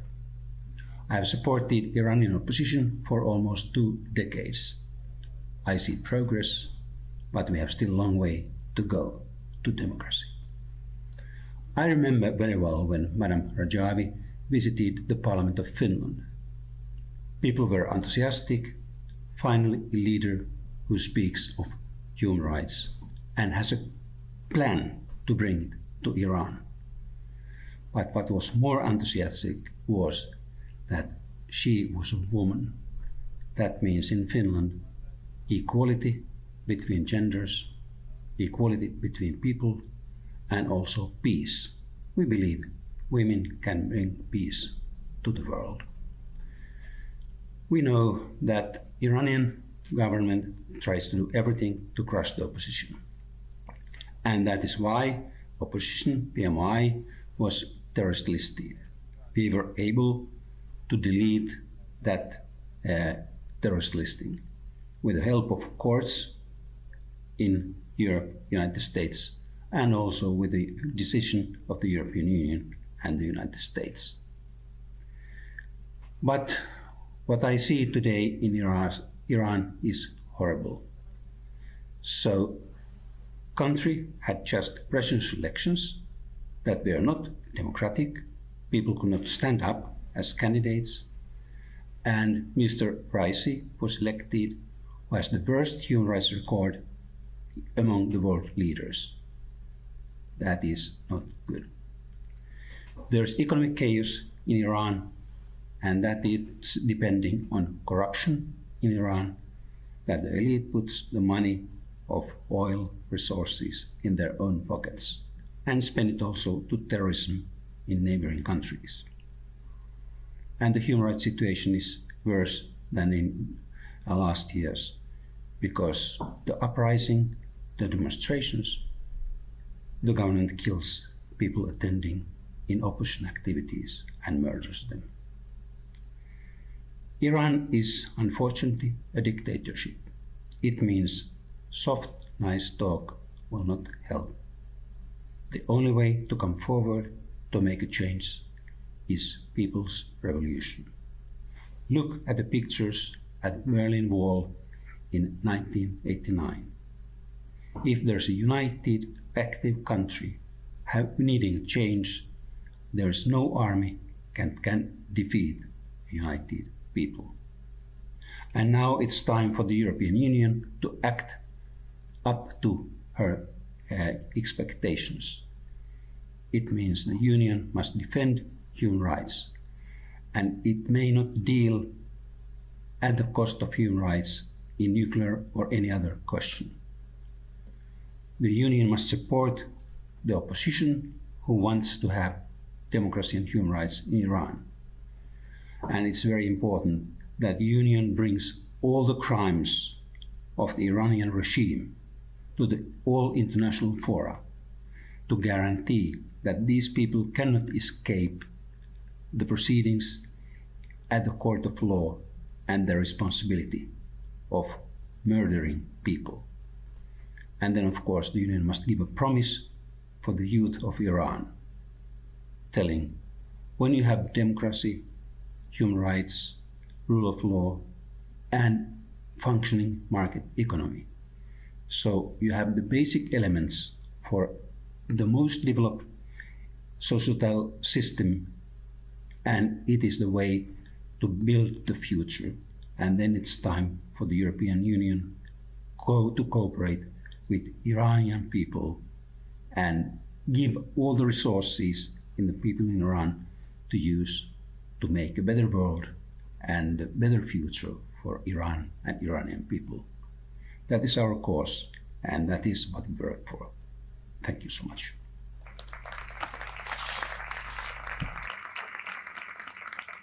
Thank you, Mr. Sassi, and my sincere apologies for mispronouncing your name before. We really appreciate your strong remarks and your continued support for the Iranian resistance and calling out the human rights violations of the current regime. Our next speaker is a prominent member of the Parliament of Sweden, Magnus Oscarsson.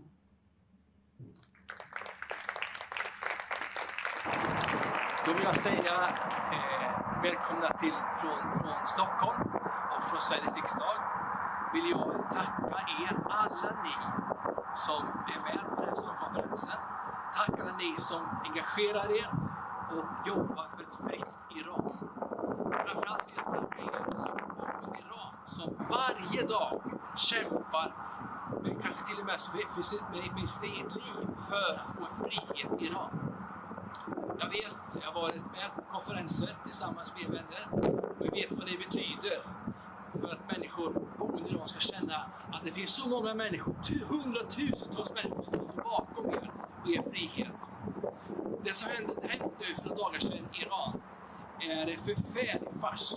Det är denna skurkstat, skurkregim som då har tagit fram en presidentkandidat som då vann för ett riggat val. Det är förfärligt. Och jag uppmanar Sveriges regering att nu faktiskt riktigt på allvar förstå konsekvenserna och faktiskt jobbar för ett fritt Iran på riktigt allvar. Och jag hoppas att det här valet som visade sig så var riggat, så det var en presidentkandidat som mördade tusentals. Och också han som dessutom vann det här valet. Att Sveriges regering nu förstår att de måste jobba med folket boende i Iran och oppositionen som lever och verkar och är aktiva i Iran. Stort tack för att vi fick vara med från Stockholm och stort tack för det arbetet ni gör. På återseende.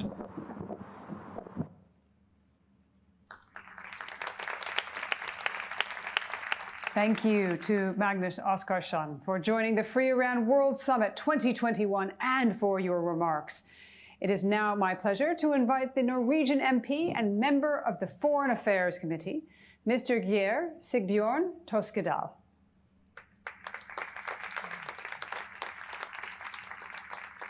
Hello, my name is Geir Toskedal. I'm a member of the Parliament in Norway from Christian People's Democracy Party and member of the Foreign Affairs Committee supporting the NCR's ICE International Online Conference for a Free Iran. And I wish you good luck for your struggle against the mullah's regime dictatorship for this following reasons. The terrible human rights situation in Iran, the critical and explosive state of the society because of brutal repression, poverty, unemployment, widespread corruptions, and of all officials, bribery, embezzlements, executions, and systematic use of torture. The destructive regional activities of the regime, its support and spread of terrorism in the world, and its aggressive ballistic missiles and secret nuclear program. I am sure that the prospects of all these will be discussed in this conference. On the other hand, the growing public strikes, demonstrations and protests of economic collapse, deep socio-political crisis indicate people's desire to establish a free and democratic republic without execution, without any gender discrimination, religious or ethnic discrimination, a nuclear-free Iran that promotes human rights, progress and peaceful coexistence with its neighbors. I stand on their side. The world should realize that the clerical regime is weakened very much, and we would stand on the side of Iranian people and their resistance movement. I also believe that the 10-point plan outlined by the president-elected of the National Council of Resistance of Iran, Mrs. Maryam Rajavi, and her call for the establishment of a democratic republic in Iran based on free and fair elections, separation of religion and state, equality for women, non-discrimination of religious and ethnic minorities, and a non-nuclear Iran.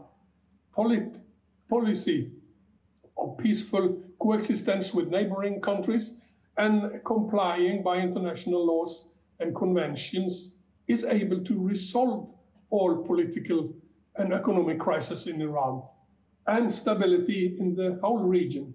And that surely deserve our support. So thank you for inviting me, and good luck.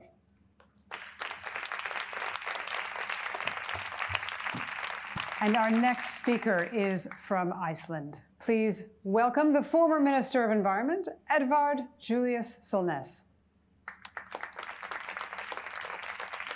Dear Madam Rajavi, distinguished guests, last week, Madam Svetlana Tikhanovskaya, who like Madam Rajavi has become the symbol of opposition to the brutal dictatorship in Belarus, visited my country, Iceland, as a guest of our foreign minister. Her visit was much discussed in the media, who unanimously condemned Lukashenko's oppressive rule and human rights abuses. But as the situation in Belarus may be, it is nothing compared with that in Iran. The world at large recently saw an example of this when the mass murderer Ebrahim Raisi was elected president of Iran in sham elections. Raisi is one of the Gang of Four, who were instrumental in having tens of thousands of political prisoners and dissidents in Iran executed for little or no offense in the late 1980s. He can rightfully be called the butcher of Iran. The people of Iran widely boycotted the election, and the turnout was the lowest in the Islamic Republic's history. They have learned over the past 4 decades that there is no point in voting in elections that are nothing but a Potemkin facade. All liberal and moderate candidates, needless to mention all women, are automatically removed from the ballot by the Guardian Council. Whoever the supreme religious leader wants will always come out in front, since presidential elections in Iran are only held for show. Unfortunately, the reaction of Western media was very tepid and relaxed, saying nothing shady, now saying another shady individual has been elected president of Iran, business as usual, go to next item on the news list. It is like the Western countries have given up and are comfortable with accepting any human rights abuser as leader of this large country, often downplaying the crimes against humanity committed by the clerical regime. The presidential election proved very clearly that any reform within the clerical government is a fiction, a reality that the Iranian resistance has reiterated time and time again over the past 4 decades. For obscure reasons, Western political leaders have chosen to ignore this reality. Those who have claimed that they want to empower the so-called moderate elements within the government are now faced with an unmasked regime whose president is a criminal with the blood of innocent people on his hands. Such are the men who are running Iran today. Do we really expect that the Western countries will reach any understanding with them in nuclear talks or any other kind of negotiations? The clerical regime has utter contempt of the Western democracies. They are willing to sign any kind of agreement with them that they can benefit from, knowing that they can easily ignore the terms they do not like and get away with it. Therefore, I say to all political leaders, do you really think you are dealing with a democratic government in Iran? No, you are facing a bunch of criminals at the top of Iran's state that should rather be brought to justice. At last, I want to express my full support and respect for the NCRI and its leader, Madam Rajavi, for their remarkable persistence in their quest for democracy in Iran, often being unjustly misjudged by Western politicians. Rest assured that when freedom comes to Iran, your movement will be remembered and much respected by the whole world for its great sacrifices and steadfastness. Thank you for your attention. Thank you, Mr. Solness. We are now joined by Denmark's former Minister of Culture. Please give a warm welcome to Mr. Uffe Elbæk. Dear Ms. Rajavi and distinguished guests, ladies and gentlemen, I send my greetings from Denmark to the Global Free Iran Summit and to all Iranian people who seek human rights, democracy, and freedom. We hear here in Denmark about executions, torture, suppression of protest, suppression of women and workers who are now on strike in Iran. I want to tell everyone of them that we stand in solidarity with you. You deserve to have a democratic republic, and I'm sure that you will bring freedom to your country. We all know that the recent election in Iran was not a free election, and the man who became president is responsible for the massacre of political prisoners in Iran in 1988. And therefore, Amnesty International has called him to be investigated for crime against humanity. I support from my deepest in my heart Amnesty International for this. In the end, I will express my support for Ms. Rajavi and her plan for human rights and the democratic Iran. We hope that you will celebrate your victory in your country. And I wish you a successful summit for free Iran. Thank you.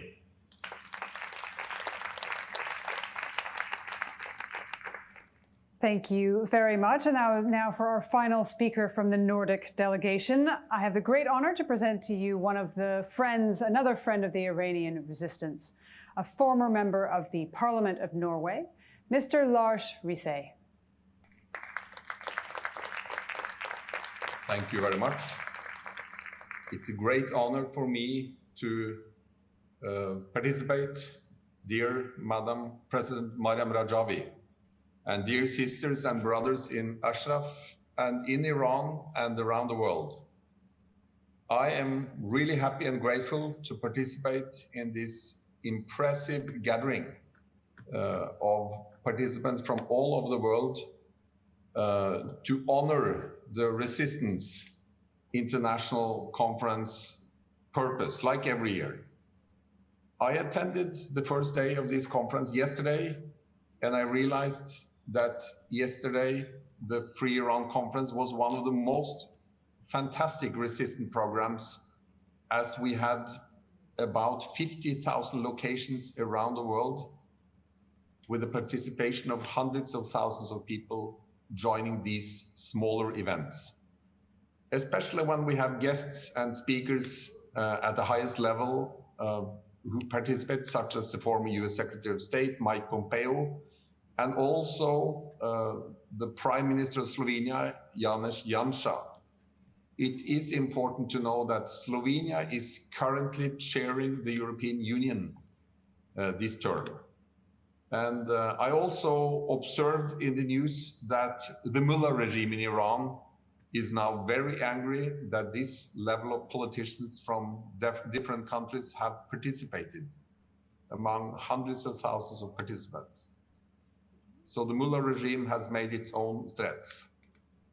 Of course, this is not far from Khamenei's regime's attitude, but this time in parallel with the progress of activities of the resistance cells inside Iran, the regime will continue to conspire, whether in the field of terrorism against the resistance or threats against the foreign people who support this resistance. A man called Ebrahim Raisi, who executed 30,000 of prisoners in 1988, was appointed the new president of Iran by Khamenei. Because of the dire situation of the dictatorial regime, we are committed to supporting the overthrowing of the regime by Mujahideen and the NSRI as soon as possible, and we believe that this day is not far away. Of course, this is about democracy in Iran, and I have seen many times the regime strategy abroad, which is to establish NGOs for democracy. So in the United States, for instance, there is an NGO called Iranians for Democracy. We have the Persian Women for Peace, Iranians for Human Rights. And we have heard from the regime saying that we don't send out agents. We send them out as writers, as journalists, and human rights activists. So don't be fooled by these people. They are highly paid agents for the Iranian regime. And we have seen also how the president, the so-called president, is in a completely wrong place. He should, from my point of view, have been in the International Criminal Court in The Hague.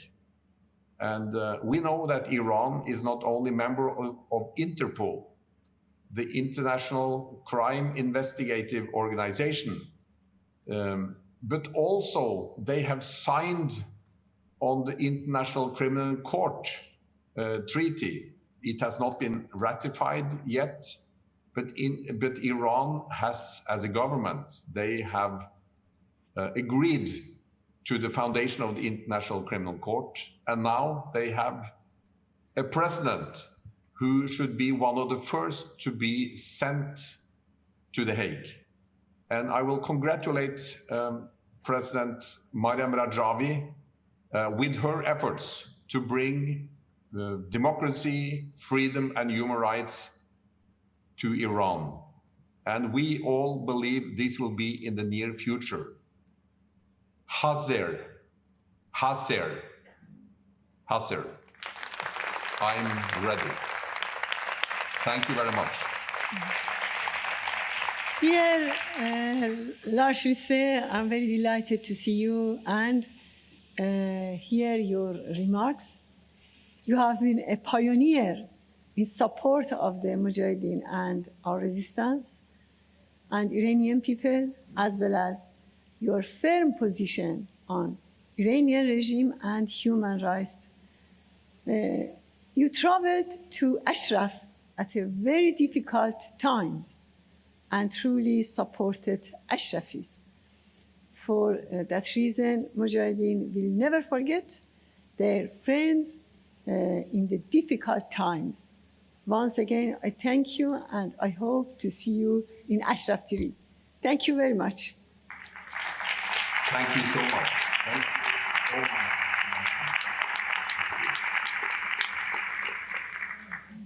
And thank you so much to the entire Nordic delegation.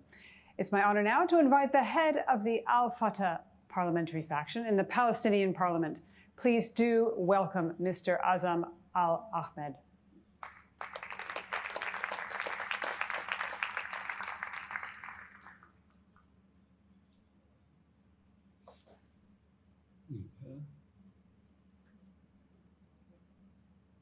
الأخت العزيزة مريم رجوي، الرئيسة المنتخبة من المجلس الوطني للمقاومة الإيرانية، إخواتي وإخواني المشاركون في المؤتمر السنوي العام للمقاومة الإيرانية، إخواني وأخواتي في مجاهدي خلق، الأصدقاء جميعا، يسعدني اليوم أن أشارككم في هذا المؤتمر السنوي الهام بعد ارتباك حل في الكرة الأرضية بكاملها في التواصل والتحرك بسبب كورونا وما حل بها من مآسي في مختلف بلدان العالم، ولكن أنتم ومعكم كل أصدقائكم بتصميمكم وإرادتكم، كل هذه المصاعب لم تمنعكم عن تنظيم هذا المؤتمر الهام هذا العام، حتى يبقى التواصل بيننا وبين حلفائكم وأصدقائكم جميعا. ونحن نفتخر في فلسطين بعلاقات الصداقة والأخوة التي تربطنا مع المقاومة الإيرانية منذ عقود طويلة، يعني تزيد عن نصف قرن. هذه العلاقة النضالية الأخوية نناضل معا من أجل قهر الظلم والأعمال البطش والتخلف، سواء أنتم في داخل إيران من أجل نيل حريتكم وفرض الديمقراطية، وأيضا منع فرض سياسة الفقيه على الشعب الإيراني الصديق، وكذلك نحن في فلسطين الذين نناضل منذ أكثر من 70 عاما ضد الاحتلال الإسرائيلي، ومن أجل نيل حريتنا واستقلالنا الوطني وإقامة دولتنا الفلسطينية المستقلة وعاصمتها القدس، رغم كل المعاناة التي تعانونه، ورغم أيضا سياسة الطرد والاعتقال والتشرد والملاحقة، كما نحن نتعرض أيضا من قبل الاحتلال داخل بلدنا داخل وطننا، ولكننا بإرادتنا الصلبة وببرنامجنا الوطني، كما أنتم في إرادتكم القوية والصلبة والتنظيم الدقيق الذي تتحلون به بشكل يلفت أنظار كل أصدقائكم بل وأعدائكم، رغم ما واجهكم عبر عشرات السنين من الملاحقة والاغتيال داخل إيران وخارجه، ولكن نحن واثقون بأنكم ستحققوا أهدافكم. وأنا كم كنت سعيدا في الفاعلية السابقة واليوم عندما كنت أستمع للأخت مريم رجوي وهي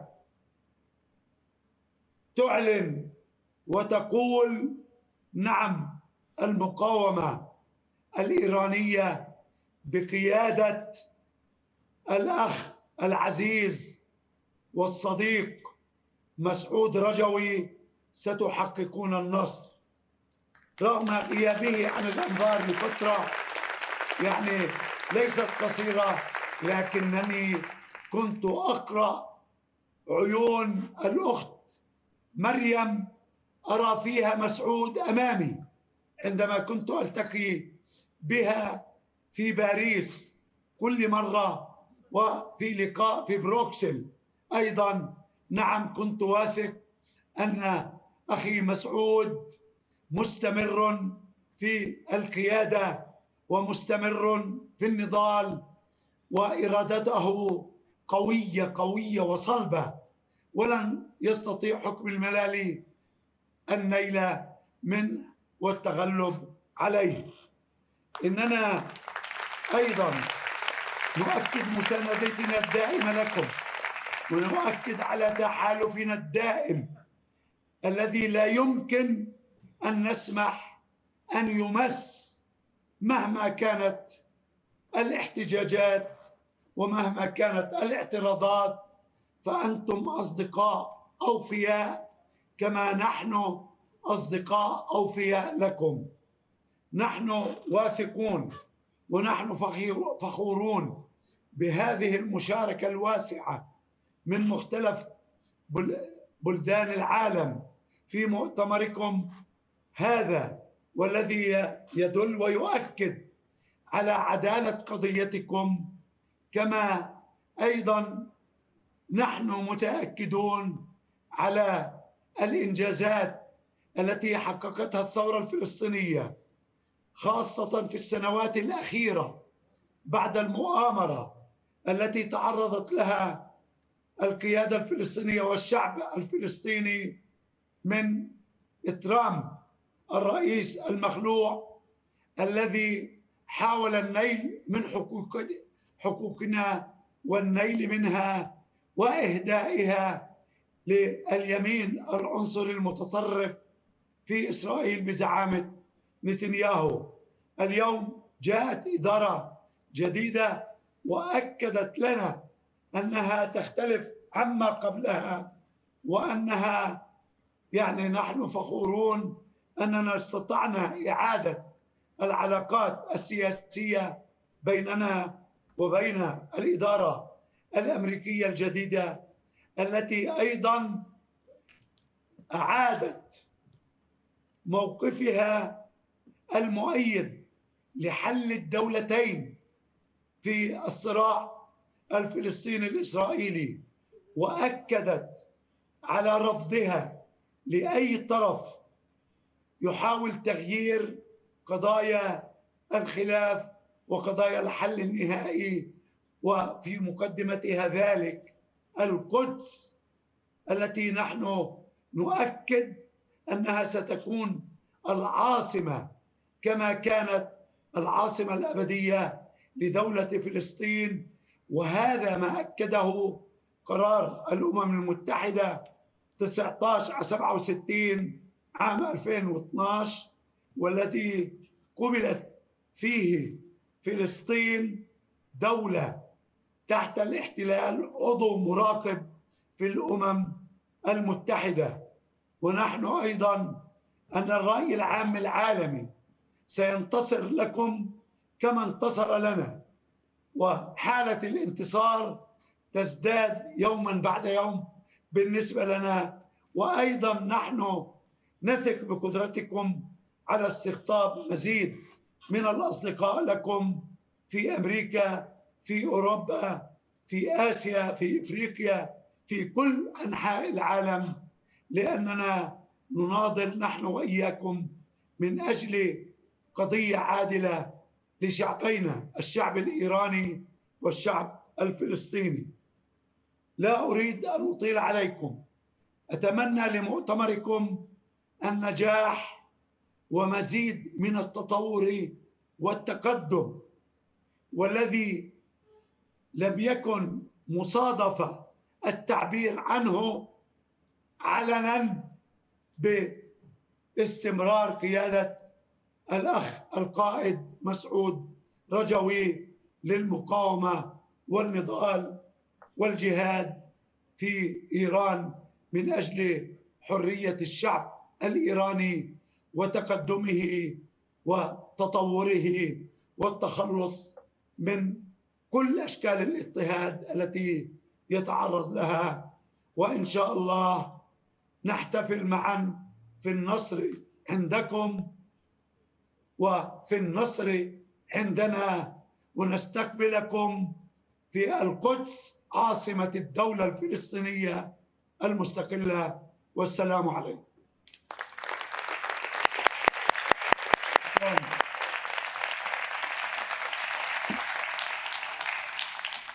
شكرا جزيلا الأخ عزام الأحمد. I salute you and the brave people of Palestine. I am personally happy to see you, and we are honored to have friends like you. People of Palestine have had great loss and deception from the mullah's regime.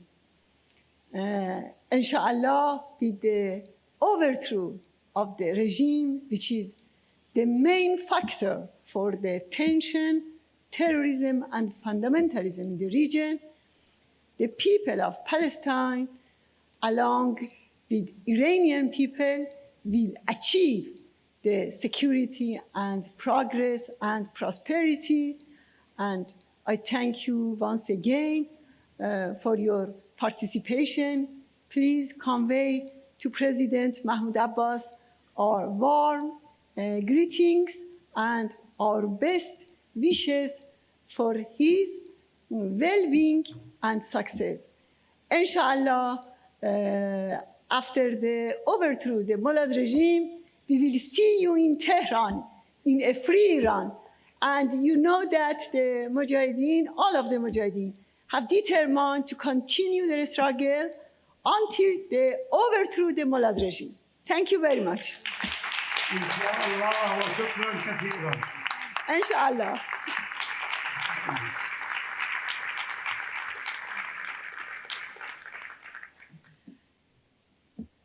And I would like, dear Eddie, if you allow me, I want to say quelques mots for you. Dear Eddie, I would like to thank you especially for the great job that you have done as a master of ceremony in today's event. And thank you so much. Thank you. Thank you for those kind words. Yes, your professional performance and high standard are indeed remarkable. And I'm sure through this, you have been more aware about our resistance and about our struggle. And thank you again, and best wishes for you. Thank you very much. Thank you. Thank you so much for those very kind words, Madame Rajavi. Thank you.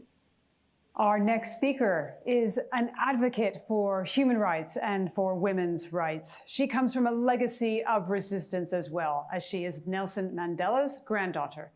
Please join me in welcoming Zamazwazi Dlamini Mandela.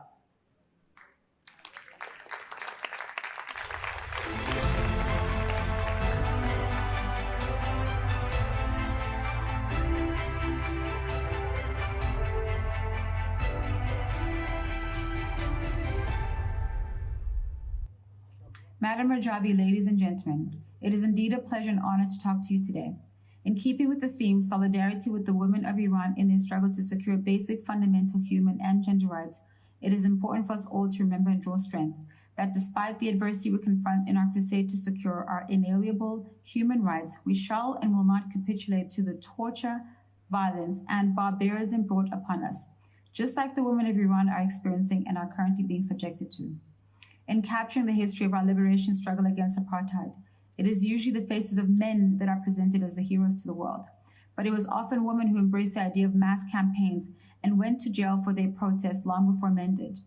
Alongside their men comrades, women endured unimaginable loss, humiliation, detention, interrogation, banning orders, house arrest, and murder in their struggle for dignity, equality, and freedom. Under the current dictatorship in Iran, women are unable to leave their houses without being accompanied, unable to attend school, unable to work unless permitted by their husbands, and were mandated to wear hijabs whenever in public. This is despite Iranian women being at the forefront of the revolution. And a piece done by CBC Radio, Canadian Broadcasting Corporation, in March 2019 titled The Stolen Revolution, Iranian Women of 1979, centered on how the regime had betrayed the women of Iran. Mere weeks after Ayatollah Khomeini took power, Iranian women marched to show their fury at the new regime, which now seemed to be turning against them. The rallying cry, which brought tens of thousands of Iranian women together onto the streets of Tehran on March 8, 1979 was, "We didn't have a revolution to go backwards." The women supporters of the main opposition, the Mujahideen-e-Khalq, who are Muslims but were at the forefront of defending the right women to choose their own attire. Suppression of women in Iran has been institutionalized. The mullahs' Sharia laws have been used to oppress, subjugate, humiliate, abuse, undermine, and strip the women of Iran their dignity, just like apartheid did to the black women of South Africa. The genocide of some 30,000 young men and women who were killed because of their political beliefs against the system. We call upon the international community to condemn and demonize such acts against the many lives lost. They need to support the people of Iran against this brutal regime. That we must acknowledge the brave women and men who have laid their lives at risk against the system. The National Council of Resistance of Iran, led by its president-elect Mrs. Mariam Rajavi, is the Iranian people's opposition to the current regime. It is a 4-decade-old coalition of democratic forces that have persevered against the mullahs' fascism. Mrs. Rajavi advocates a 10-point plan for the future of Iran. This impressive plan affirms the people's sovereignty in a republic founded on universal suffrage and pluralism, supports social, religious, and political freedoms, seeks justice for those massacred and prohibits torture and the death penalty, ensures gender equality, pursues the independence of the judiciary, implores equal opportunities within a free trade market economy, and provides for a non-nuclear Iran as well as the protection of the environment. The regime ruling Iran must be held to account by world governments and the United Nations for its heinous crimes against humanity. Now is time to hold Ibrahim Raisi to account for his role in the 1988 massacre of MBK supporters and other political prisoners. Now is not the time for silence and inaction. We must forge a way forward together and find a collective voice against Iran's regime for the freedom and prosperity of this generation and the next. As my grandmother remarked, there is no longer anything I can fear. There is nothing the government has not done to me. There isn't any pain I haven't known. As the mother of the nation, she showed strength and the invisible spirit to stand against a brutal, racist, and oppressive system.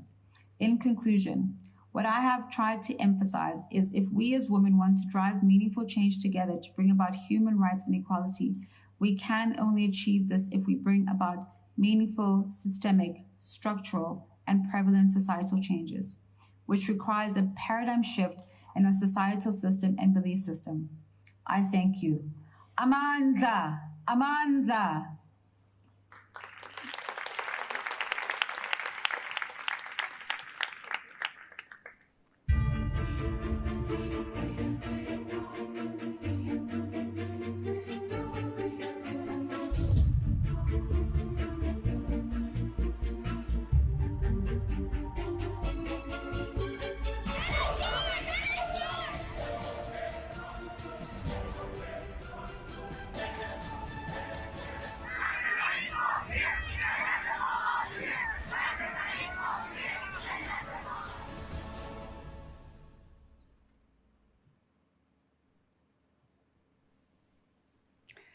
We are going to continue now and keep our focus on gender equality. We are going to hear from a French businesswoman and the founder and chair of the board of Women in Africa, Ms. Aude de Toine.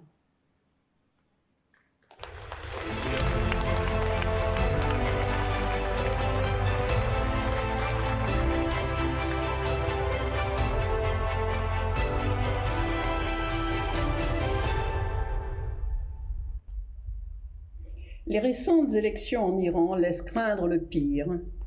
Le pire car dans le passé, le pire a déjà eu lieu avec la même personne. Comment un pays qui a fait disparaître des jeunes filles, des femmes, parfois enceintes, peut-il encore de nos jours, devant le monde entier qui ne réagit pas, élire un président qui viole et ne respecte pas les droits humains? Quand on sait que l'humanité est composée de 50% de femmes et d'hommes, et que l'on veut en faire disparaître cette moitié féminine, comment peut-on diriger un pays? Il est scientifiquement prouvé que les femmes sont moins guerrières, moins agressives, et sont dans le désir de construire un monde apaisé en complémentarité avec les hommes.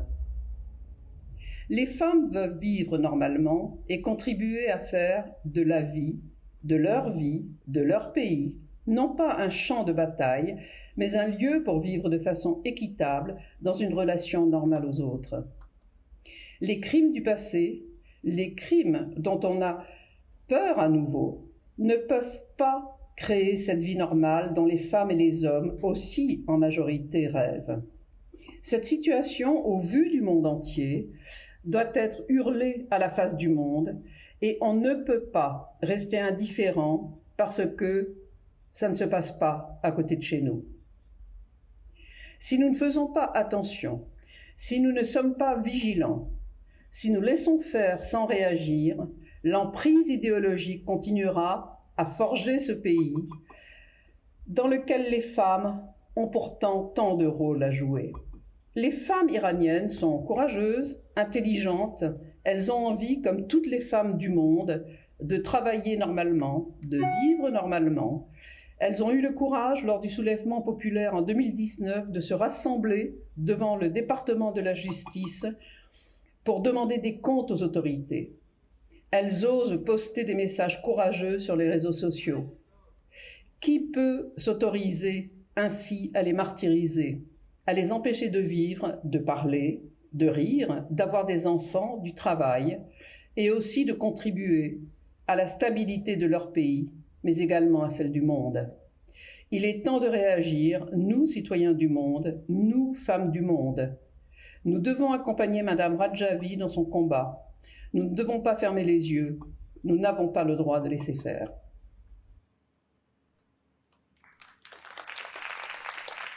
Now, we are going to stay with our theme of women who support the Iranian resistance. I have the honor to ask a prominent Albanian woman to address our conference. Please now welcome Valentina Leskai, former Speaker of the Albanian Parliament and former Labour Minister.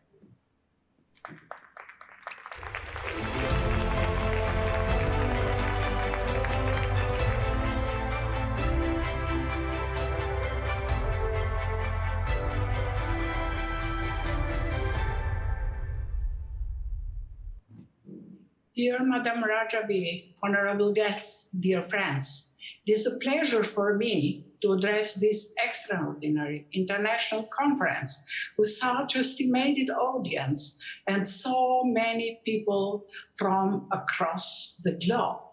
This is a testimony of great support for resistance and the strong commitment of the organizers as PMO leadership. They fight against dictatorship. That is today a danger, not only for Iran, but a serious threat to the international peace and security. When you fight for democracy and human rights, when you fight against such kind of dictatorship, which is a threat for the Iranian people, for the whole region, and beyond it, this is a very important commitment and a human obligation. It is an obligation for all of us here, and I believe for international organizations as well. Iranian regime has shown that they do not change. They don't listen their people who protest in the street. They don't listen international community criticism and sanctions as well. Last presidential elections in Iran have shown the determination of the mullahs regime to continue in the same way, using brutal atrocities and injustice. The new elected president is the first serving president sanctioned by the United States government before entering in the office. He is responsible about executions, imprisoning people, is responsible for deaths of thousands of Iranians, according to the Euronews. Transparency International called for him to be investigated for his involvement in the past and ongoing crimes under international law, including states that exercise universal jurisdiction. This means that they don't listen voices. They continue in this way.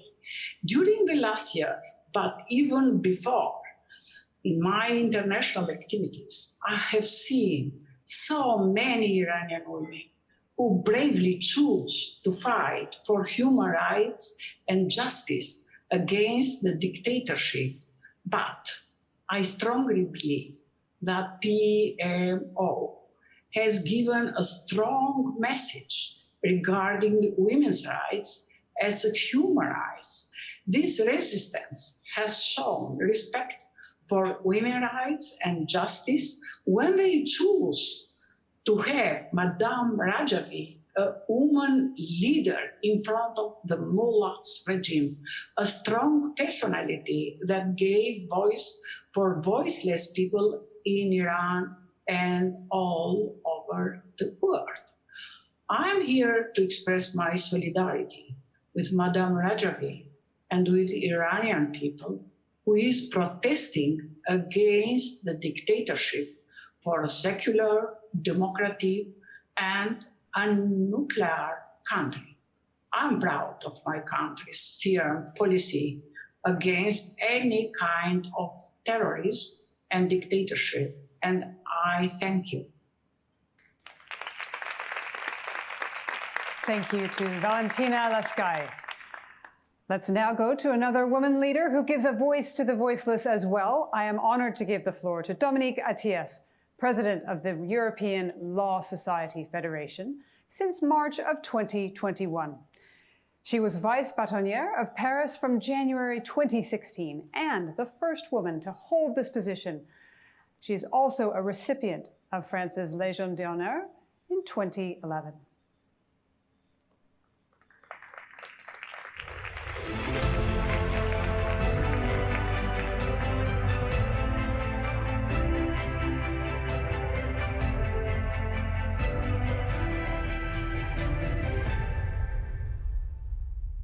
Assassin.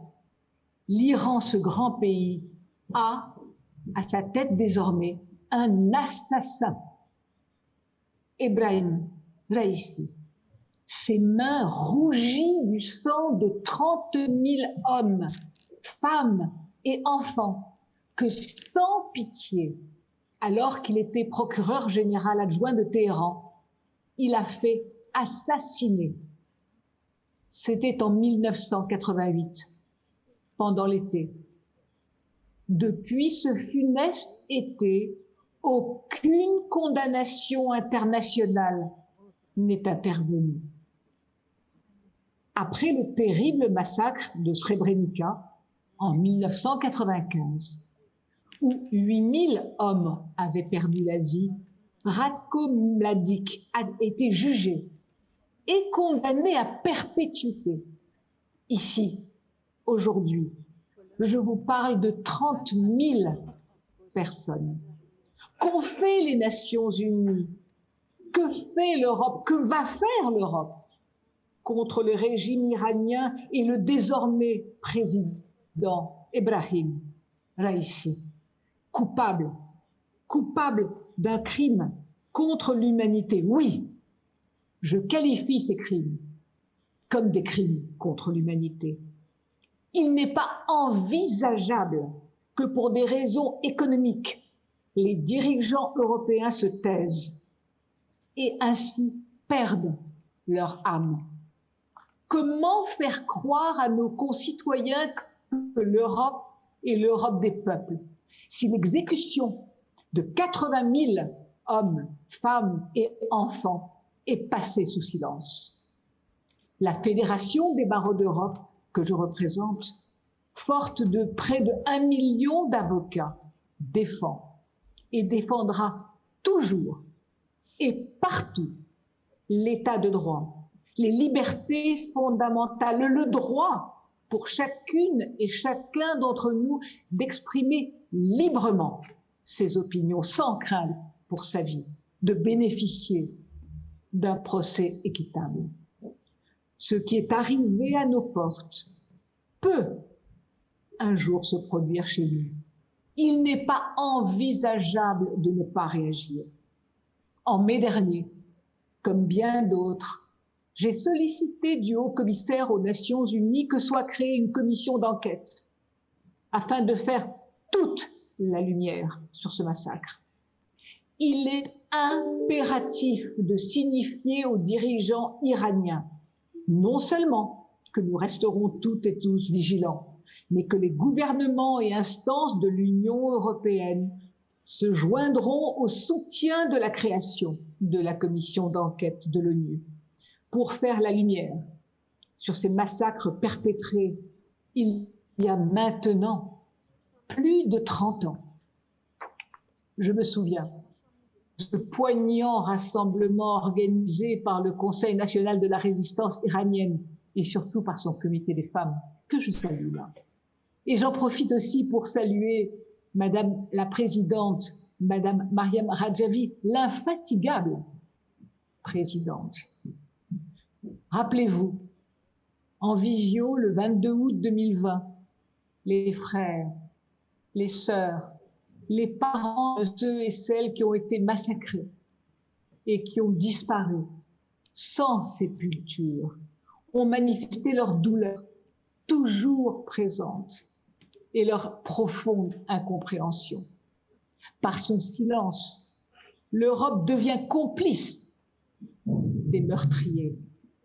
Nous, avocats d'Europe, ne pouvons nous taire et par notre silence, nous devenir également complices.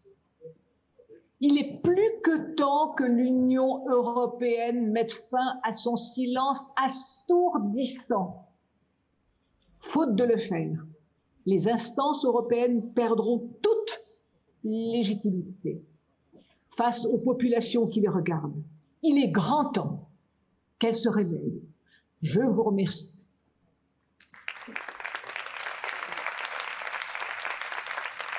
Merci to Dominique Attias. I am now so delighted to announce our next speaker as well, Dr. Ranjana Kumari, Director of the Center for Social Research in India. She's worked as a senior professional at the United Nations and was named among the 100 most influential people in gender policy for 2020.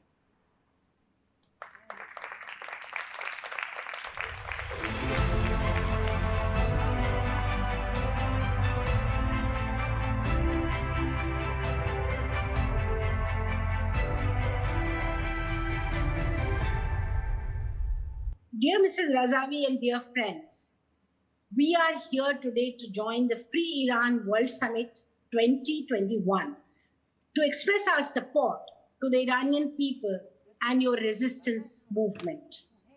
This event comes at a time when there is a new selected mullah's president.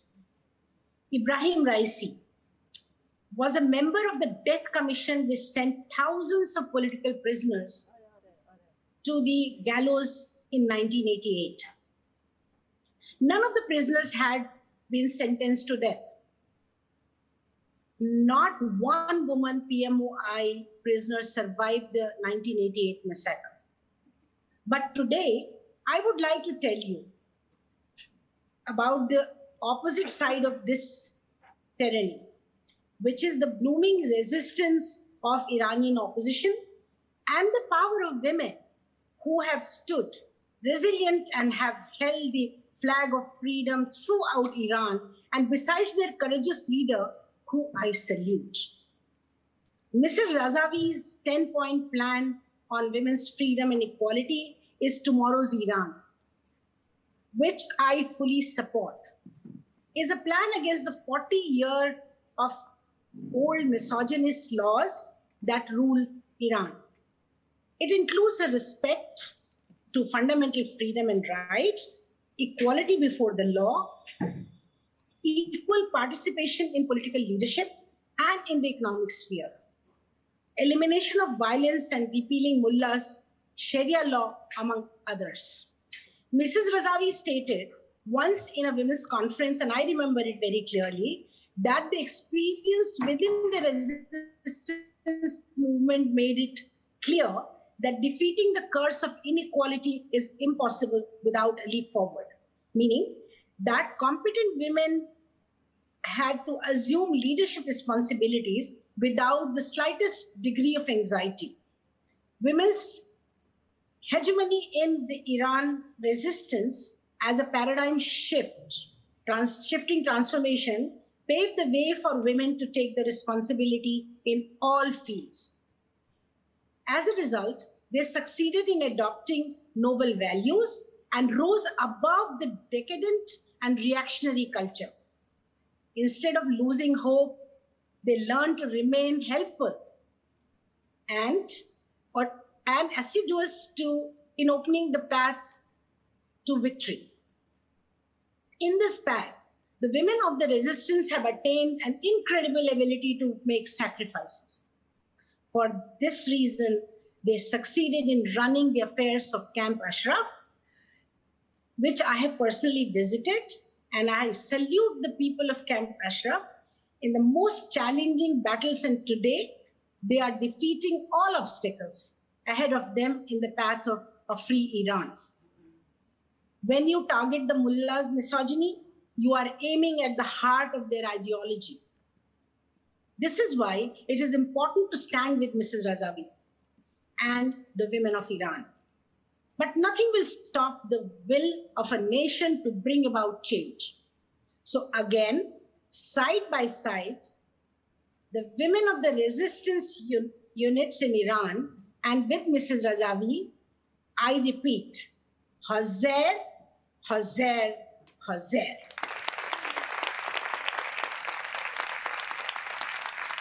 Thank you, Dr. Kumari, for talking about the power of women in the Iranian resistance and how you put it so poetically, the tomorrow of Iran. So now, from India to Argentina, please welcome the Honorary President of Argentina's International Federation of Women in Legal Careers, the jurist Susana Medina.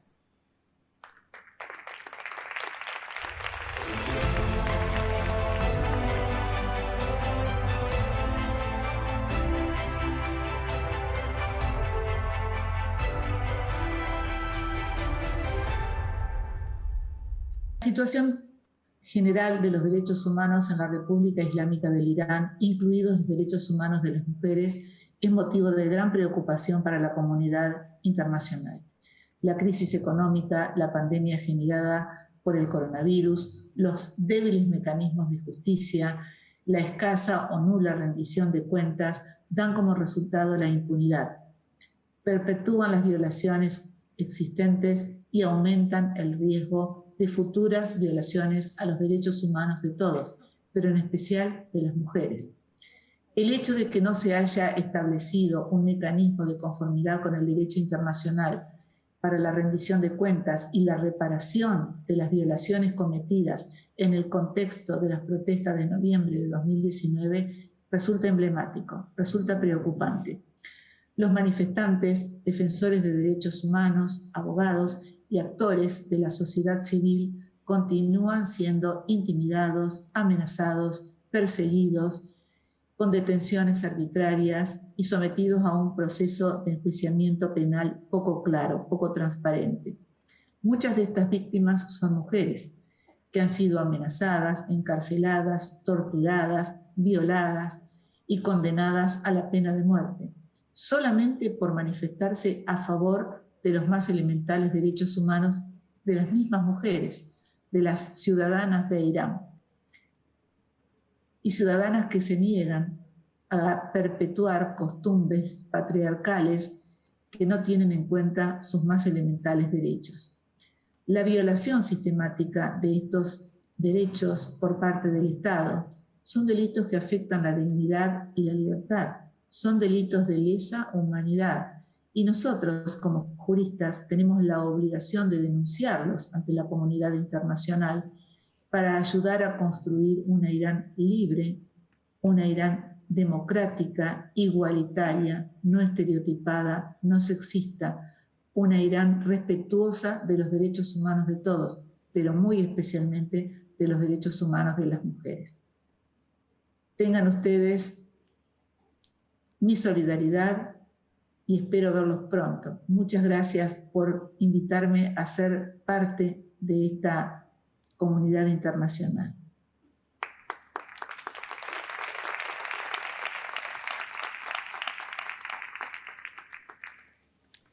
Dear Dlamini Mandela, cher Odotuan, dear Mrs. Leskai, Mrs. Ranja Kumari, Mrs.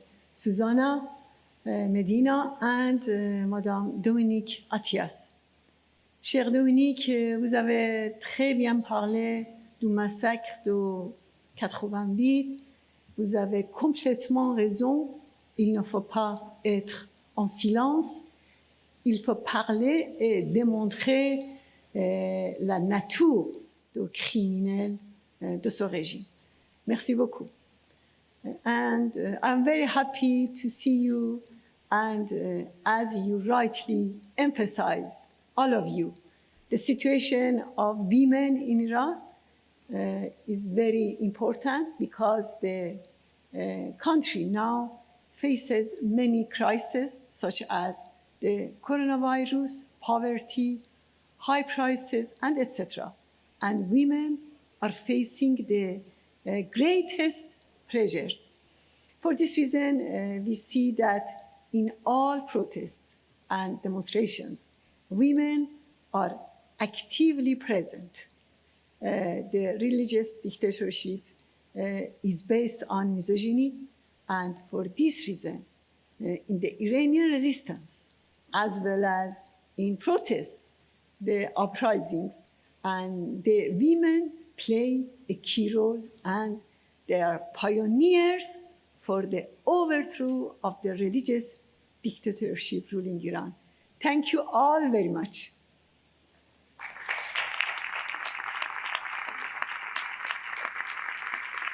So we continue now, and we are honored to have the Swiss delegation with us at the Free Iran World Summit 2021. This next delegation represents 26 MPs and dignitaries of Switzerland who stand with the Iranian people for freedom and for democracy.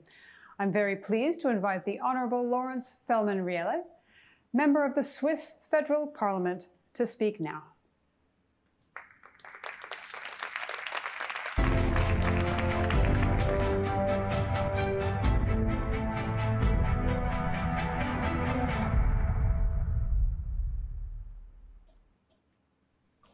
Bonjour, je suis Laurence Fellman-Riele, membre du Parlement suisse, élu du canton de Genève. Aujourd'hui, je souhaite témoigner devant les milliers de personnes qui participent à ce formidable rassemblement.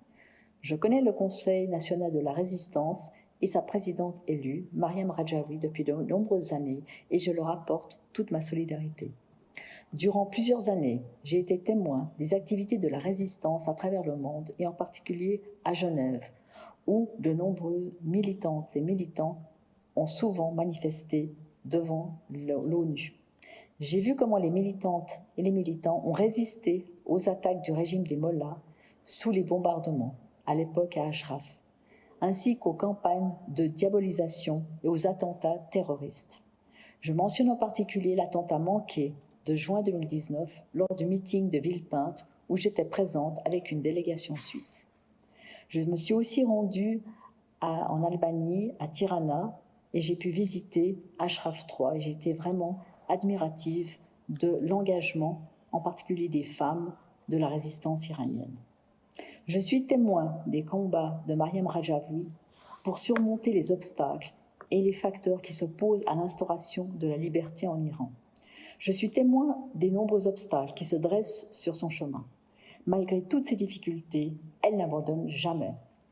Avec le mouvement de résistance, elle travaille avec courage pour réaliser les aspirations des Iraniens à la liberté et à la démocratie. Le régime des mollahs est au pouvoir depuis 42 ans. Il s'est livré à de nombreux crimes au nom de la religion. Une femme a tenu tête à ce pouvoir misogyne et surtout a ouvert la voie à des milliers de femmes pour lutter dans ce sens. C'est une grande leçon pour nous. Le mouvement de la résistance iranienne est devenu une source d'espoir pour les Iraniens de l'intérieur. Les femmes sont très nombreuses dans les unités de résistance. C'est un signe de force et d'espoir. Le plan en 10 points de Mariam Rajavi pour l'avenir de l'Iran mérite notre soutien parce qu'il garantit l'instauration de la démocratie en Iran. Une déclaration récemment signée par des parlementaires suisses comprenait les titres des 10 points de ce plan.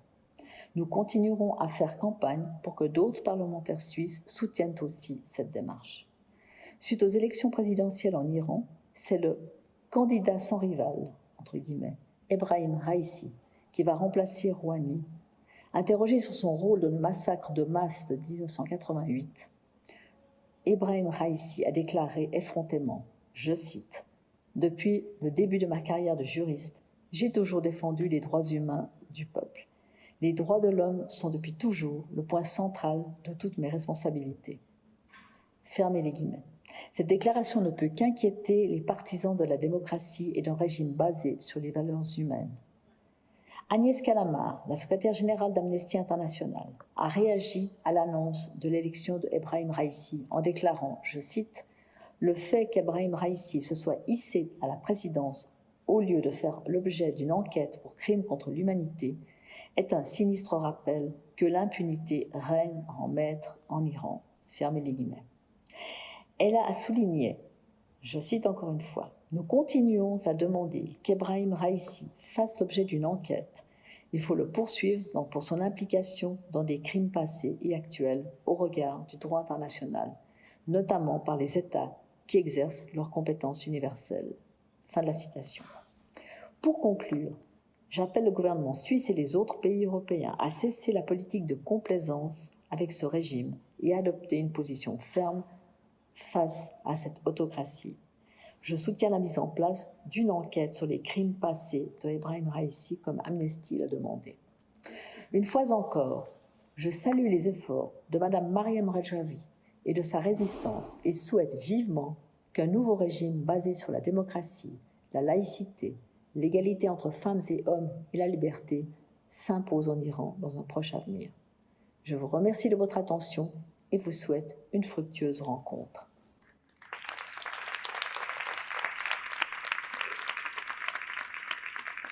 Thank you to the Honourable Lawrence Fellman-Riel.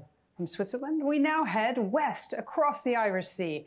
And we are delighted now to have at the Free Iran World Summit the Irish delegation, friends of the NCRI and the Iranian resistance in Iran in Ireland. I'm very honoured to ask the former Irish Minister, Mr. John Perry, to address our conference.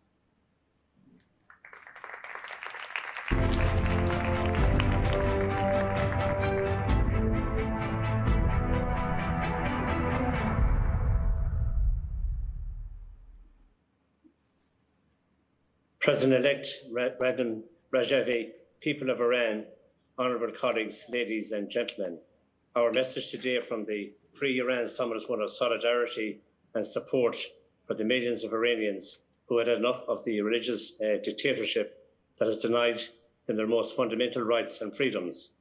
Another important message highlighted during this summit is the urgent matter of justice and accountability. I join the other speakers in support of the Iranian people's demand for justice and call on the Irish government and the EU to use their prominent voice at the UN to demand an independent UN investigation into the 1988 massacre of 30,000 political prisoners in Iran, especially as one of the main perpetrators, Raisi, is set to become president in Iran. Just last week, we saw a new wave of protests across Iran with popular chants of death to Khamenei, death to the dictator in many cities, including Tehran, following continuous power outages in the country. This is another reminder that the regime does not have the best of its people on its agenda, but rather invest billions of dollars from the country's wealth in a clandestine nuclear program, and it is certainly destabilizing activities in the region.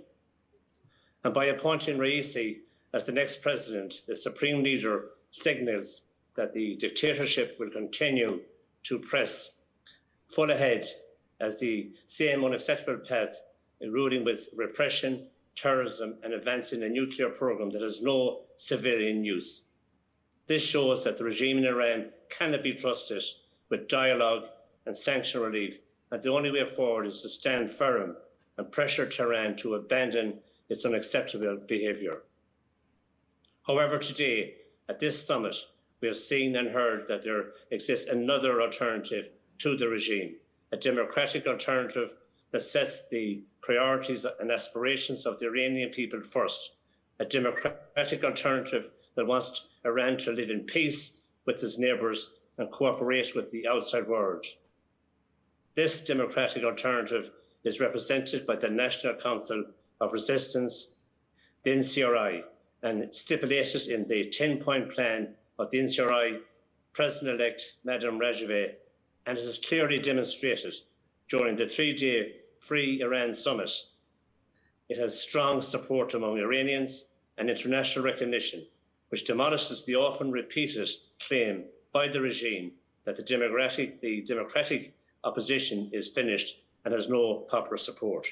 It is now time for the EU and European leaders, including our own leaders, and indeed our own Foreign Minister, Minister Coveney, who currently sits on the UN, to accept this reality and admit that the best way forward is to stand with the Iranian people and the NCRI for a free and democratic Iran. Yes, stand on the side of millions, not the mullahs. I'm delighted to be involved in this very important conference. I really am impressed with the massive array of impressive speakers, and I congratulate everybody involved. Thank you very much indeed.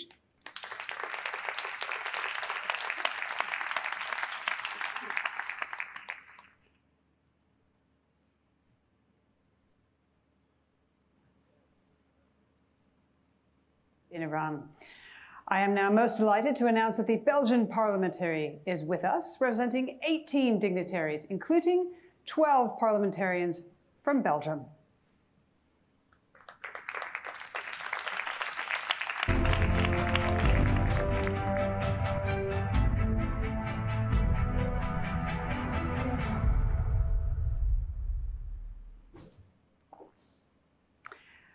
And the next speaker to the Free Iran Global Summit is a member of the Federal Parliament of Belgium, chairwoman of the Foreign Affairs Committee. Please welcome our dear friend, Ms. Els van Hoof. My name is Els van Hoof. I'm a Belgian MP, and I'm also president of the Commission of Foreign Affairs in the Belgian Parliament. Unfortunately, this year I'm not able to attend the Free Iran event physically, but I am very happy I am able to speak with you through this video message to talk about a very important topic, the situation of women's rights in Iran. Iranian women are deprived of more and more of their rights by the country's regime. Discrimination against women is entrenched in Iranian law and practice. And the situation is even worsening during the pandemic. Iran is at the bottom of the Global Gender Gap Index of the World Economic Forum and has even dropped 10 places in 2 years' time. Let's take a look at some worrying numbers. Only 5% of Iranian parliamentarians are women. Only 3 out of 27 million women are employed. Iranian women's income constitutes only 18% of that of men. Women are constantly being discriminated in their daily life. They are being arrested for singing solo in public. A husband can forbid his wife a profession. These are fundamental rights that are violated by an oppressive regime. And it is my deepest hope that change will come. However, with the election of the conservative Ebrahim Raisi, we must not be naive. I think our government in Belgium, as well as the EU, should play a more active role in supporting Iranian people's struggle for their rights. Our relations with Iran must be conditional on improvement of human rights and women's rights. I will keep playing my part by questioning our Foreign Affairs Minister to keep up the pressure. To conclude, I would like to express my support of a declaration in support of freedom and democracy in Iran, and also Maryam Rajavi's 10-point plan. Together, we will continue our common struggle towards justice, human rights, and democracy in Iran. Thank you very much.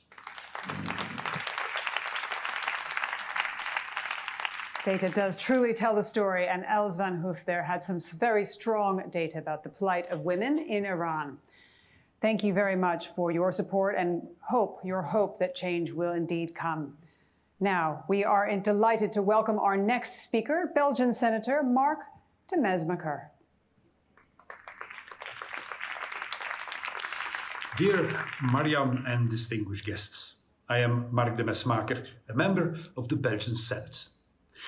Ladies and gentlemen, by boycotting the presidential election nationwide, the Iranian people voted to overthrow the integrity of the mullah's regime, something they have been chanting in national uprisings in recent years, including in November 2019. Less than 10% of the electorate voted in the 18th of June election farce. Those who voted were mainly military, revolutionary guards and their families. Raisi, the executioner of the 1988 massacre of political prisoners, is Khamenei's last card for the regime's survival. Fragile and fearful of the coming uprisings, he has eliminated the rival faction and appointed Ibrahim Raisi as president of the republic. The international community now has no justification whatsoever for dealing and being complacent with a government whose president has committed crimes against humanity. The world must stand firm against the religious fascism ruling Iran and must stand with the Iranian people and their desire to replace tyranny by a democratic government. As Amnesty International has said, the fact that Ibrahim Raisi has been installed as president instead of being prosecuted for crimes against humanity is a tragic demonstration of the international community's failure to address the structural crisis in Iran. The recent presidential election in Iran showed that the leadership, or rather the religious leader, does not care at all about its people or the problems of society. He only wants to intensify repression and counter any demonstration and uprising against his own power, a power that he wants to preserve at all costs. This election has shown how dissatisfied all sections of population are in Iran. We have seen the boycott of the election by all social strata, the mothers of the victims of the repression, especially the protesters killed in November 2019, the workers who have not received their salaries for months, the nurses, the teachers, the farmers, and the workers in the oil and petrochemical sector. The families of the victims of the 1988 massacre still do not know where their loved ones are buried and are looking for justice. When they see that Khamenei is installing as president a man who was a member of the Death Commission and the killer of their children, it can only rekindle their pain. With the goal of a free and democratic Iran, we support Mrs. Rajavi's 10-point plan and call for a change in the European policy of appeasement of the regime in Tehran. By this declaration, we, the Belgian representatives, support the 10-point plan and the Iranian people for freedom and justice.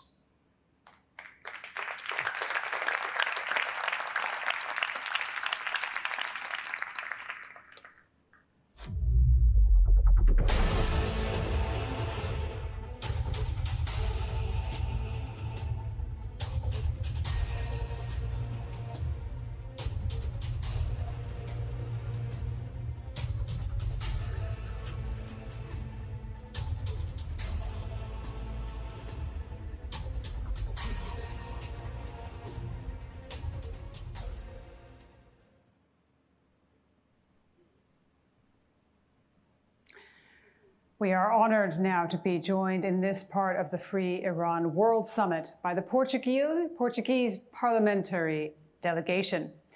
Representing 12 Portuguese dignitaries, including 9 parliamentarians, please now welcome a member of the Portuguese Parliament, the Honourable Luís Leite Ramos.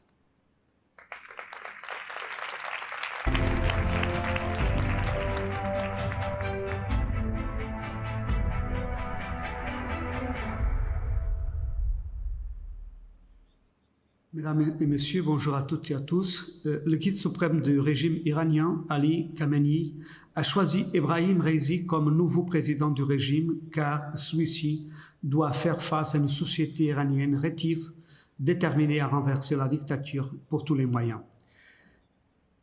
Ebrahim Raisi, membre du comité de la mort, a supervisé l'exécution extrajudiciaire de 30 000 prisonniers politiques. Pour la plupart des membres et des partisans de l'homme mec.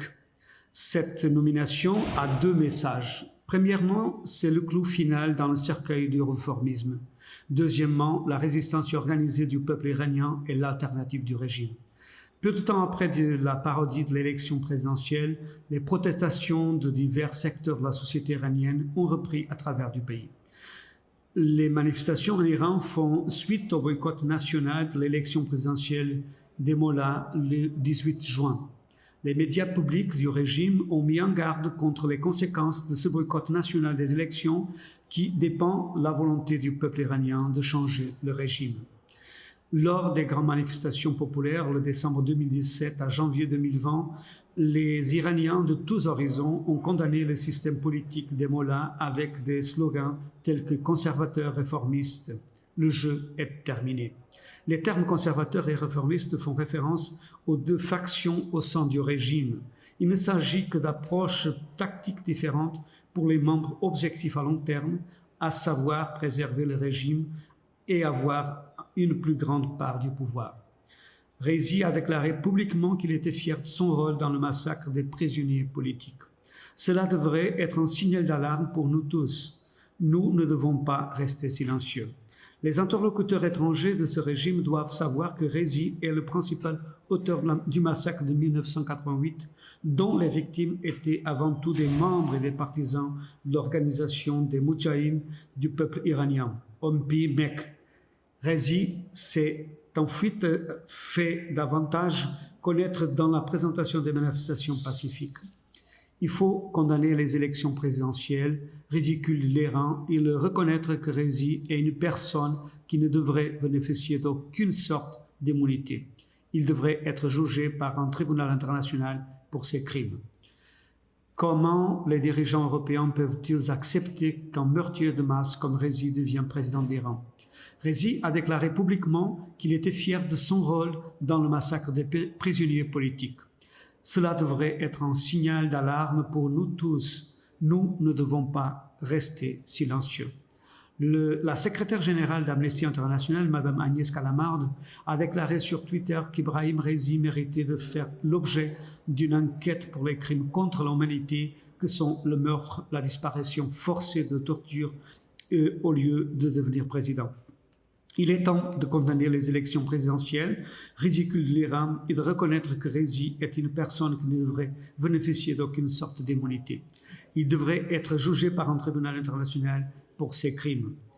Comme les dirigeants européens peuvent-ils accepter qu'un meurtrier de masse comme Rezi devienne président de l'Iran? Face à ce régime et à ce président de la communauté internationale, le Conseil national de la résistance iranienne et sa présidente élue, Mme Rajavi, doivent être reconnus, qui a présenté un plan en 10 points pour un Iran libre et démocratique. Merci pour votre attention. Thank you. This is truly a world summit. From Portugal, we head to North America now. We are honored to have with us the Canadian delegation, representing 15 dignitaries, including 7 parliamentarians, who all support the Iranian resistance and the Iranian people in their path to freedom and democracy.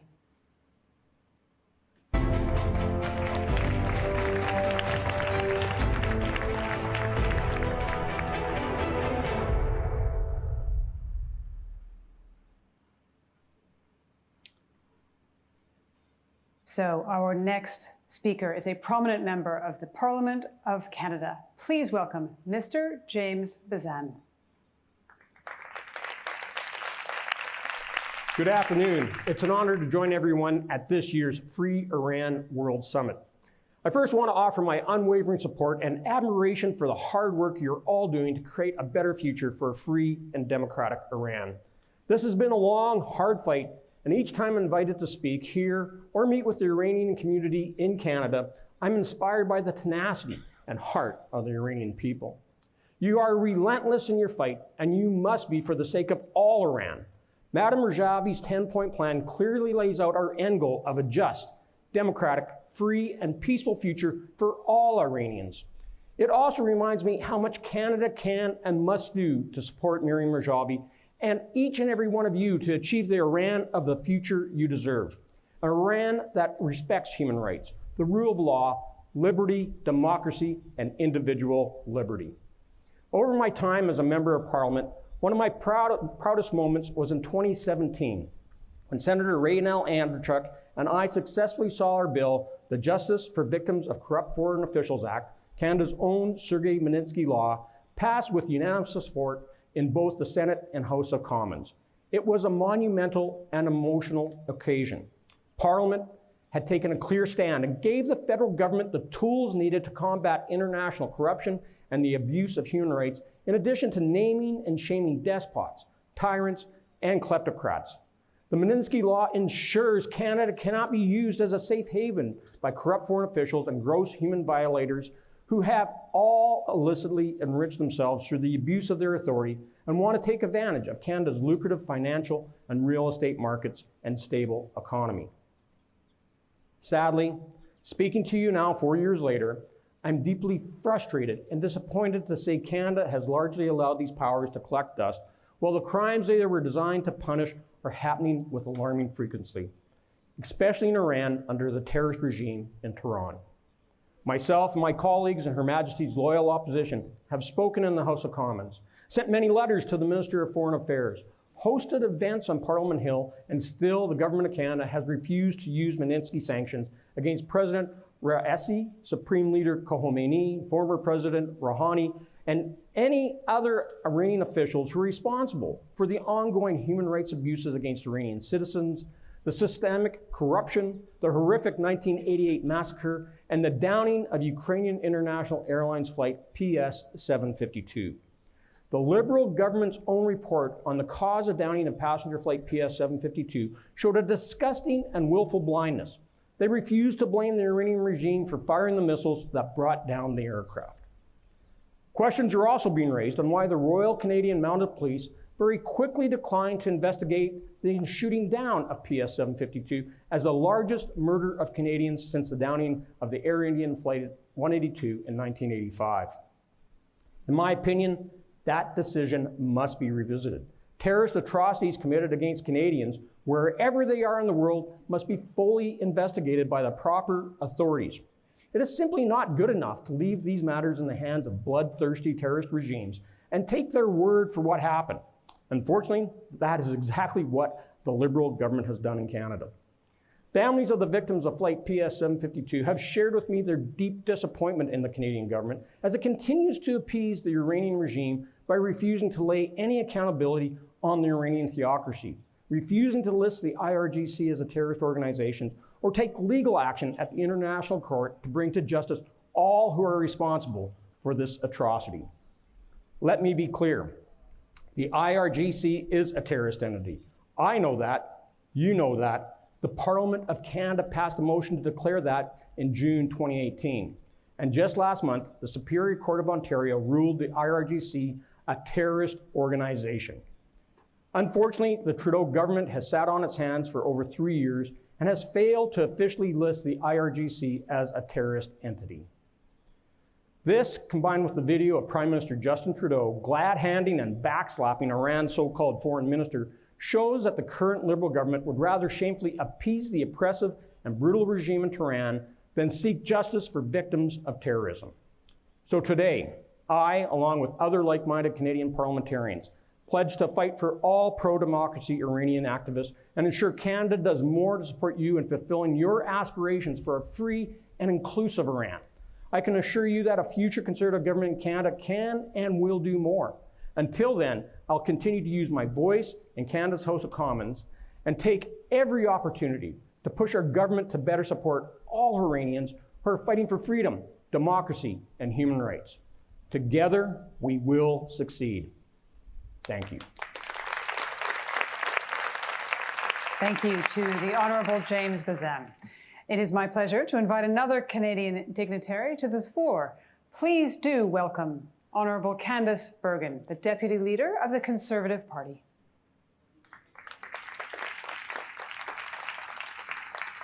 Freedom, democracy, gender equality, the separation of religion and government.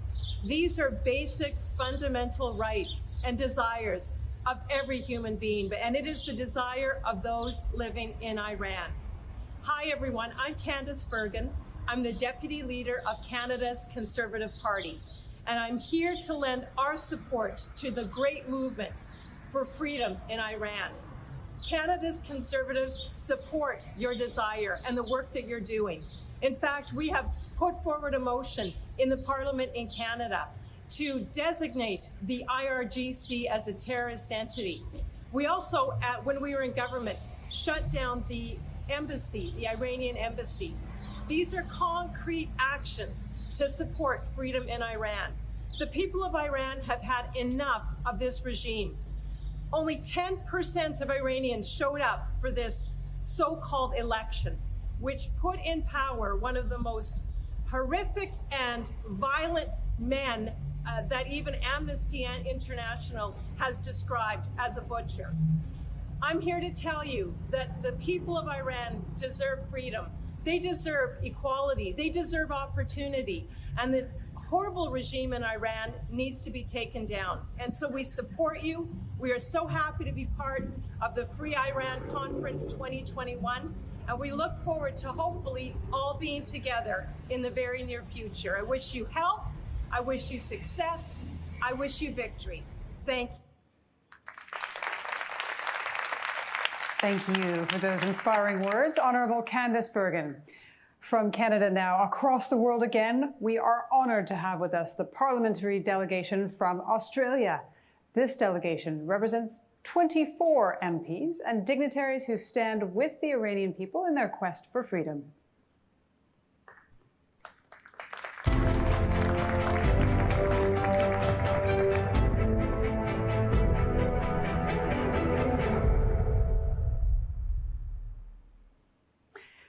And our first speaker from Australia, I'm honoured to invite Erica Betts, the chair of the Foreign Affairs, Defence and Legal Committee in the Federal Parliament of Australia, to speak. Australian parliamentarians stand in solidarity with all those in this online Free Iran World Summit for 2021. We are from the Liberal Party of Australia. My name is Senator Erica Betts, and I'm joined by my colleagues, Senators O'Sullivan and Rennick. We know that we are among many hundreds of other elected members of parliaments from Europe, North America, South America, and the Middle East, all calling for urgent democratic change in Iran, all here to support the people of Iran against a tyrannical, destructive dictatorship. Very little news reaches us through the mainstream media about the internal situation faced by the people of Iran, but we are informed through the consistent and reliable reports reaching us from the National Council of Resistance of Iran. We express our deep concerns about ongoing human rights violations in Iran. Under President Rouhani's administration, 114 Iranian women have been executed. Iran is the #1 executioner of women in the world. The general failure so far of the international community to address the alarming human rights situation has emboldened the dictatorship to escalate their crimes. The conviction of Iranian diplomat and his accomplices in Belgium in February 2021 on charges of trying to bomb the annual gathering of the National Council of Resistance of Iran in Paris demonstrated that Tehran's foreign ministry is just as involved in terrorism as is the regime's Ministry of Intelligence and Security. This is a cause of deep concern to us. We know that the prolonged wars in Syria, Yemen and Iraq are driven by Iran's own armed forces and proxy militias. It is so long overdue that this torture of the peoples of the region should end. We voice our strong concerns and urge united action by the international community to curb Iran's nuclear weapons and ballistic missile programs.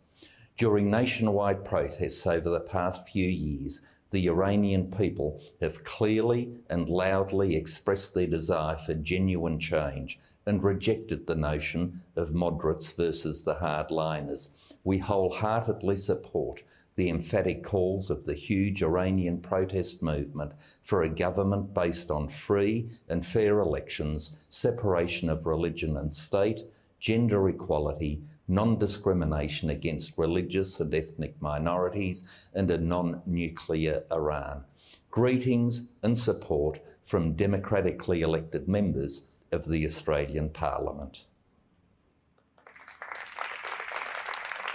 And now, from another political party in Australia, please help me welcome Rob Mitchell, Senior MP, Vice President of the Federal Parliament, Deputy Speaker of the Labor Party. My name is Rob Mitchell, MP from Melbourne, Australia. I'm a member of the Australian House of Representatives. I support the Free Iran World Summit 2021. I believe that all people should have the right to choose their government, not one forced upon them. And I want to see an Iran that celebrates the rights of children, the rights of women, and the rights of workers. Iran should be a free and democratic country. In the last election, the Iranian people showed very clearly they are after a regime change for a glorious future. People should have the right to free elections, the right to freely express their views and to be heard by their government. It is in our national interest to support an international regional security with a peaceful, non-nuclear, terrorism-free Iran. I want to see an Iran where there is a freedom of religion, peace and friendship in the region. Iran must support the Universal Declaration of Human Rights. We support the Maryam Rajavi 10-point plan for a free and democratic Iran. I am pleased to give encouragement to the proud and brave Iranians who are not only dreaming of an Iran where the full and equal rights of people are respected, but are willing to work towards it in a peaceful way. We believe Australia should be forthright and honest about human rights violations in Iran. Salom ba kanun shireshi. At this point in the Free Iran World Summit, I am most honored to invite the representatives of the In Search for Justice Committee to take the floor. As you know, ISJ has been a vocal voice for a firm policy towards the regime in Iran, and all three of the speakers who will address us have been strong supporters.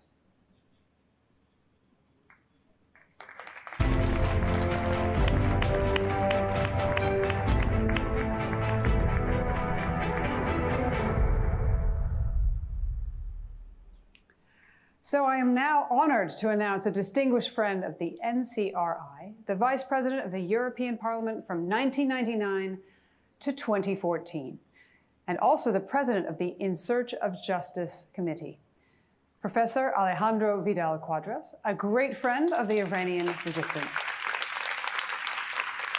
Treasury, distinguished guests, this year, the annual Global Free Iran Summit is being held under remarkably different circumstances than past years, particularly because a mass murderer is about to take office as head of state in Iran. The International Committee in Search of Justice, of which I have the honor to be the president, has backed this summit for many years, and we are very proud of it. I would like to express the ISJ gratitude to all the distinguished speakers from all over the world for their valuable support for the Iranian people and their resistance on day one and day two of this event. And I'm sure there will be more of them tomorrow. I do not intend to repeat what already our guests have said. As ISJ Search of Justice International Committee President, I would like to share with you is our conclusion from this unique and eloquent event. And this conclusion is the following. There remains no excuse for tolerating and appeasing the evil regime of Iran anymore. Determination of the National Council of Resistance of Iran and its leader for a free Iran, as we have all heard from Mrs. Rajavi's speech in this event, leaves no doubt that Iranian people are resolute to change this regime. Also, we have heard clear messages from inside Iran by those who are risking their lives to reach out to express their desire for a regime change.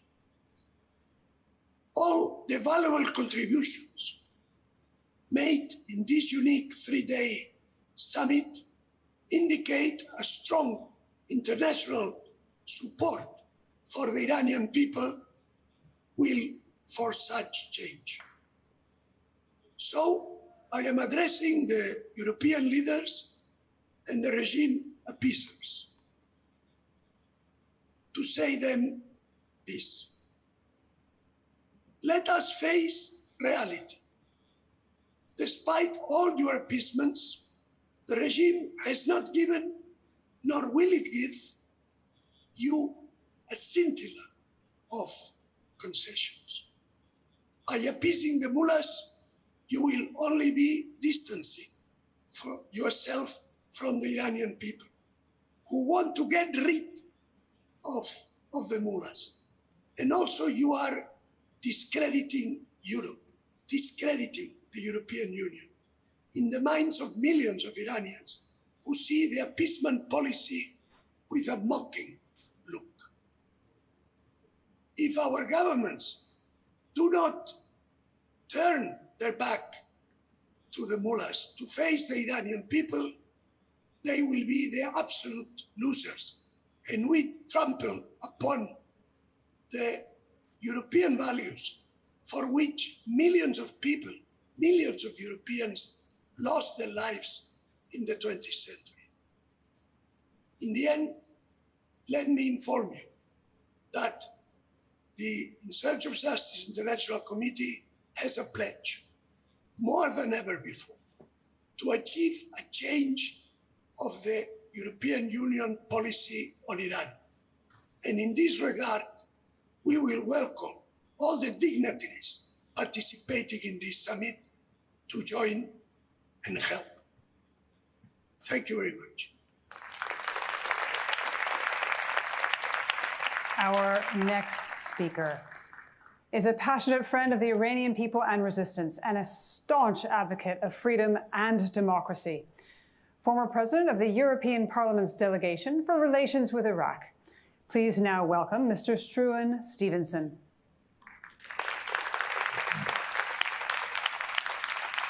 Ebrahim Raisi, the president-elect of Iran following his sham election, is due to take up his office in August.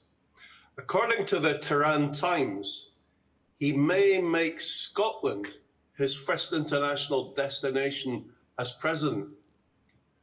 Raisi has apparently been invited to attend the COP26 UN Climate Change Conference in Glasgow from 31st October to 12th November this year. The talks will bring together heads of state, climate experts, and campaigners to agree coordinated action to tackle climate change. 200 world leaders and more than 30,000 delegates are expected to attend. But as we all know, Raisi is on the US sanctions list for serial human rights violations. He is a murderer and a perpetrator of genocide who was openly boasted of his role as a member of the Death Commission, which oversaw the massacre of more than 30,000 political prisoners in the summer of 1988. Most of those executed, including many teenagers and even pregnant women, were supporters of the main opposition, Mujahideen-e-Khalq, the MEK. Raisi was, until his elevation to the presidency, chief of Iran's judiciary, where he was able to indulge his expertise as a mass executioner. He has directed the hanging of 251 people in 2019, 267 people in 2020, and scores of executions so far in 2021. According to eyewitness survivors, Raisi often supervised the torture of men and women and then personally attended their execution. Agnes Callamard, the Secretary General of Amnesty International, has called for Raisi to be investigated for crimes against humanity and for his involvement in murder, enforced disappearance, and torture. Now, I want to make it clear today that Raisi is not welcome in Scotland. The Scottish people do not like mass murderers. I call on the UK government, who are hosting the summit, and the Scottish government to ban Raisi's entry to the UK. He is a pariah president of a pariah state, and he should be treated as such. The last mass murderer who came to Scotland was Hitler's deputy, Rudolf Hess. He flew to Scotland in 1941 and was immediately arrested and spent the rest of his life in prison. Raisi should take note. He will be held accountable for his crimes. There can be no impunity for mass murder and genocide.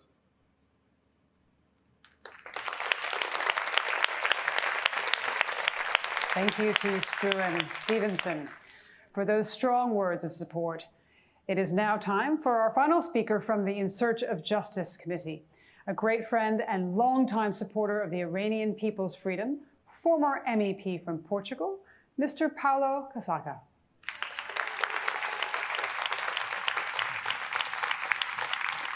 On June the 18th, the Mullah regime staged the open farce of the nomination of the staunchest follower of the religious supreme leader as elected president of Iran.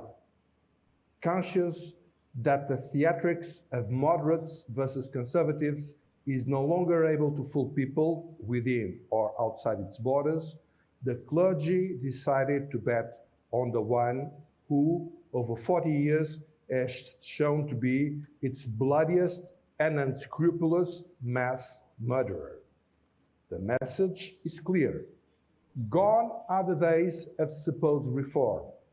The regime intends to openly continue the plunder and mismanagement of the country, to fuel the terrorist and expansionist apparatus, and to repress, imprison, and assassinate in order to keep the privileges of the ruling class. The mullah are, however, underestimating Iranian society rage against their misrule. Immediately after the sham elections, workers of the petrol industry have multiplied strikes. The population demonstrates against the lack of electricity supply. Lawyers defy the regime rules to silence their capacity to defend citizens. The Iranian population massively ignored the sham presidential election and is conscious that the regime is completely unable to reform itself and that popular aspirations can only be achieved by a free, secular, and democratic regime, not guided by the mullah fanatic plan to subvert the world, but by the will to improve its living conditions. The democratic world should recognize the Iranian people's right to full self-determination and to choose freely and democratically its government. This is the only way to satisfy the aspirations of the people, to free the nations of the region from the terrorist and expansionist reach of the Islamic Revolutionary Guards, and for the free world to gain a committed and reliable partner. Our duty is to stop appeasing the fanatic, terrorist, expansionist Iranian clergy and to stand with the Iranian people.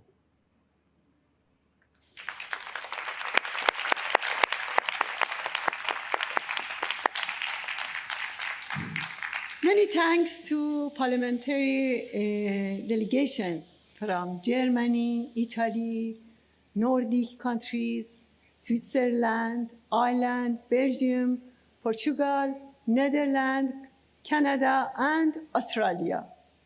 Many thanks for their participation in this summit. I would like to especially thank dear friends of our resistance, Dr. Alejo Vidal-Quadras, Struan Stevenson, and Paulo Casaca.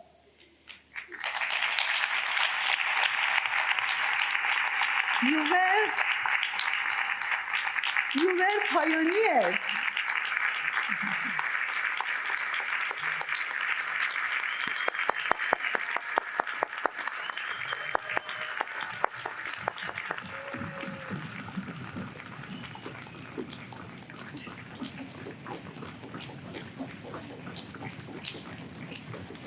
You were pioneers of the right policy who stood with the Iranian resistance. You had a significant role in progress of this movement, and we will continue side by side for the final phase for religious dictatorship ruling Iran. Thank you very much. Thank you all.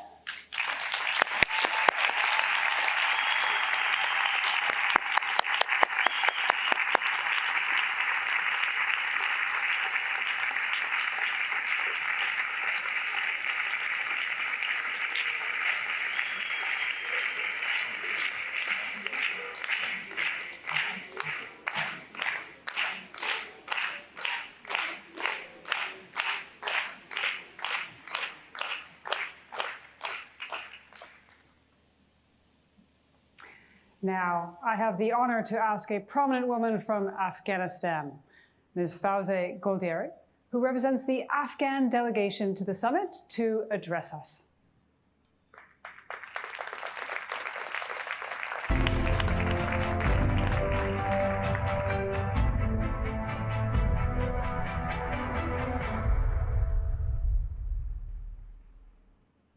بسم الله الرحمن الرحیم. خانم مریم رجوی رهبر اپوزیسیون ایران، حضار محترم، برای من افتخار بزرگی است که به نمایندگی از مردم افغانستان و بخصوص زنان مبارز افغانستان در کنفرانس سالیانه مقاومت ایران اشتراک میکنم.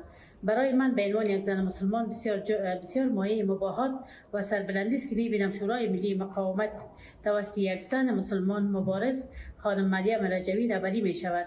جنبشی که جایگاه زنان در آن آنقدر برجسته است که در هیچ کشور مسلمان و هیچ جنبش مبارز دیگری در جهان پیدا نمی شود.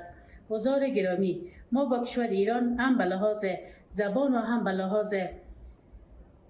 لحاظ دینی پیوندهای ریشه‌دار و عمیقی داریم که بنابراین به خوبی میتوان فهمید که دردها و رنجها و همچنین آرمان و آرزوهای هر دو ملت ایران و افغانستان یکیست. کشور من افغانستان سالهاست که از بنیادگرایی مذهبی رنج میبرد، همان گونه که شما میدانید زن ستیزی مهمترین و اولین ویژگی بنیادگرایی مذهبی است. زنان افغانستان و همه مردم افغانستان سالهاست که قربانیان این ستمگری و ارتجاع بنیادگرایی بوده، همان گونه که زنان ایران از در زن ستیزی رژیم آخوندی ایران رنج میبرند و هزاران خواهر ایرانی ما به خاطر آزادی و عدالت به شهادت رسیدند. اهدافی را که شما در مقاومت ایران برای آزادی و عدالت دنبال میکنید در واقع همان اهداف و آرمان‌های مردم افغانستان و بخصوص زنان افغانستان است. دخالت‌های کشور ایران در کشور من افغانستان مشروط و معلومدار است. ایجاد فتنه مذهبی بین شیعه و سنی و مسلح کردن گروه‌های تروریستی برای پیشبرد طرح‌های تروریستی همکار با کشور پاکستان هم قدم و هم نظر است. حضار گرامی، از فرصت استفاده کرده حمایت خود را از خانم رجوی و برنامه‌های دماده‌ای ایشان که منشور آزادی و عدالت و برابری میباشد اعلان میکنم که همه این برنامه‌ها آرزوهای ما مردم افغانستان و خصوص زنان افغانستان است. خانم مریم رجوی، ما زنان افغانستان از شما حمایت میکنیم. مبارزه شما بر حق است. دنیای جل و بردگی و زن ستیزی پایان می‌یابد. پیروز و سربلند باشید.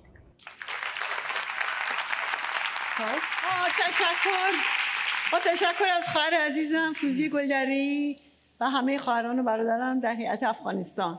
امیدوارم که در رنج‌های ملت افغانستان هرچه سریعتر به پایان برسه و تروریسم و بنیادگرایی که به اسم دین دست به سرکوب و نقض حقوق مردم به ویژه زنان میزنه با تلاش‌های زنانی مثل شما شکست بخوره و ملت شریف افغانستان هم به صلح و آزادی و دموکراسی و پیشرفت دست پیدا کنه. شما می‌دونید که آخوندهای حاکم بر ایران همواره مشغول دخالت و جنگ افروزی در افغانستان بودند.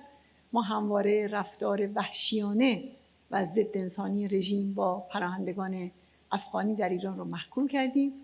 مردم ایران مخالف این جنایت‌ها هستند و انشاءالله که با سرنگونی رژیم آخوندی مردم افغانستان هم به صلح و امنیت و پیشرفت دست پیدا کنن. با تشکر از شما.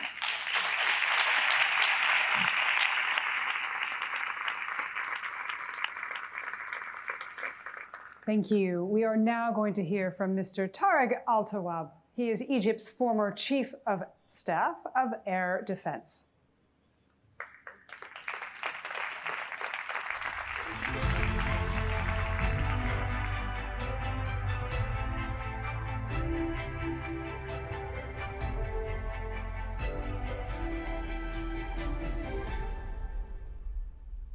بسم الله الرحمن الرحيم. الوزير اللواء كان حق طارق مهدي محافظ الإسكندرية والبحر الأحمر والوادي سابقا، وقائد أعمال وزير سابقا، وضابط قوات مسلحة رئيس أركان دفاع جوي. الحقيقة بيحكمنا كلنا في هذا العالم فكرة الحفاظ على الإنسانية والحفاظ على البشر وبقائهم على الحياة واستمتاعهم وسعادتهم. وفي هذا الإطار أي جهود بترشد أي تصرفات فيها تطرف وفيها إرهاب وفيها تعدي على حقوق البشر بيجي لها التأييد. النهارده في جهود بتبذل لإدخال دولة إيران في المنظومة الدولية، سواء من كافة أنواع المفاوضات اللي احنا بنتكلم عليها في جنيف، في الاتفاق النووي، في دعم مثلث شيعي. الحقيقة كل ده بيسبب نوع من القلاقل التي تؤثر على الجميع بما في مصر.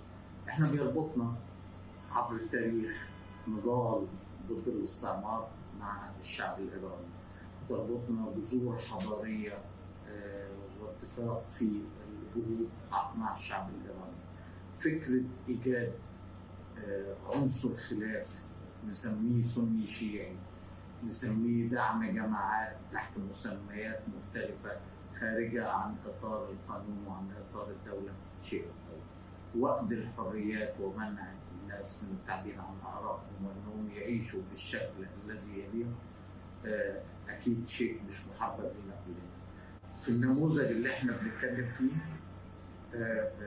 أكيد في معارضة إيرانية. أي حاجة في الدنيا فيها الناس بتفكر بالنسبة لها يمين والناس بتفكر شمال، لا هم معادين ولا هم أعداء الوطن ولا هم ضد استمرارية الحياة، لا ده هم بيكملوا الصورة، فلازم نتعامل معهم. الدعوة كالآتي، الدعوة خلينا ما ندعمش جماعات خارج سياق القانون وخارج، ما تخليناش نمنع الناس من انهم يعبروا عن رأيهم، ما تخليناش نعمل في مناطقنا اللي هي اوريدي مناطق ملتهبة بالنزاعات الحدودية والنزاعات الحياتية والنزاعات البترولية، نزاعات أخرى جديدة. ده مش مطلوب. أنا بدعم ده لصالح مصر زي ما بدعمه لصالح إيران، لصالح مصر إن إحنا نبقى في منطقة مستقرة نقلل فيها المشاكل والدعوات لإيجاد مشاكل إرهاب وتطرف من صناعتنا إحنا. يكفي ما يصنعه المعوضين والعقول اللي فيها نوع من التطرف، إحنا ما ينفعش ندعمها كده. كل التحية لكل واحد باحث عن بكرة أفضل لأولاده وأحفاده في إيران، في العالم كله. مطلوب إن احنا نأيده عشاني وعشانك وعشان كل الناس تعيش بشكل يليق بيها. عدم زرع بذور الفتنة، زراعة الأمل، دعم الاعتدال هو الهدف من هذا. تحية لكل رأي باحث عن وطنه بما يحمله من خير ومن بكرة اللي هو يصلح للأجيال القادمة.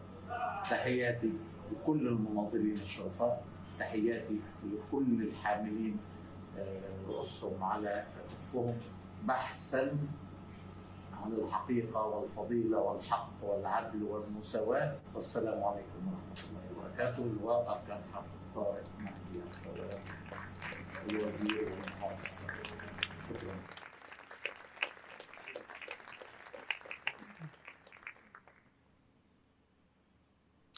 Now, we are going to hear from delegations of various Arab nations who are all bearing the brunt of religious dictatorship in Iran. It is with pleasure that I would like to present to you Mr. Iham al-Samarrai, former Minister of Electricity of Iraq. Please do give him a very warm welcome.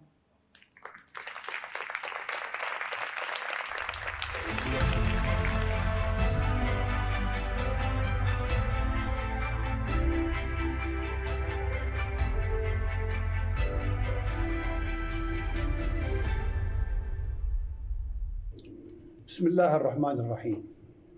السلام عليكم أخوتي وأخواتي في المقاومة الإيرانية البطلة. السلام عليكم في مؤتمركم السنوي، ونتمنى لكم فيه كل النجاح والتوفيق.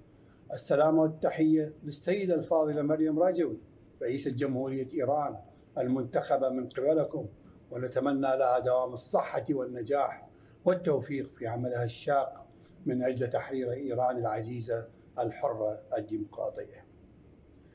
أيها الأبطال الأعزاء، تأتي مشاركتي في مؤتمر التضامن مع مجاهدي خلق والمقاومة الإيرانية انطلاقا من العلاقات التاريخية العميقة بين الشعبين والبلدين العراق وإيران. الشعب العراقي تحت راية المقاومة الوطنية العراقية، والشعب الإيراني تحت راية المقاومة الإيرانية المنظمة، ووقوفهما جنبا إلى جنب في خندق واحد ضد الاستبداد الديني لولاية الفقيه الحاكمة في إيران وتياراته وميليشياته وأحزابه العميلة في العراق. كلانا نناضل من موقعه للإطاحة بنظام الملالي الحاكم الذي يتجلى الآن في الشوارع والمدن في كلا البلدين، بدءا من تمزيق صور المجرمين قاسم سليماني وخامنئي وخميني وحرقها، إلى التظاهرات الكبرى التي بدأت في 2009 في إيران للتصحيح ظاهرها وللتغيير الشامل جوهرها. تبعتها اعتصامات وثورة المناطق الغربية في 2013 في العراق، وانتهت بمهزلة داعش المدعومة من نظام خامنئي، والتي بسببها تم استباحة 5 محافظات عراقية وتدميرها وقتل شبابها وتهجير أهلها، والتي فقدت محافظة الموصل وحدها 47,000 شهيدا دفنوا تحت أنقاض المدينة القديمة نتيجة القصف العشوائي لمجرمين خامنئي في العراق. ألحقتها ثورة الشعب الإيراني في 2017 تحت شعار لا للغلاء، وانتهت بشعارات إسقاط النظام خامنئي، وبعدها تبعتها ثورة تشرين 2019 من العراقيين في المحافظات الجنوبية العراقية ضد تدخل النظام الإيراني الملاوي في سياسة العراق الداخلية من خلال عصاباته ميليشيات العار العراقية، وقتل أكثر من 1000 متظاهر وجرح أكثر من 27,000 متظاهر وعشرات الآلاف من المجنونين والمغيبين. ثورات الشعبين سوف لا تنتهي، وتضحيات أعضاء مجاهدين خلق في إيران لا تتوقف حتى النصر أو الشهادة، وبعون الله سيكون النصر من حليف الشعبين هذه السنة لننهي سلطة التخلف والعار في كلا البلدين. ولن تنسوا علاقة العراقيين مع مجاهدي خلق عندما دعم 5,210,000,000 مواطن عراقي مجاهدي خلق عام 2007، وكذلك دعم أكثر من 3 ملايين عراقي من المدن الشيعية الواقعة جنوب العراق، ومشاركتهم وتضامنهم المستمر مع منظمة مجاهدي خلق في تجمعاتهم الكبيرة التي لا تنسى في مدينة أشرف بمحافظة ديالى. وبناء عليه يعتبر دعم البديل الديمقراطي المتمثل في المجلس الوطني للمقاومة الإيرانية بقيادة السيدة رجوي وميثاقها 10 بنود من أجل مستقبل إيران تحقيقا للمثل العليا لثورة الشعب العراقي. ومن هذا المنطلق يقف الشعب العراقي الثائر إلى جانبكم كتف بكتف وعلى قلب رجل واحد، والله دائما معنا والسلام عليكم ورحمة الله وبركاته. Thank you, Mr. Al-Samarad. I'm now most honored to ask Senator Khadija Azumi of Morocco to address our conference.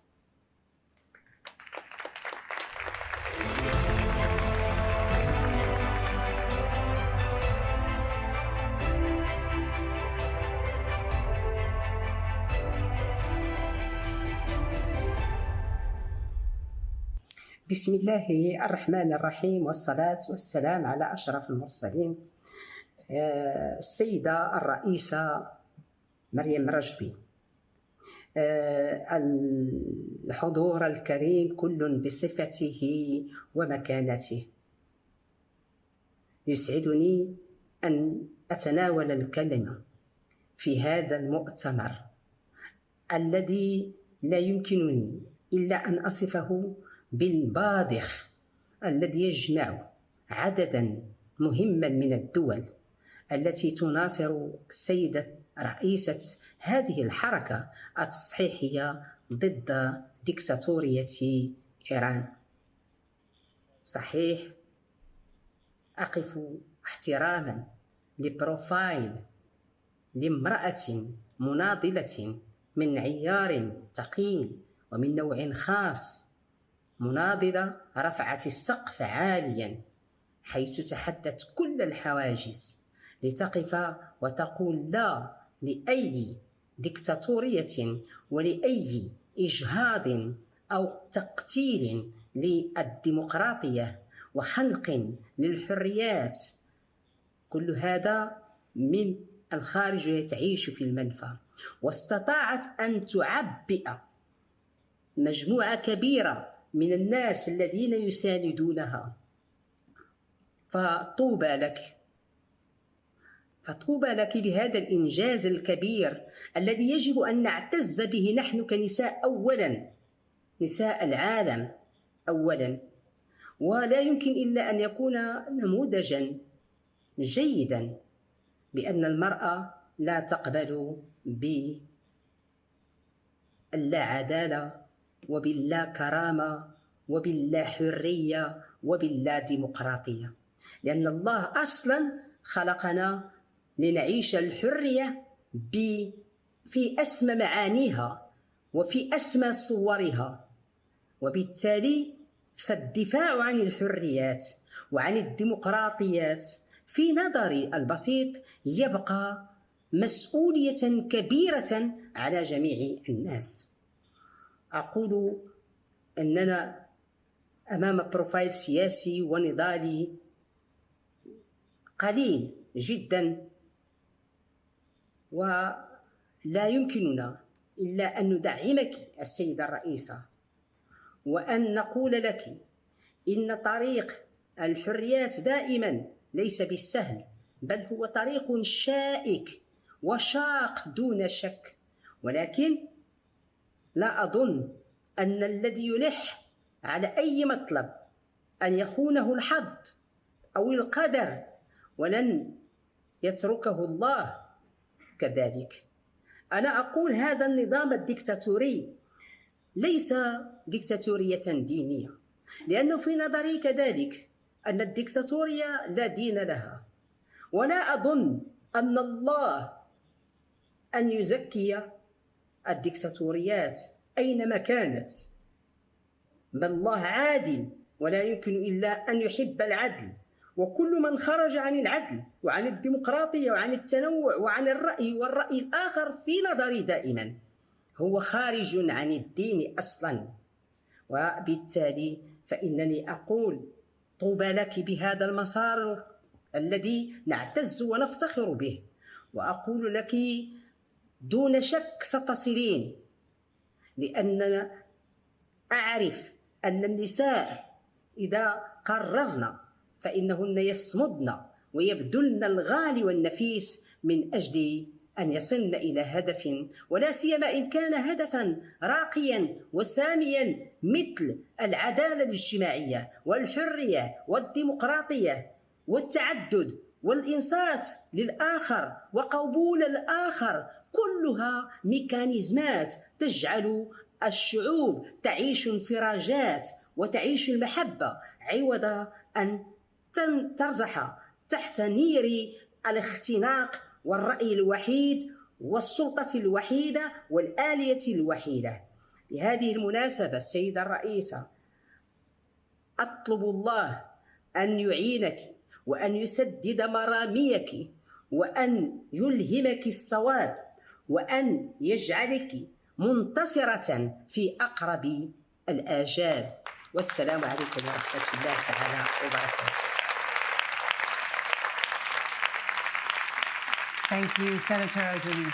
Now I have the pleasure to invite Mr. Mohammed Amin Al-Shakari, Tunisia's former Minister of Industry, to the digital stage.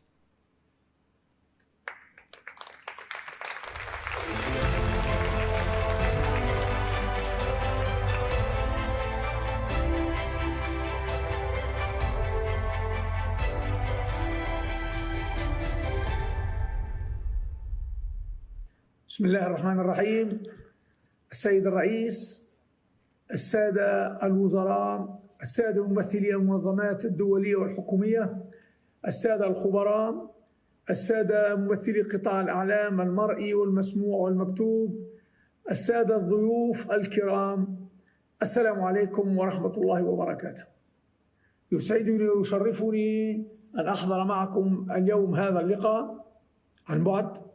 هذا اللقاء الذي يتناول إحدى أهم المواضيع التي تهم الإنسانية، ألا وهو موضوع حرية الإنسان وحقوقه، حقوق الإنسان وتحرره وأمنه وأمانه. أثبتت الثورة الإيرانية المجيدة أن للشعوب حق التعبير وحق التغيير، وأنجزت ذلك، وسار على دربها عديد الثورات في العالم، فيها من نجح وفيها من خفق، ونتمنى النجاح لكل تغيير إيجابي. ولا يخفى على الجميع أنه ما هو معروف تاريخيا وحاضرا أن كل الثورات تخلق لها أو تنشأ لها ثورات مضادة تسعى لتدميرها. وفي اعتقادنا أن كل ما يوجد من عراقيل للثورات التي حدثت بدءا بالثورة الإيرانية المجيدة وحتى ثورة الحرية والكرامة التي حدثت في تونس بين 17 ديسمبر 2010 و14 جانفي 2011، والتي أخذت اسم ثورة الربيع العربي. كل ما يحدث من عراقيل لإنجاح هذه الثورات هي ثورات مضادة. وفي اعتقادنا أن ما يحدث في إيران ربما من بعض التجاوزات هو ناتج عن هذا. هذه الثورات المضادة، طبعا هذه الثورات المضادة عمرها طويل ولها استراتيجية كاملة. قوة الشعوب لا تقهر، وهم أول من أثبت لنا في زمننا الحديث هذه القاعدة، لأنه الشاه وما له من دعم أجنبي وما له من طغيان لم يستطع أن يزيحه إلا الثورة الإيرانية المجيدة، والتي أعطت درسا للعالم وسار على نهجها عديد الشعوب. ونسأل الله سبحانه وتعالى أن يوفق كل الشعوب إلى ما فيه الخير والسلام والأمن والأمان والازدهار والتقدم. والسلام عليكم ورحمة الله وبركاته. Thank you. We are now going to hear from the representative of a brother nation who has suffered at the hands of our common enemy. Let's give a very warm welcome to Mr. Mohammed Al-Hamouri, Member of Parliament in Yemen.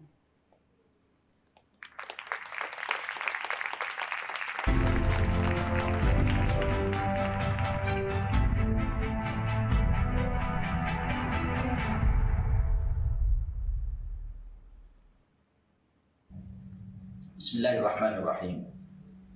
الحمد لله والصلاة والسلام على رسول الله. يسعدنا اليوم أن نشارك الناظرين من الشعب الإيراني الشقيق في المؤتمر السنوي العام للمقاومة الإيرانية ومنظمة مجاهدي خلق بقيادة السيدة المناضلة مريم رجوي، هي ورفاقها الأبطال الذين لم يكلوا ولم يملوا من مقارعة النظام الملالي، نظام الإجرام العالمي الممثل بالنظام الإيراني الذي أكبر جناية جناها على الشعب الإيراني بالدرجة الأولى، فقتل وشرد ويتم مئات الآلاف إن لم يكن بل ملايين، وتعامل مع الحريات بكل قمع وإرهاب وعنصرية ودموية. اليوم نحتفل معهم في المؤتمر السنوي العام للمقاومة الإيرانية، ونحن فخورون بهم وبصمودهم لأننا تجرعنا من هذا النظام، بل العالم كله تجرع من النظام الملالي الويلات، وهو ينشر الإرهاب ويقتل كل الأبرياء. فهو في أوروبا إرهابي، وفي الشرق إرهابي، وفي إيران إرهابي، وفي كل مكان شعاره الموت، وهو بذرة للقتل والدمار. فلذلك نحن نعلن باسم أبناء اليمن تضامننا، لأننا أيضا في اليمن نعاني من هذا النظام، وكذلك في العراق وفي سوريا ولبنان وفي أصقاع الأرض، حتى الدول الأوروبية تعاني منه. ولهذا يتطلب على هذه القوى وعلى كل القوى الحية أن تتضافر لإسقاط هذا السرطان في جسد العالم الذي ما فتئ أن يفسد في الأرض ويهلك الحرث والنسل. ولذلك كما نناشد كل المنظمات الدولية وحقوق الإنسان أن يقفوا مع الشعب الإيراني، لأنه شعب ظلم كثيرا على مرأى ومسمع من العالم كله. فتحية لهذا الشعب المناضل الذي يرفض هذا النظام الذي هو ضد فطرة الإنسان، هو ضد الحياة، هو ضد الإنسانية. نحن دعاة سلام مع العالم كله، مع الشرق والغرب، مع كل من ينادي بالسلام، ولكن شعار هذا النظام كما أسلفت هو شعار الموت.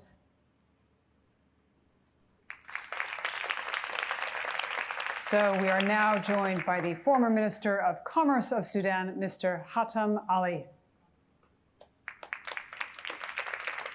بسم الله الرحمن الرحيم.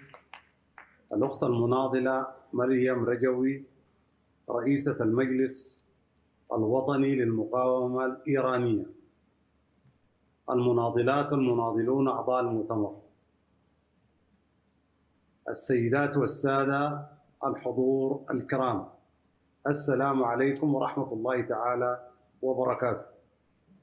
يسعدني جدا أن أخاطب هذا المؤتمر وهذا الملتقى العالمي المهم الذي ينعقد في ظل تطورات داخلية وخارجية بالغة التعقيد، ولا شك أن هذا المؤتمر سيوليها الاهتمام والدراسة والعناية، وسيكون لها انعكاس إيجابي على قضية الشعب الإيراني الشقيق وحقه المشروع في الحرية والديمقراطية والسلام والعزة والكرامة. أخاطب مؤتمركم هذا اليوم لأسمعكم صوتا متضامنا معكم من قلب القارة الإفريقية السمراء ومن قلب الأمة العربية من أرض السودان. أتضامن معكم في نضالكم الوطني والديمقراطي الشرعي من أجل الحرية والديمقراطية والعزة والكرامة. ونحن في السودان كنا أول دولة عربية وإفريقية تطرد البعثة الدبلوماسية الإيرانية وتقطع العلاقات الدبلوماسية، وكانت تلك رسالة تضامن مع نضال الشعب الإيراني الشقيق، وأيضا كانت رسالة قوية وواضحة وممارسة للضغط على النظام للكف عن التدخل في شؤون الدول العربية والدول الإفريقية ومحاولة زعزعة أمنها واستقرارها.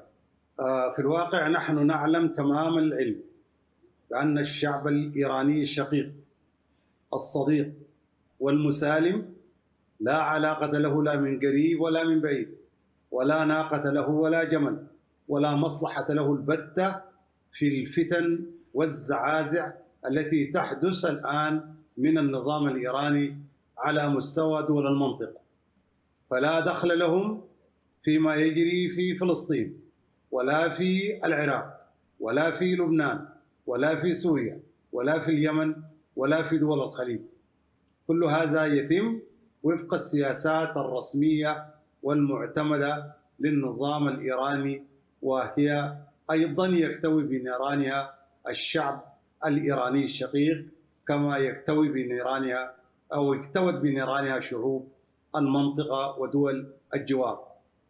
ختاما نتمنى لكم التوفيق والسداد، ونعلن كامل تضامننا ودعمنا لكم ولنضالكم الوطني من أجل الحرية والديمقراطية وسيادة القانون واحترام القانون الدولي.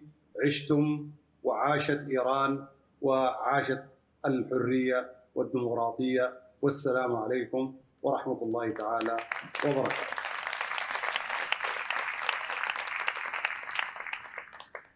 Now, I am delighted to announce that the next delegation is from Jordan, representing 47 dignitaries, including 38 members of parliament. Our next speaker is Mr. Atta Abda, member of the Jordanian parliament.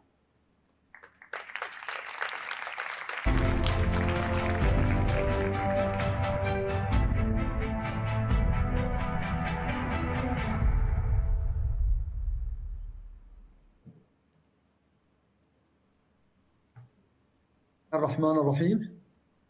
السيدة الفاضلة مريم رجوي، السيدات والسادة المشاركون في هذا المؤتمر، أنا فخور بالمشاركة في هذا المؤتمر مع زملائي برلماني الدول العربية حتى نتمكن من اغتنام هذه الفرصة المشتركة لإيصال صوت ومطالب شعوب المنطقة إلى أسماع العالم. والحقيقة إن مشكلة كل واحد منا وخاصة في دول المنطقة هي تدخلات النظام الإيراني في أشكال مختلفة يسعى هذا النظام إلى تحقيق أهدافه الشريرة من خلال مرتزقته المحليين. والوضع المؤسف في سوريا واليمن والعراق ولبنان وبالتحديد نتيجة هذه التدخلات.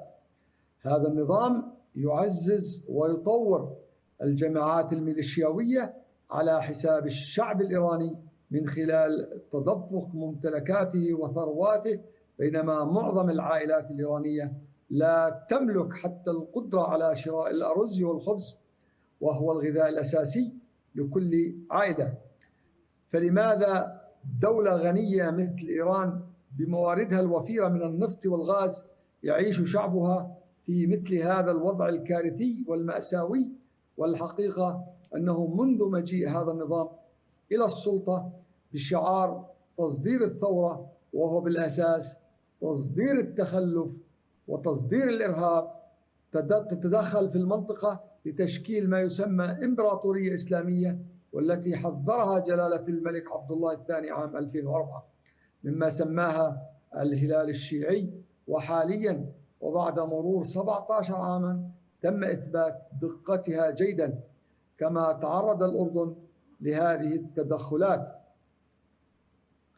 لكن رغم كل هذه الأعمال فإن هذا النظام الآن أصبح ضعيف للغاية وهش بسبب الضربات التي وجهت له على المستوى الإقليمي وحالة الغليان وحالة الانتفاضة داخل البلاد والعزلة الدولية لهذا النظام. وحان الوقت شعوبا ودولا عربية وإسلامية والمنطقة لتدعو إلى تحرك دولي لقطع دابر النظام الإيراني وميليشياته وعملائه من المنطقة من مناطق نفوذه في العراق وسوريا ولبنان واليمن. وما دام هذا النظام في السلطة فلن يتحقق الاستقرار والأمن والسلام في المنطقة. وفي رأيي الحل الشرعي والبديل الحقيقي هو دعم هذه المقاومة بقيادة السيدة مريم رجوي. وليس من الصدفة أن غالبية أعضاء البرلمان الأردني منذ عام 2007 قد أدلوا دائما ببيانات تدعم هذه المقاومة والتضامن مع هذه المقاومة الإيرانية، وشارك وفود برلمانية وشخصيات أردنية في مؤتمرات هذه المقاومة خلال السنوات الماضية. ونحن إلى جانب كل أحرار العالم ندعو المجتمع الدولي للاعتراف بهذه المقاومة ووضع حد لطموحات النظام الإيراني. وأخيرا أشكر السيدة رجوي على كل هذه السنوات التي وقفت فيها دائما دفاعا عن مصالح الشعب الإيراني وشعوب المنطقة ضد هذا النظام، وقد نقلت آلام ومعاناة هؤلاء الشعوب إلى أسماع العالم. والسلام عليكم ورحمة الله وبركاته.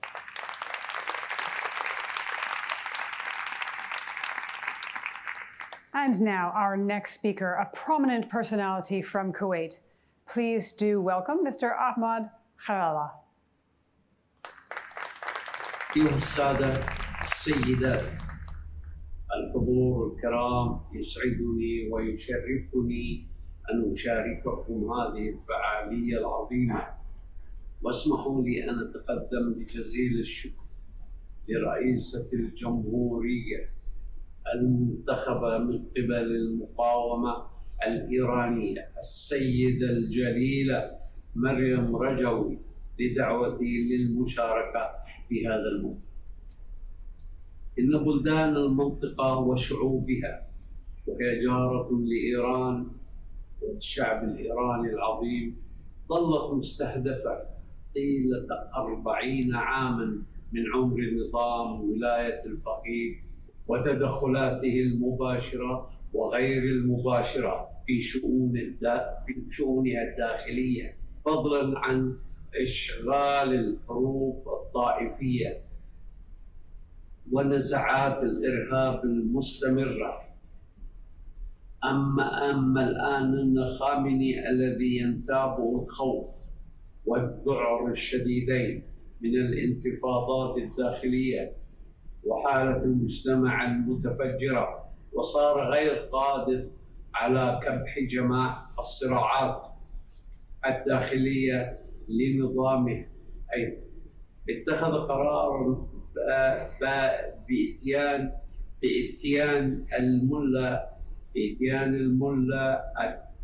إبراهيم رئيسي الذي يعرفه الشعب الإيراني بأنه جزار سنة 1908 ضد السجناء السياسيين.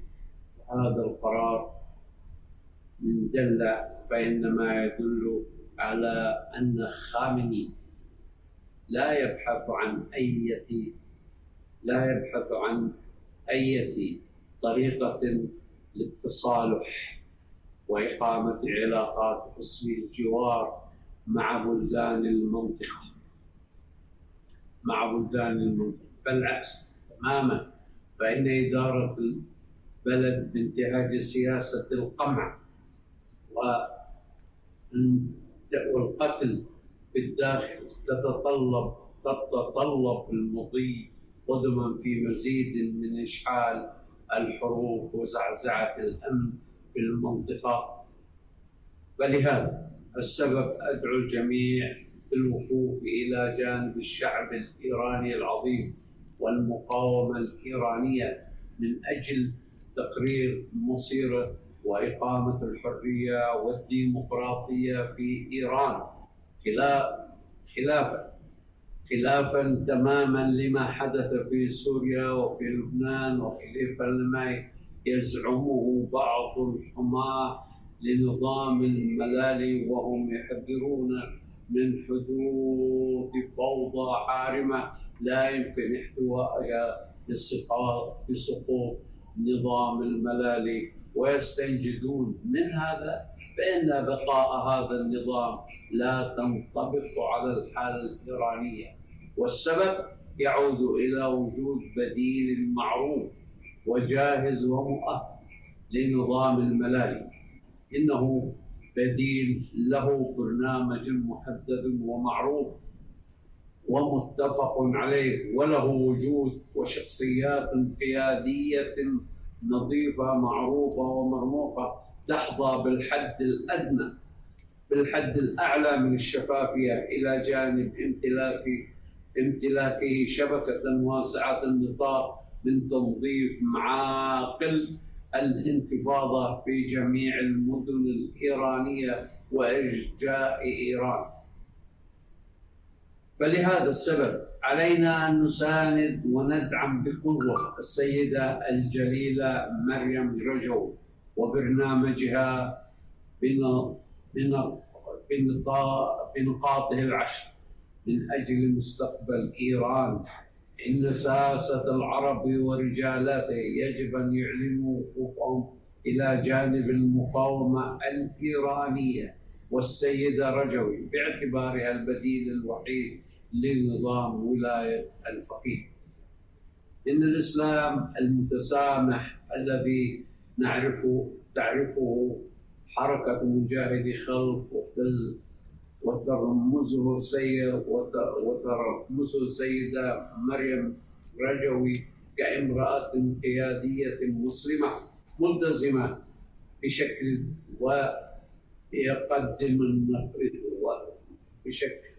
يشكل ويقدم النقيض التام للنعرات التطرف الديني في المنطقة. فهذه النهضة هي الكفيلة بإنقاذ الإسلام الحنيف من مخالب تزمت ولاية الفقيه ودجلها. أخيراً، العربي والعالم الإسلامي يجب أن يتخلص من هذا النظام المؤذي، هذا النظام الإرهابي، هذا النظام الذي دفع المليارات لتشكيل ميليشيات في كل من إيران، في العراق، في اليمن، في سوريا، في لبنان، وفي كل دول العالم اللي يستطيع أن يعبر إليها بطريقة أو بأخرى. السلام عليكم مرة أخرى، وأتمنى للسيدة الجليلة مريم رجوي أن يوفقها الله وأن تعيد لهذا البلد الجميل جماله وجمال أهله، وأن يوفقها الله لما فيه الخير.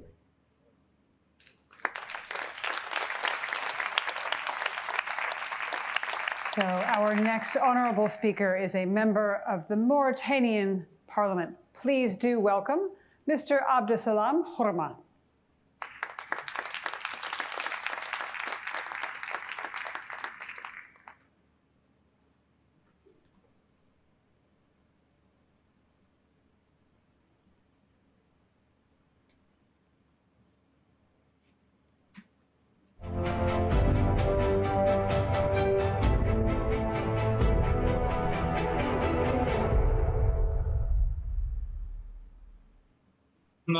Hem de Kongresin bütün yöneticileri adından, fəalları adından sizin kongresin işine uğurlar arzulayıram. Ben vaxtiçən Paris'te sizin bir neçə böyük bu cür yığıncaqlarınızda iştirak eləmişəm və bir çox dostlarımız var orada. Ben buradan imkandan istifadə edib xanım Məryəm Rəcəbini salamlayıram. Ona bu son derece məsuliyyətli, çətin, ama müqəddəs işində, ben buna müqəddəs deyirəm, çünkü 80 milyonluq İranın tarihi için, İranın geleceği için çalışan adamların hamısının işi son derece değerlidir, kıymetlidir. Onu ürəkdən salamlayıram, onu təbrik edirəm belə gözəl bir toplantı münasibəti ilə. Xalq mücahidləri İranın tarihində ciddi rol oynamış təşkilatlardan biridir. Ben təşkilatın işini qiymətləndirə bilmərəm. Ama biz sizinle bir yerde İranın geleceği için narahatıq. Hamımız, Molla'nın əlinə verib onları istədiyi kimi idarə eləmək, bu İran xalqına saygısızlıqdır, hörmətsizlikdir. İranın qəhrəman və çox cəngavər, çox böyük, ləyaqətli bir xalqı var. Bu xalqı ləyaqətlə də idarə etmək lazımdır. Deyək ki, rəhbəri oldu, Cumhur prezidenti oldu və hətta biz buna da göz yuma bilərik. Deyək ki, qonşudur, biz onların daxili işinə qarışmaq istəmirik. Amma mən bir yazıcıyam.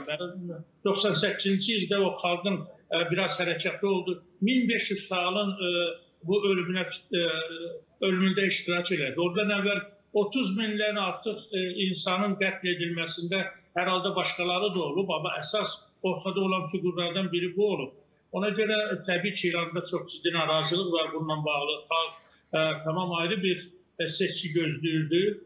Bundan sonra İranın taleyi necə olacaq demək son dərəcə çətindir. Əlbəttə biz istəyərdik ki, İranda bütün layiqli adamlar Cumhurbaşkanı seçkilərində iştirak eləsinlər. Amma onların çoxunu o yollar boyu yarı yolda qoydular, elədilər, sıradan çıxartdılar. Axırda bu əvvəldən hazırlanmış plan üzrə gəldi, rəisi oldu Cumhurbaşkanı. Bundan sonra İran xalqına biz ancaq nə arzulaya bilərik? İran xalqı bir olmalıdır. Ondan sonra bütün dünyanın demokratik qüvvələri ilə bir yerdə İranın qədim bir dövlətin gələcəyini düşünmək lazımdır. Keçmişində nə oldu, nə olub keçib. Bu ölkə bu şəraitdə yaşamağa layiq deyil. İnsan haqları təbii ki, biz bir daha mən Dünya Azərbaycanlıları Konqresi adından həm də burada dinləyən dostlarımız var. Onların arasında elə haqq mücahidləri də var, sizin təşkilatın üzvləri də var. Onların hamısından Bakıda çoxdular. Onlar indi onların bəziləri qorxularınca çıxmırlar. Amma onların adından sizi salamlayırlar.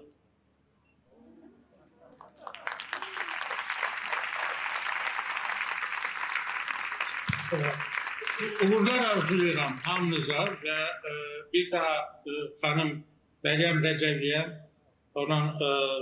o bir yəni xanım olmaqla yanaşı, həm də cəngavər ruhlu bir xanımdır bizim Qacar nəslinin çox fədakar, adını uca tutan bir xanımdır o. Ona uğurlar arzulayıram, can sağlığı hamımıza. Bu xəstəlik tezliklə keçsin ki, açıq konqrelər olsun və gəlib görüşək.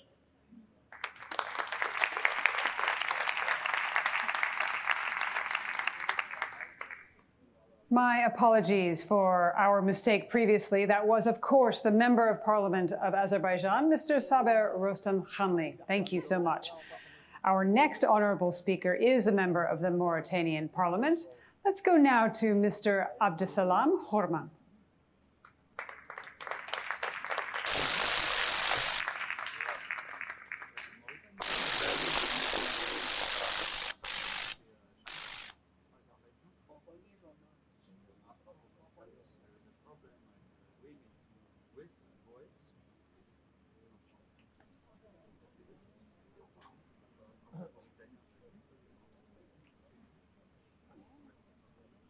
So we may have a technical difficulty. We will come straight back to our next guest as soon as we can.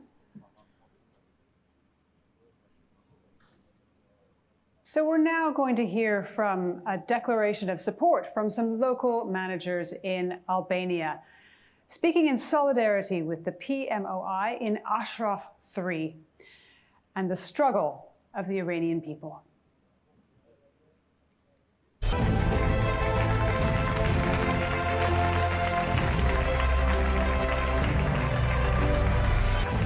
Deklarata e mbështetjes për muhaqedinët nga kryeplejt dhe antarë e njësisë administrative rajoni Ashraf 3. Ne, kryeplejt e njësisë administrative Manës dhe Sukh, deklarojmë mbështetjen tonë për muhaqedinët dhe luftën e popullit iranian kundër diktaturës së mullahëve.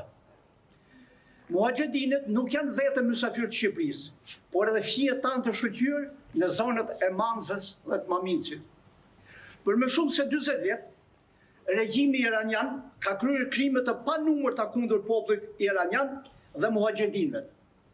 Kohët e fundit, Ebrahim Reisi veprues kryesor të masakrës së vitit 1988 të burgosërve politik, në të cilën u masakruan me shumë se 30.000 të burgosur politik, është bërë president i regjimit iranian. Mesazhi i Raisit, duke u bërë president, është më shumë vrasje brenda Iranit dhe rritje e terrorizmit të tij jashtë Iranit.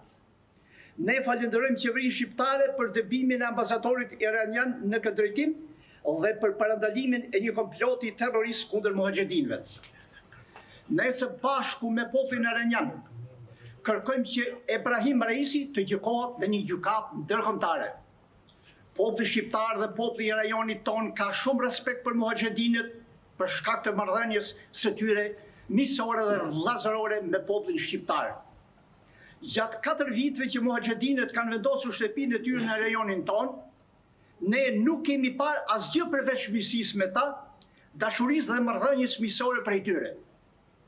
Megjithëse nuk mund të flasim përsisht, por ne flasim me një gjumë më të fortë dhe kjo është gjuma e zemrës dhe dashurisë.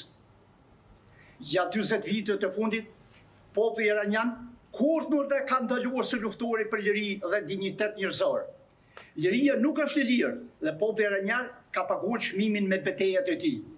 Nga ana tjetër, populli iranian është më shumë fat që ka një lëvizje të muhaxhedinëve. Ndërsa ne jemi të lumtur që kemi muhaxhedin në rajonin ton dhe ndërsa ne deklarojmë mbështetjen tonë për ta, ne dëshirojmë që muhaxhedinët të kthehen në dheun e tyre sa më shpejt të jetë mundur dhe të sjellin liri dhe prosperitet për popullin e Iranit. Faleminderit.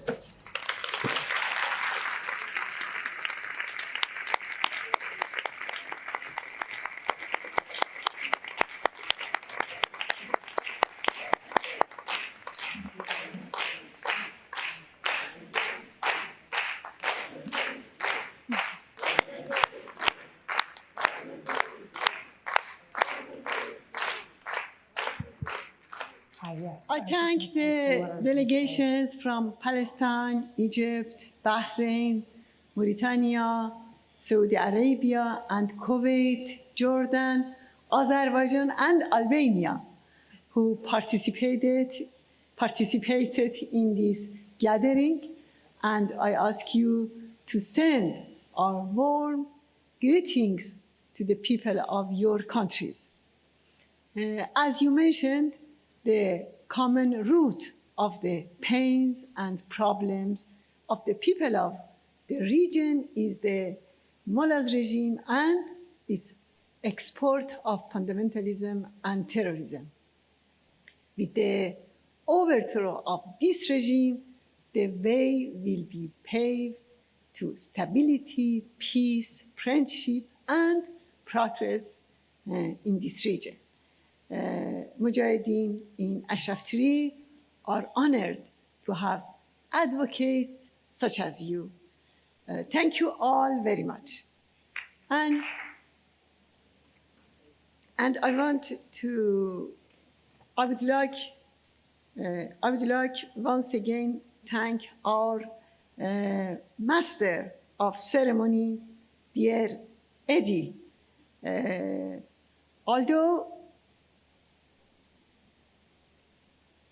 Although you are an expert in this kind of events, but you performed remarkably and tirelessly for so many hours. So thank you for a work well done, and God bless you. Thank you very much.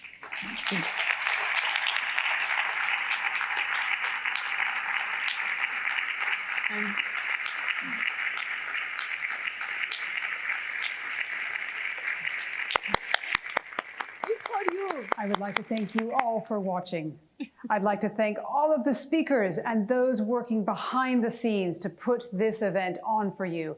And such a massive thank you and a congratulations to Madame Mariam Rajavi. What a successful second day of this conference. Today, if you remember, we had parliamentary delegations and lawmakers from Europe, Australia, from Arab nations, from Africa. We heard support for Mariam Rajavi's 10-point plan, support for gender equality. we had constant reminders of Amnesty International's call that Ibrahim Raisi must be investigated for crimes against humanity. We had very strong support for the hopes and dreams of those who hope and dream for a free and democratic Iran. Yes.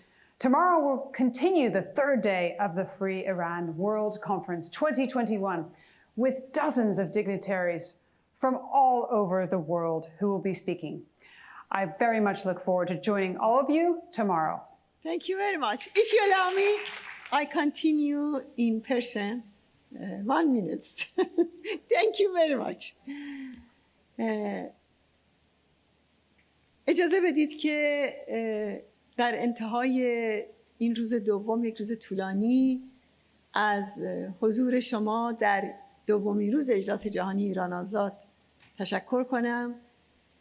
کلمات قدرتمند شما در جلسه امروز یک سند بین المللی پرارزشه، مبنی بر این که جهان دیگه مماشات با آخوندها رو نمیپذیره و راه دیگری رو انتخاب کرده که ایستادن در کنار مردم ایران و مقاومت ایران، اون هم برای سرنگونی این رژیمه. اجلاس امروز یک موفقیت خیره کننده بود برای مردم ایران و همه آزادی خواهان، چون قانونگذاران و دولتمردان و صاحب نظران و مدافعان آزادی و دموکراسی از بخش اعظم جهان تو این اجلاس به حمایت از آرمان آزادی ایران برخاستند. همچنان که الان ادی عزیز گفت، از شرق تا غرب و از شمال تا جنوب اروپا، خاورمیانه، شمال آفریقا، آفریقای جنوبی، جهان عرب، آسیای میانه، هند، کانادا، استرالیا و آخر سرم همینجا آلبانی. این مایه پشتگرمی جوانان شورشگر در داخل ایران که در حال تدارک قیام‌های آینده‌اند، مایه پشتگرمی کانون‌های شورشی، مایه پشتگرمی زندانیان سیاسی و همه مردم تحت سرکوب و زیر فقر و ناداری.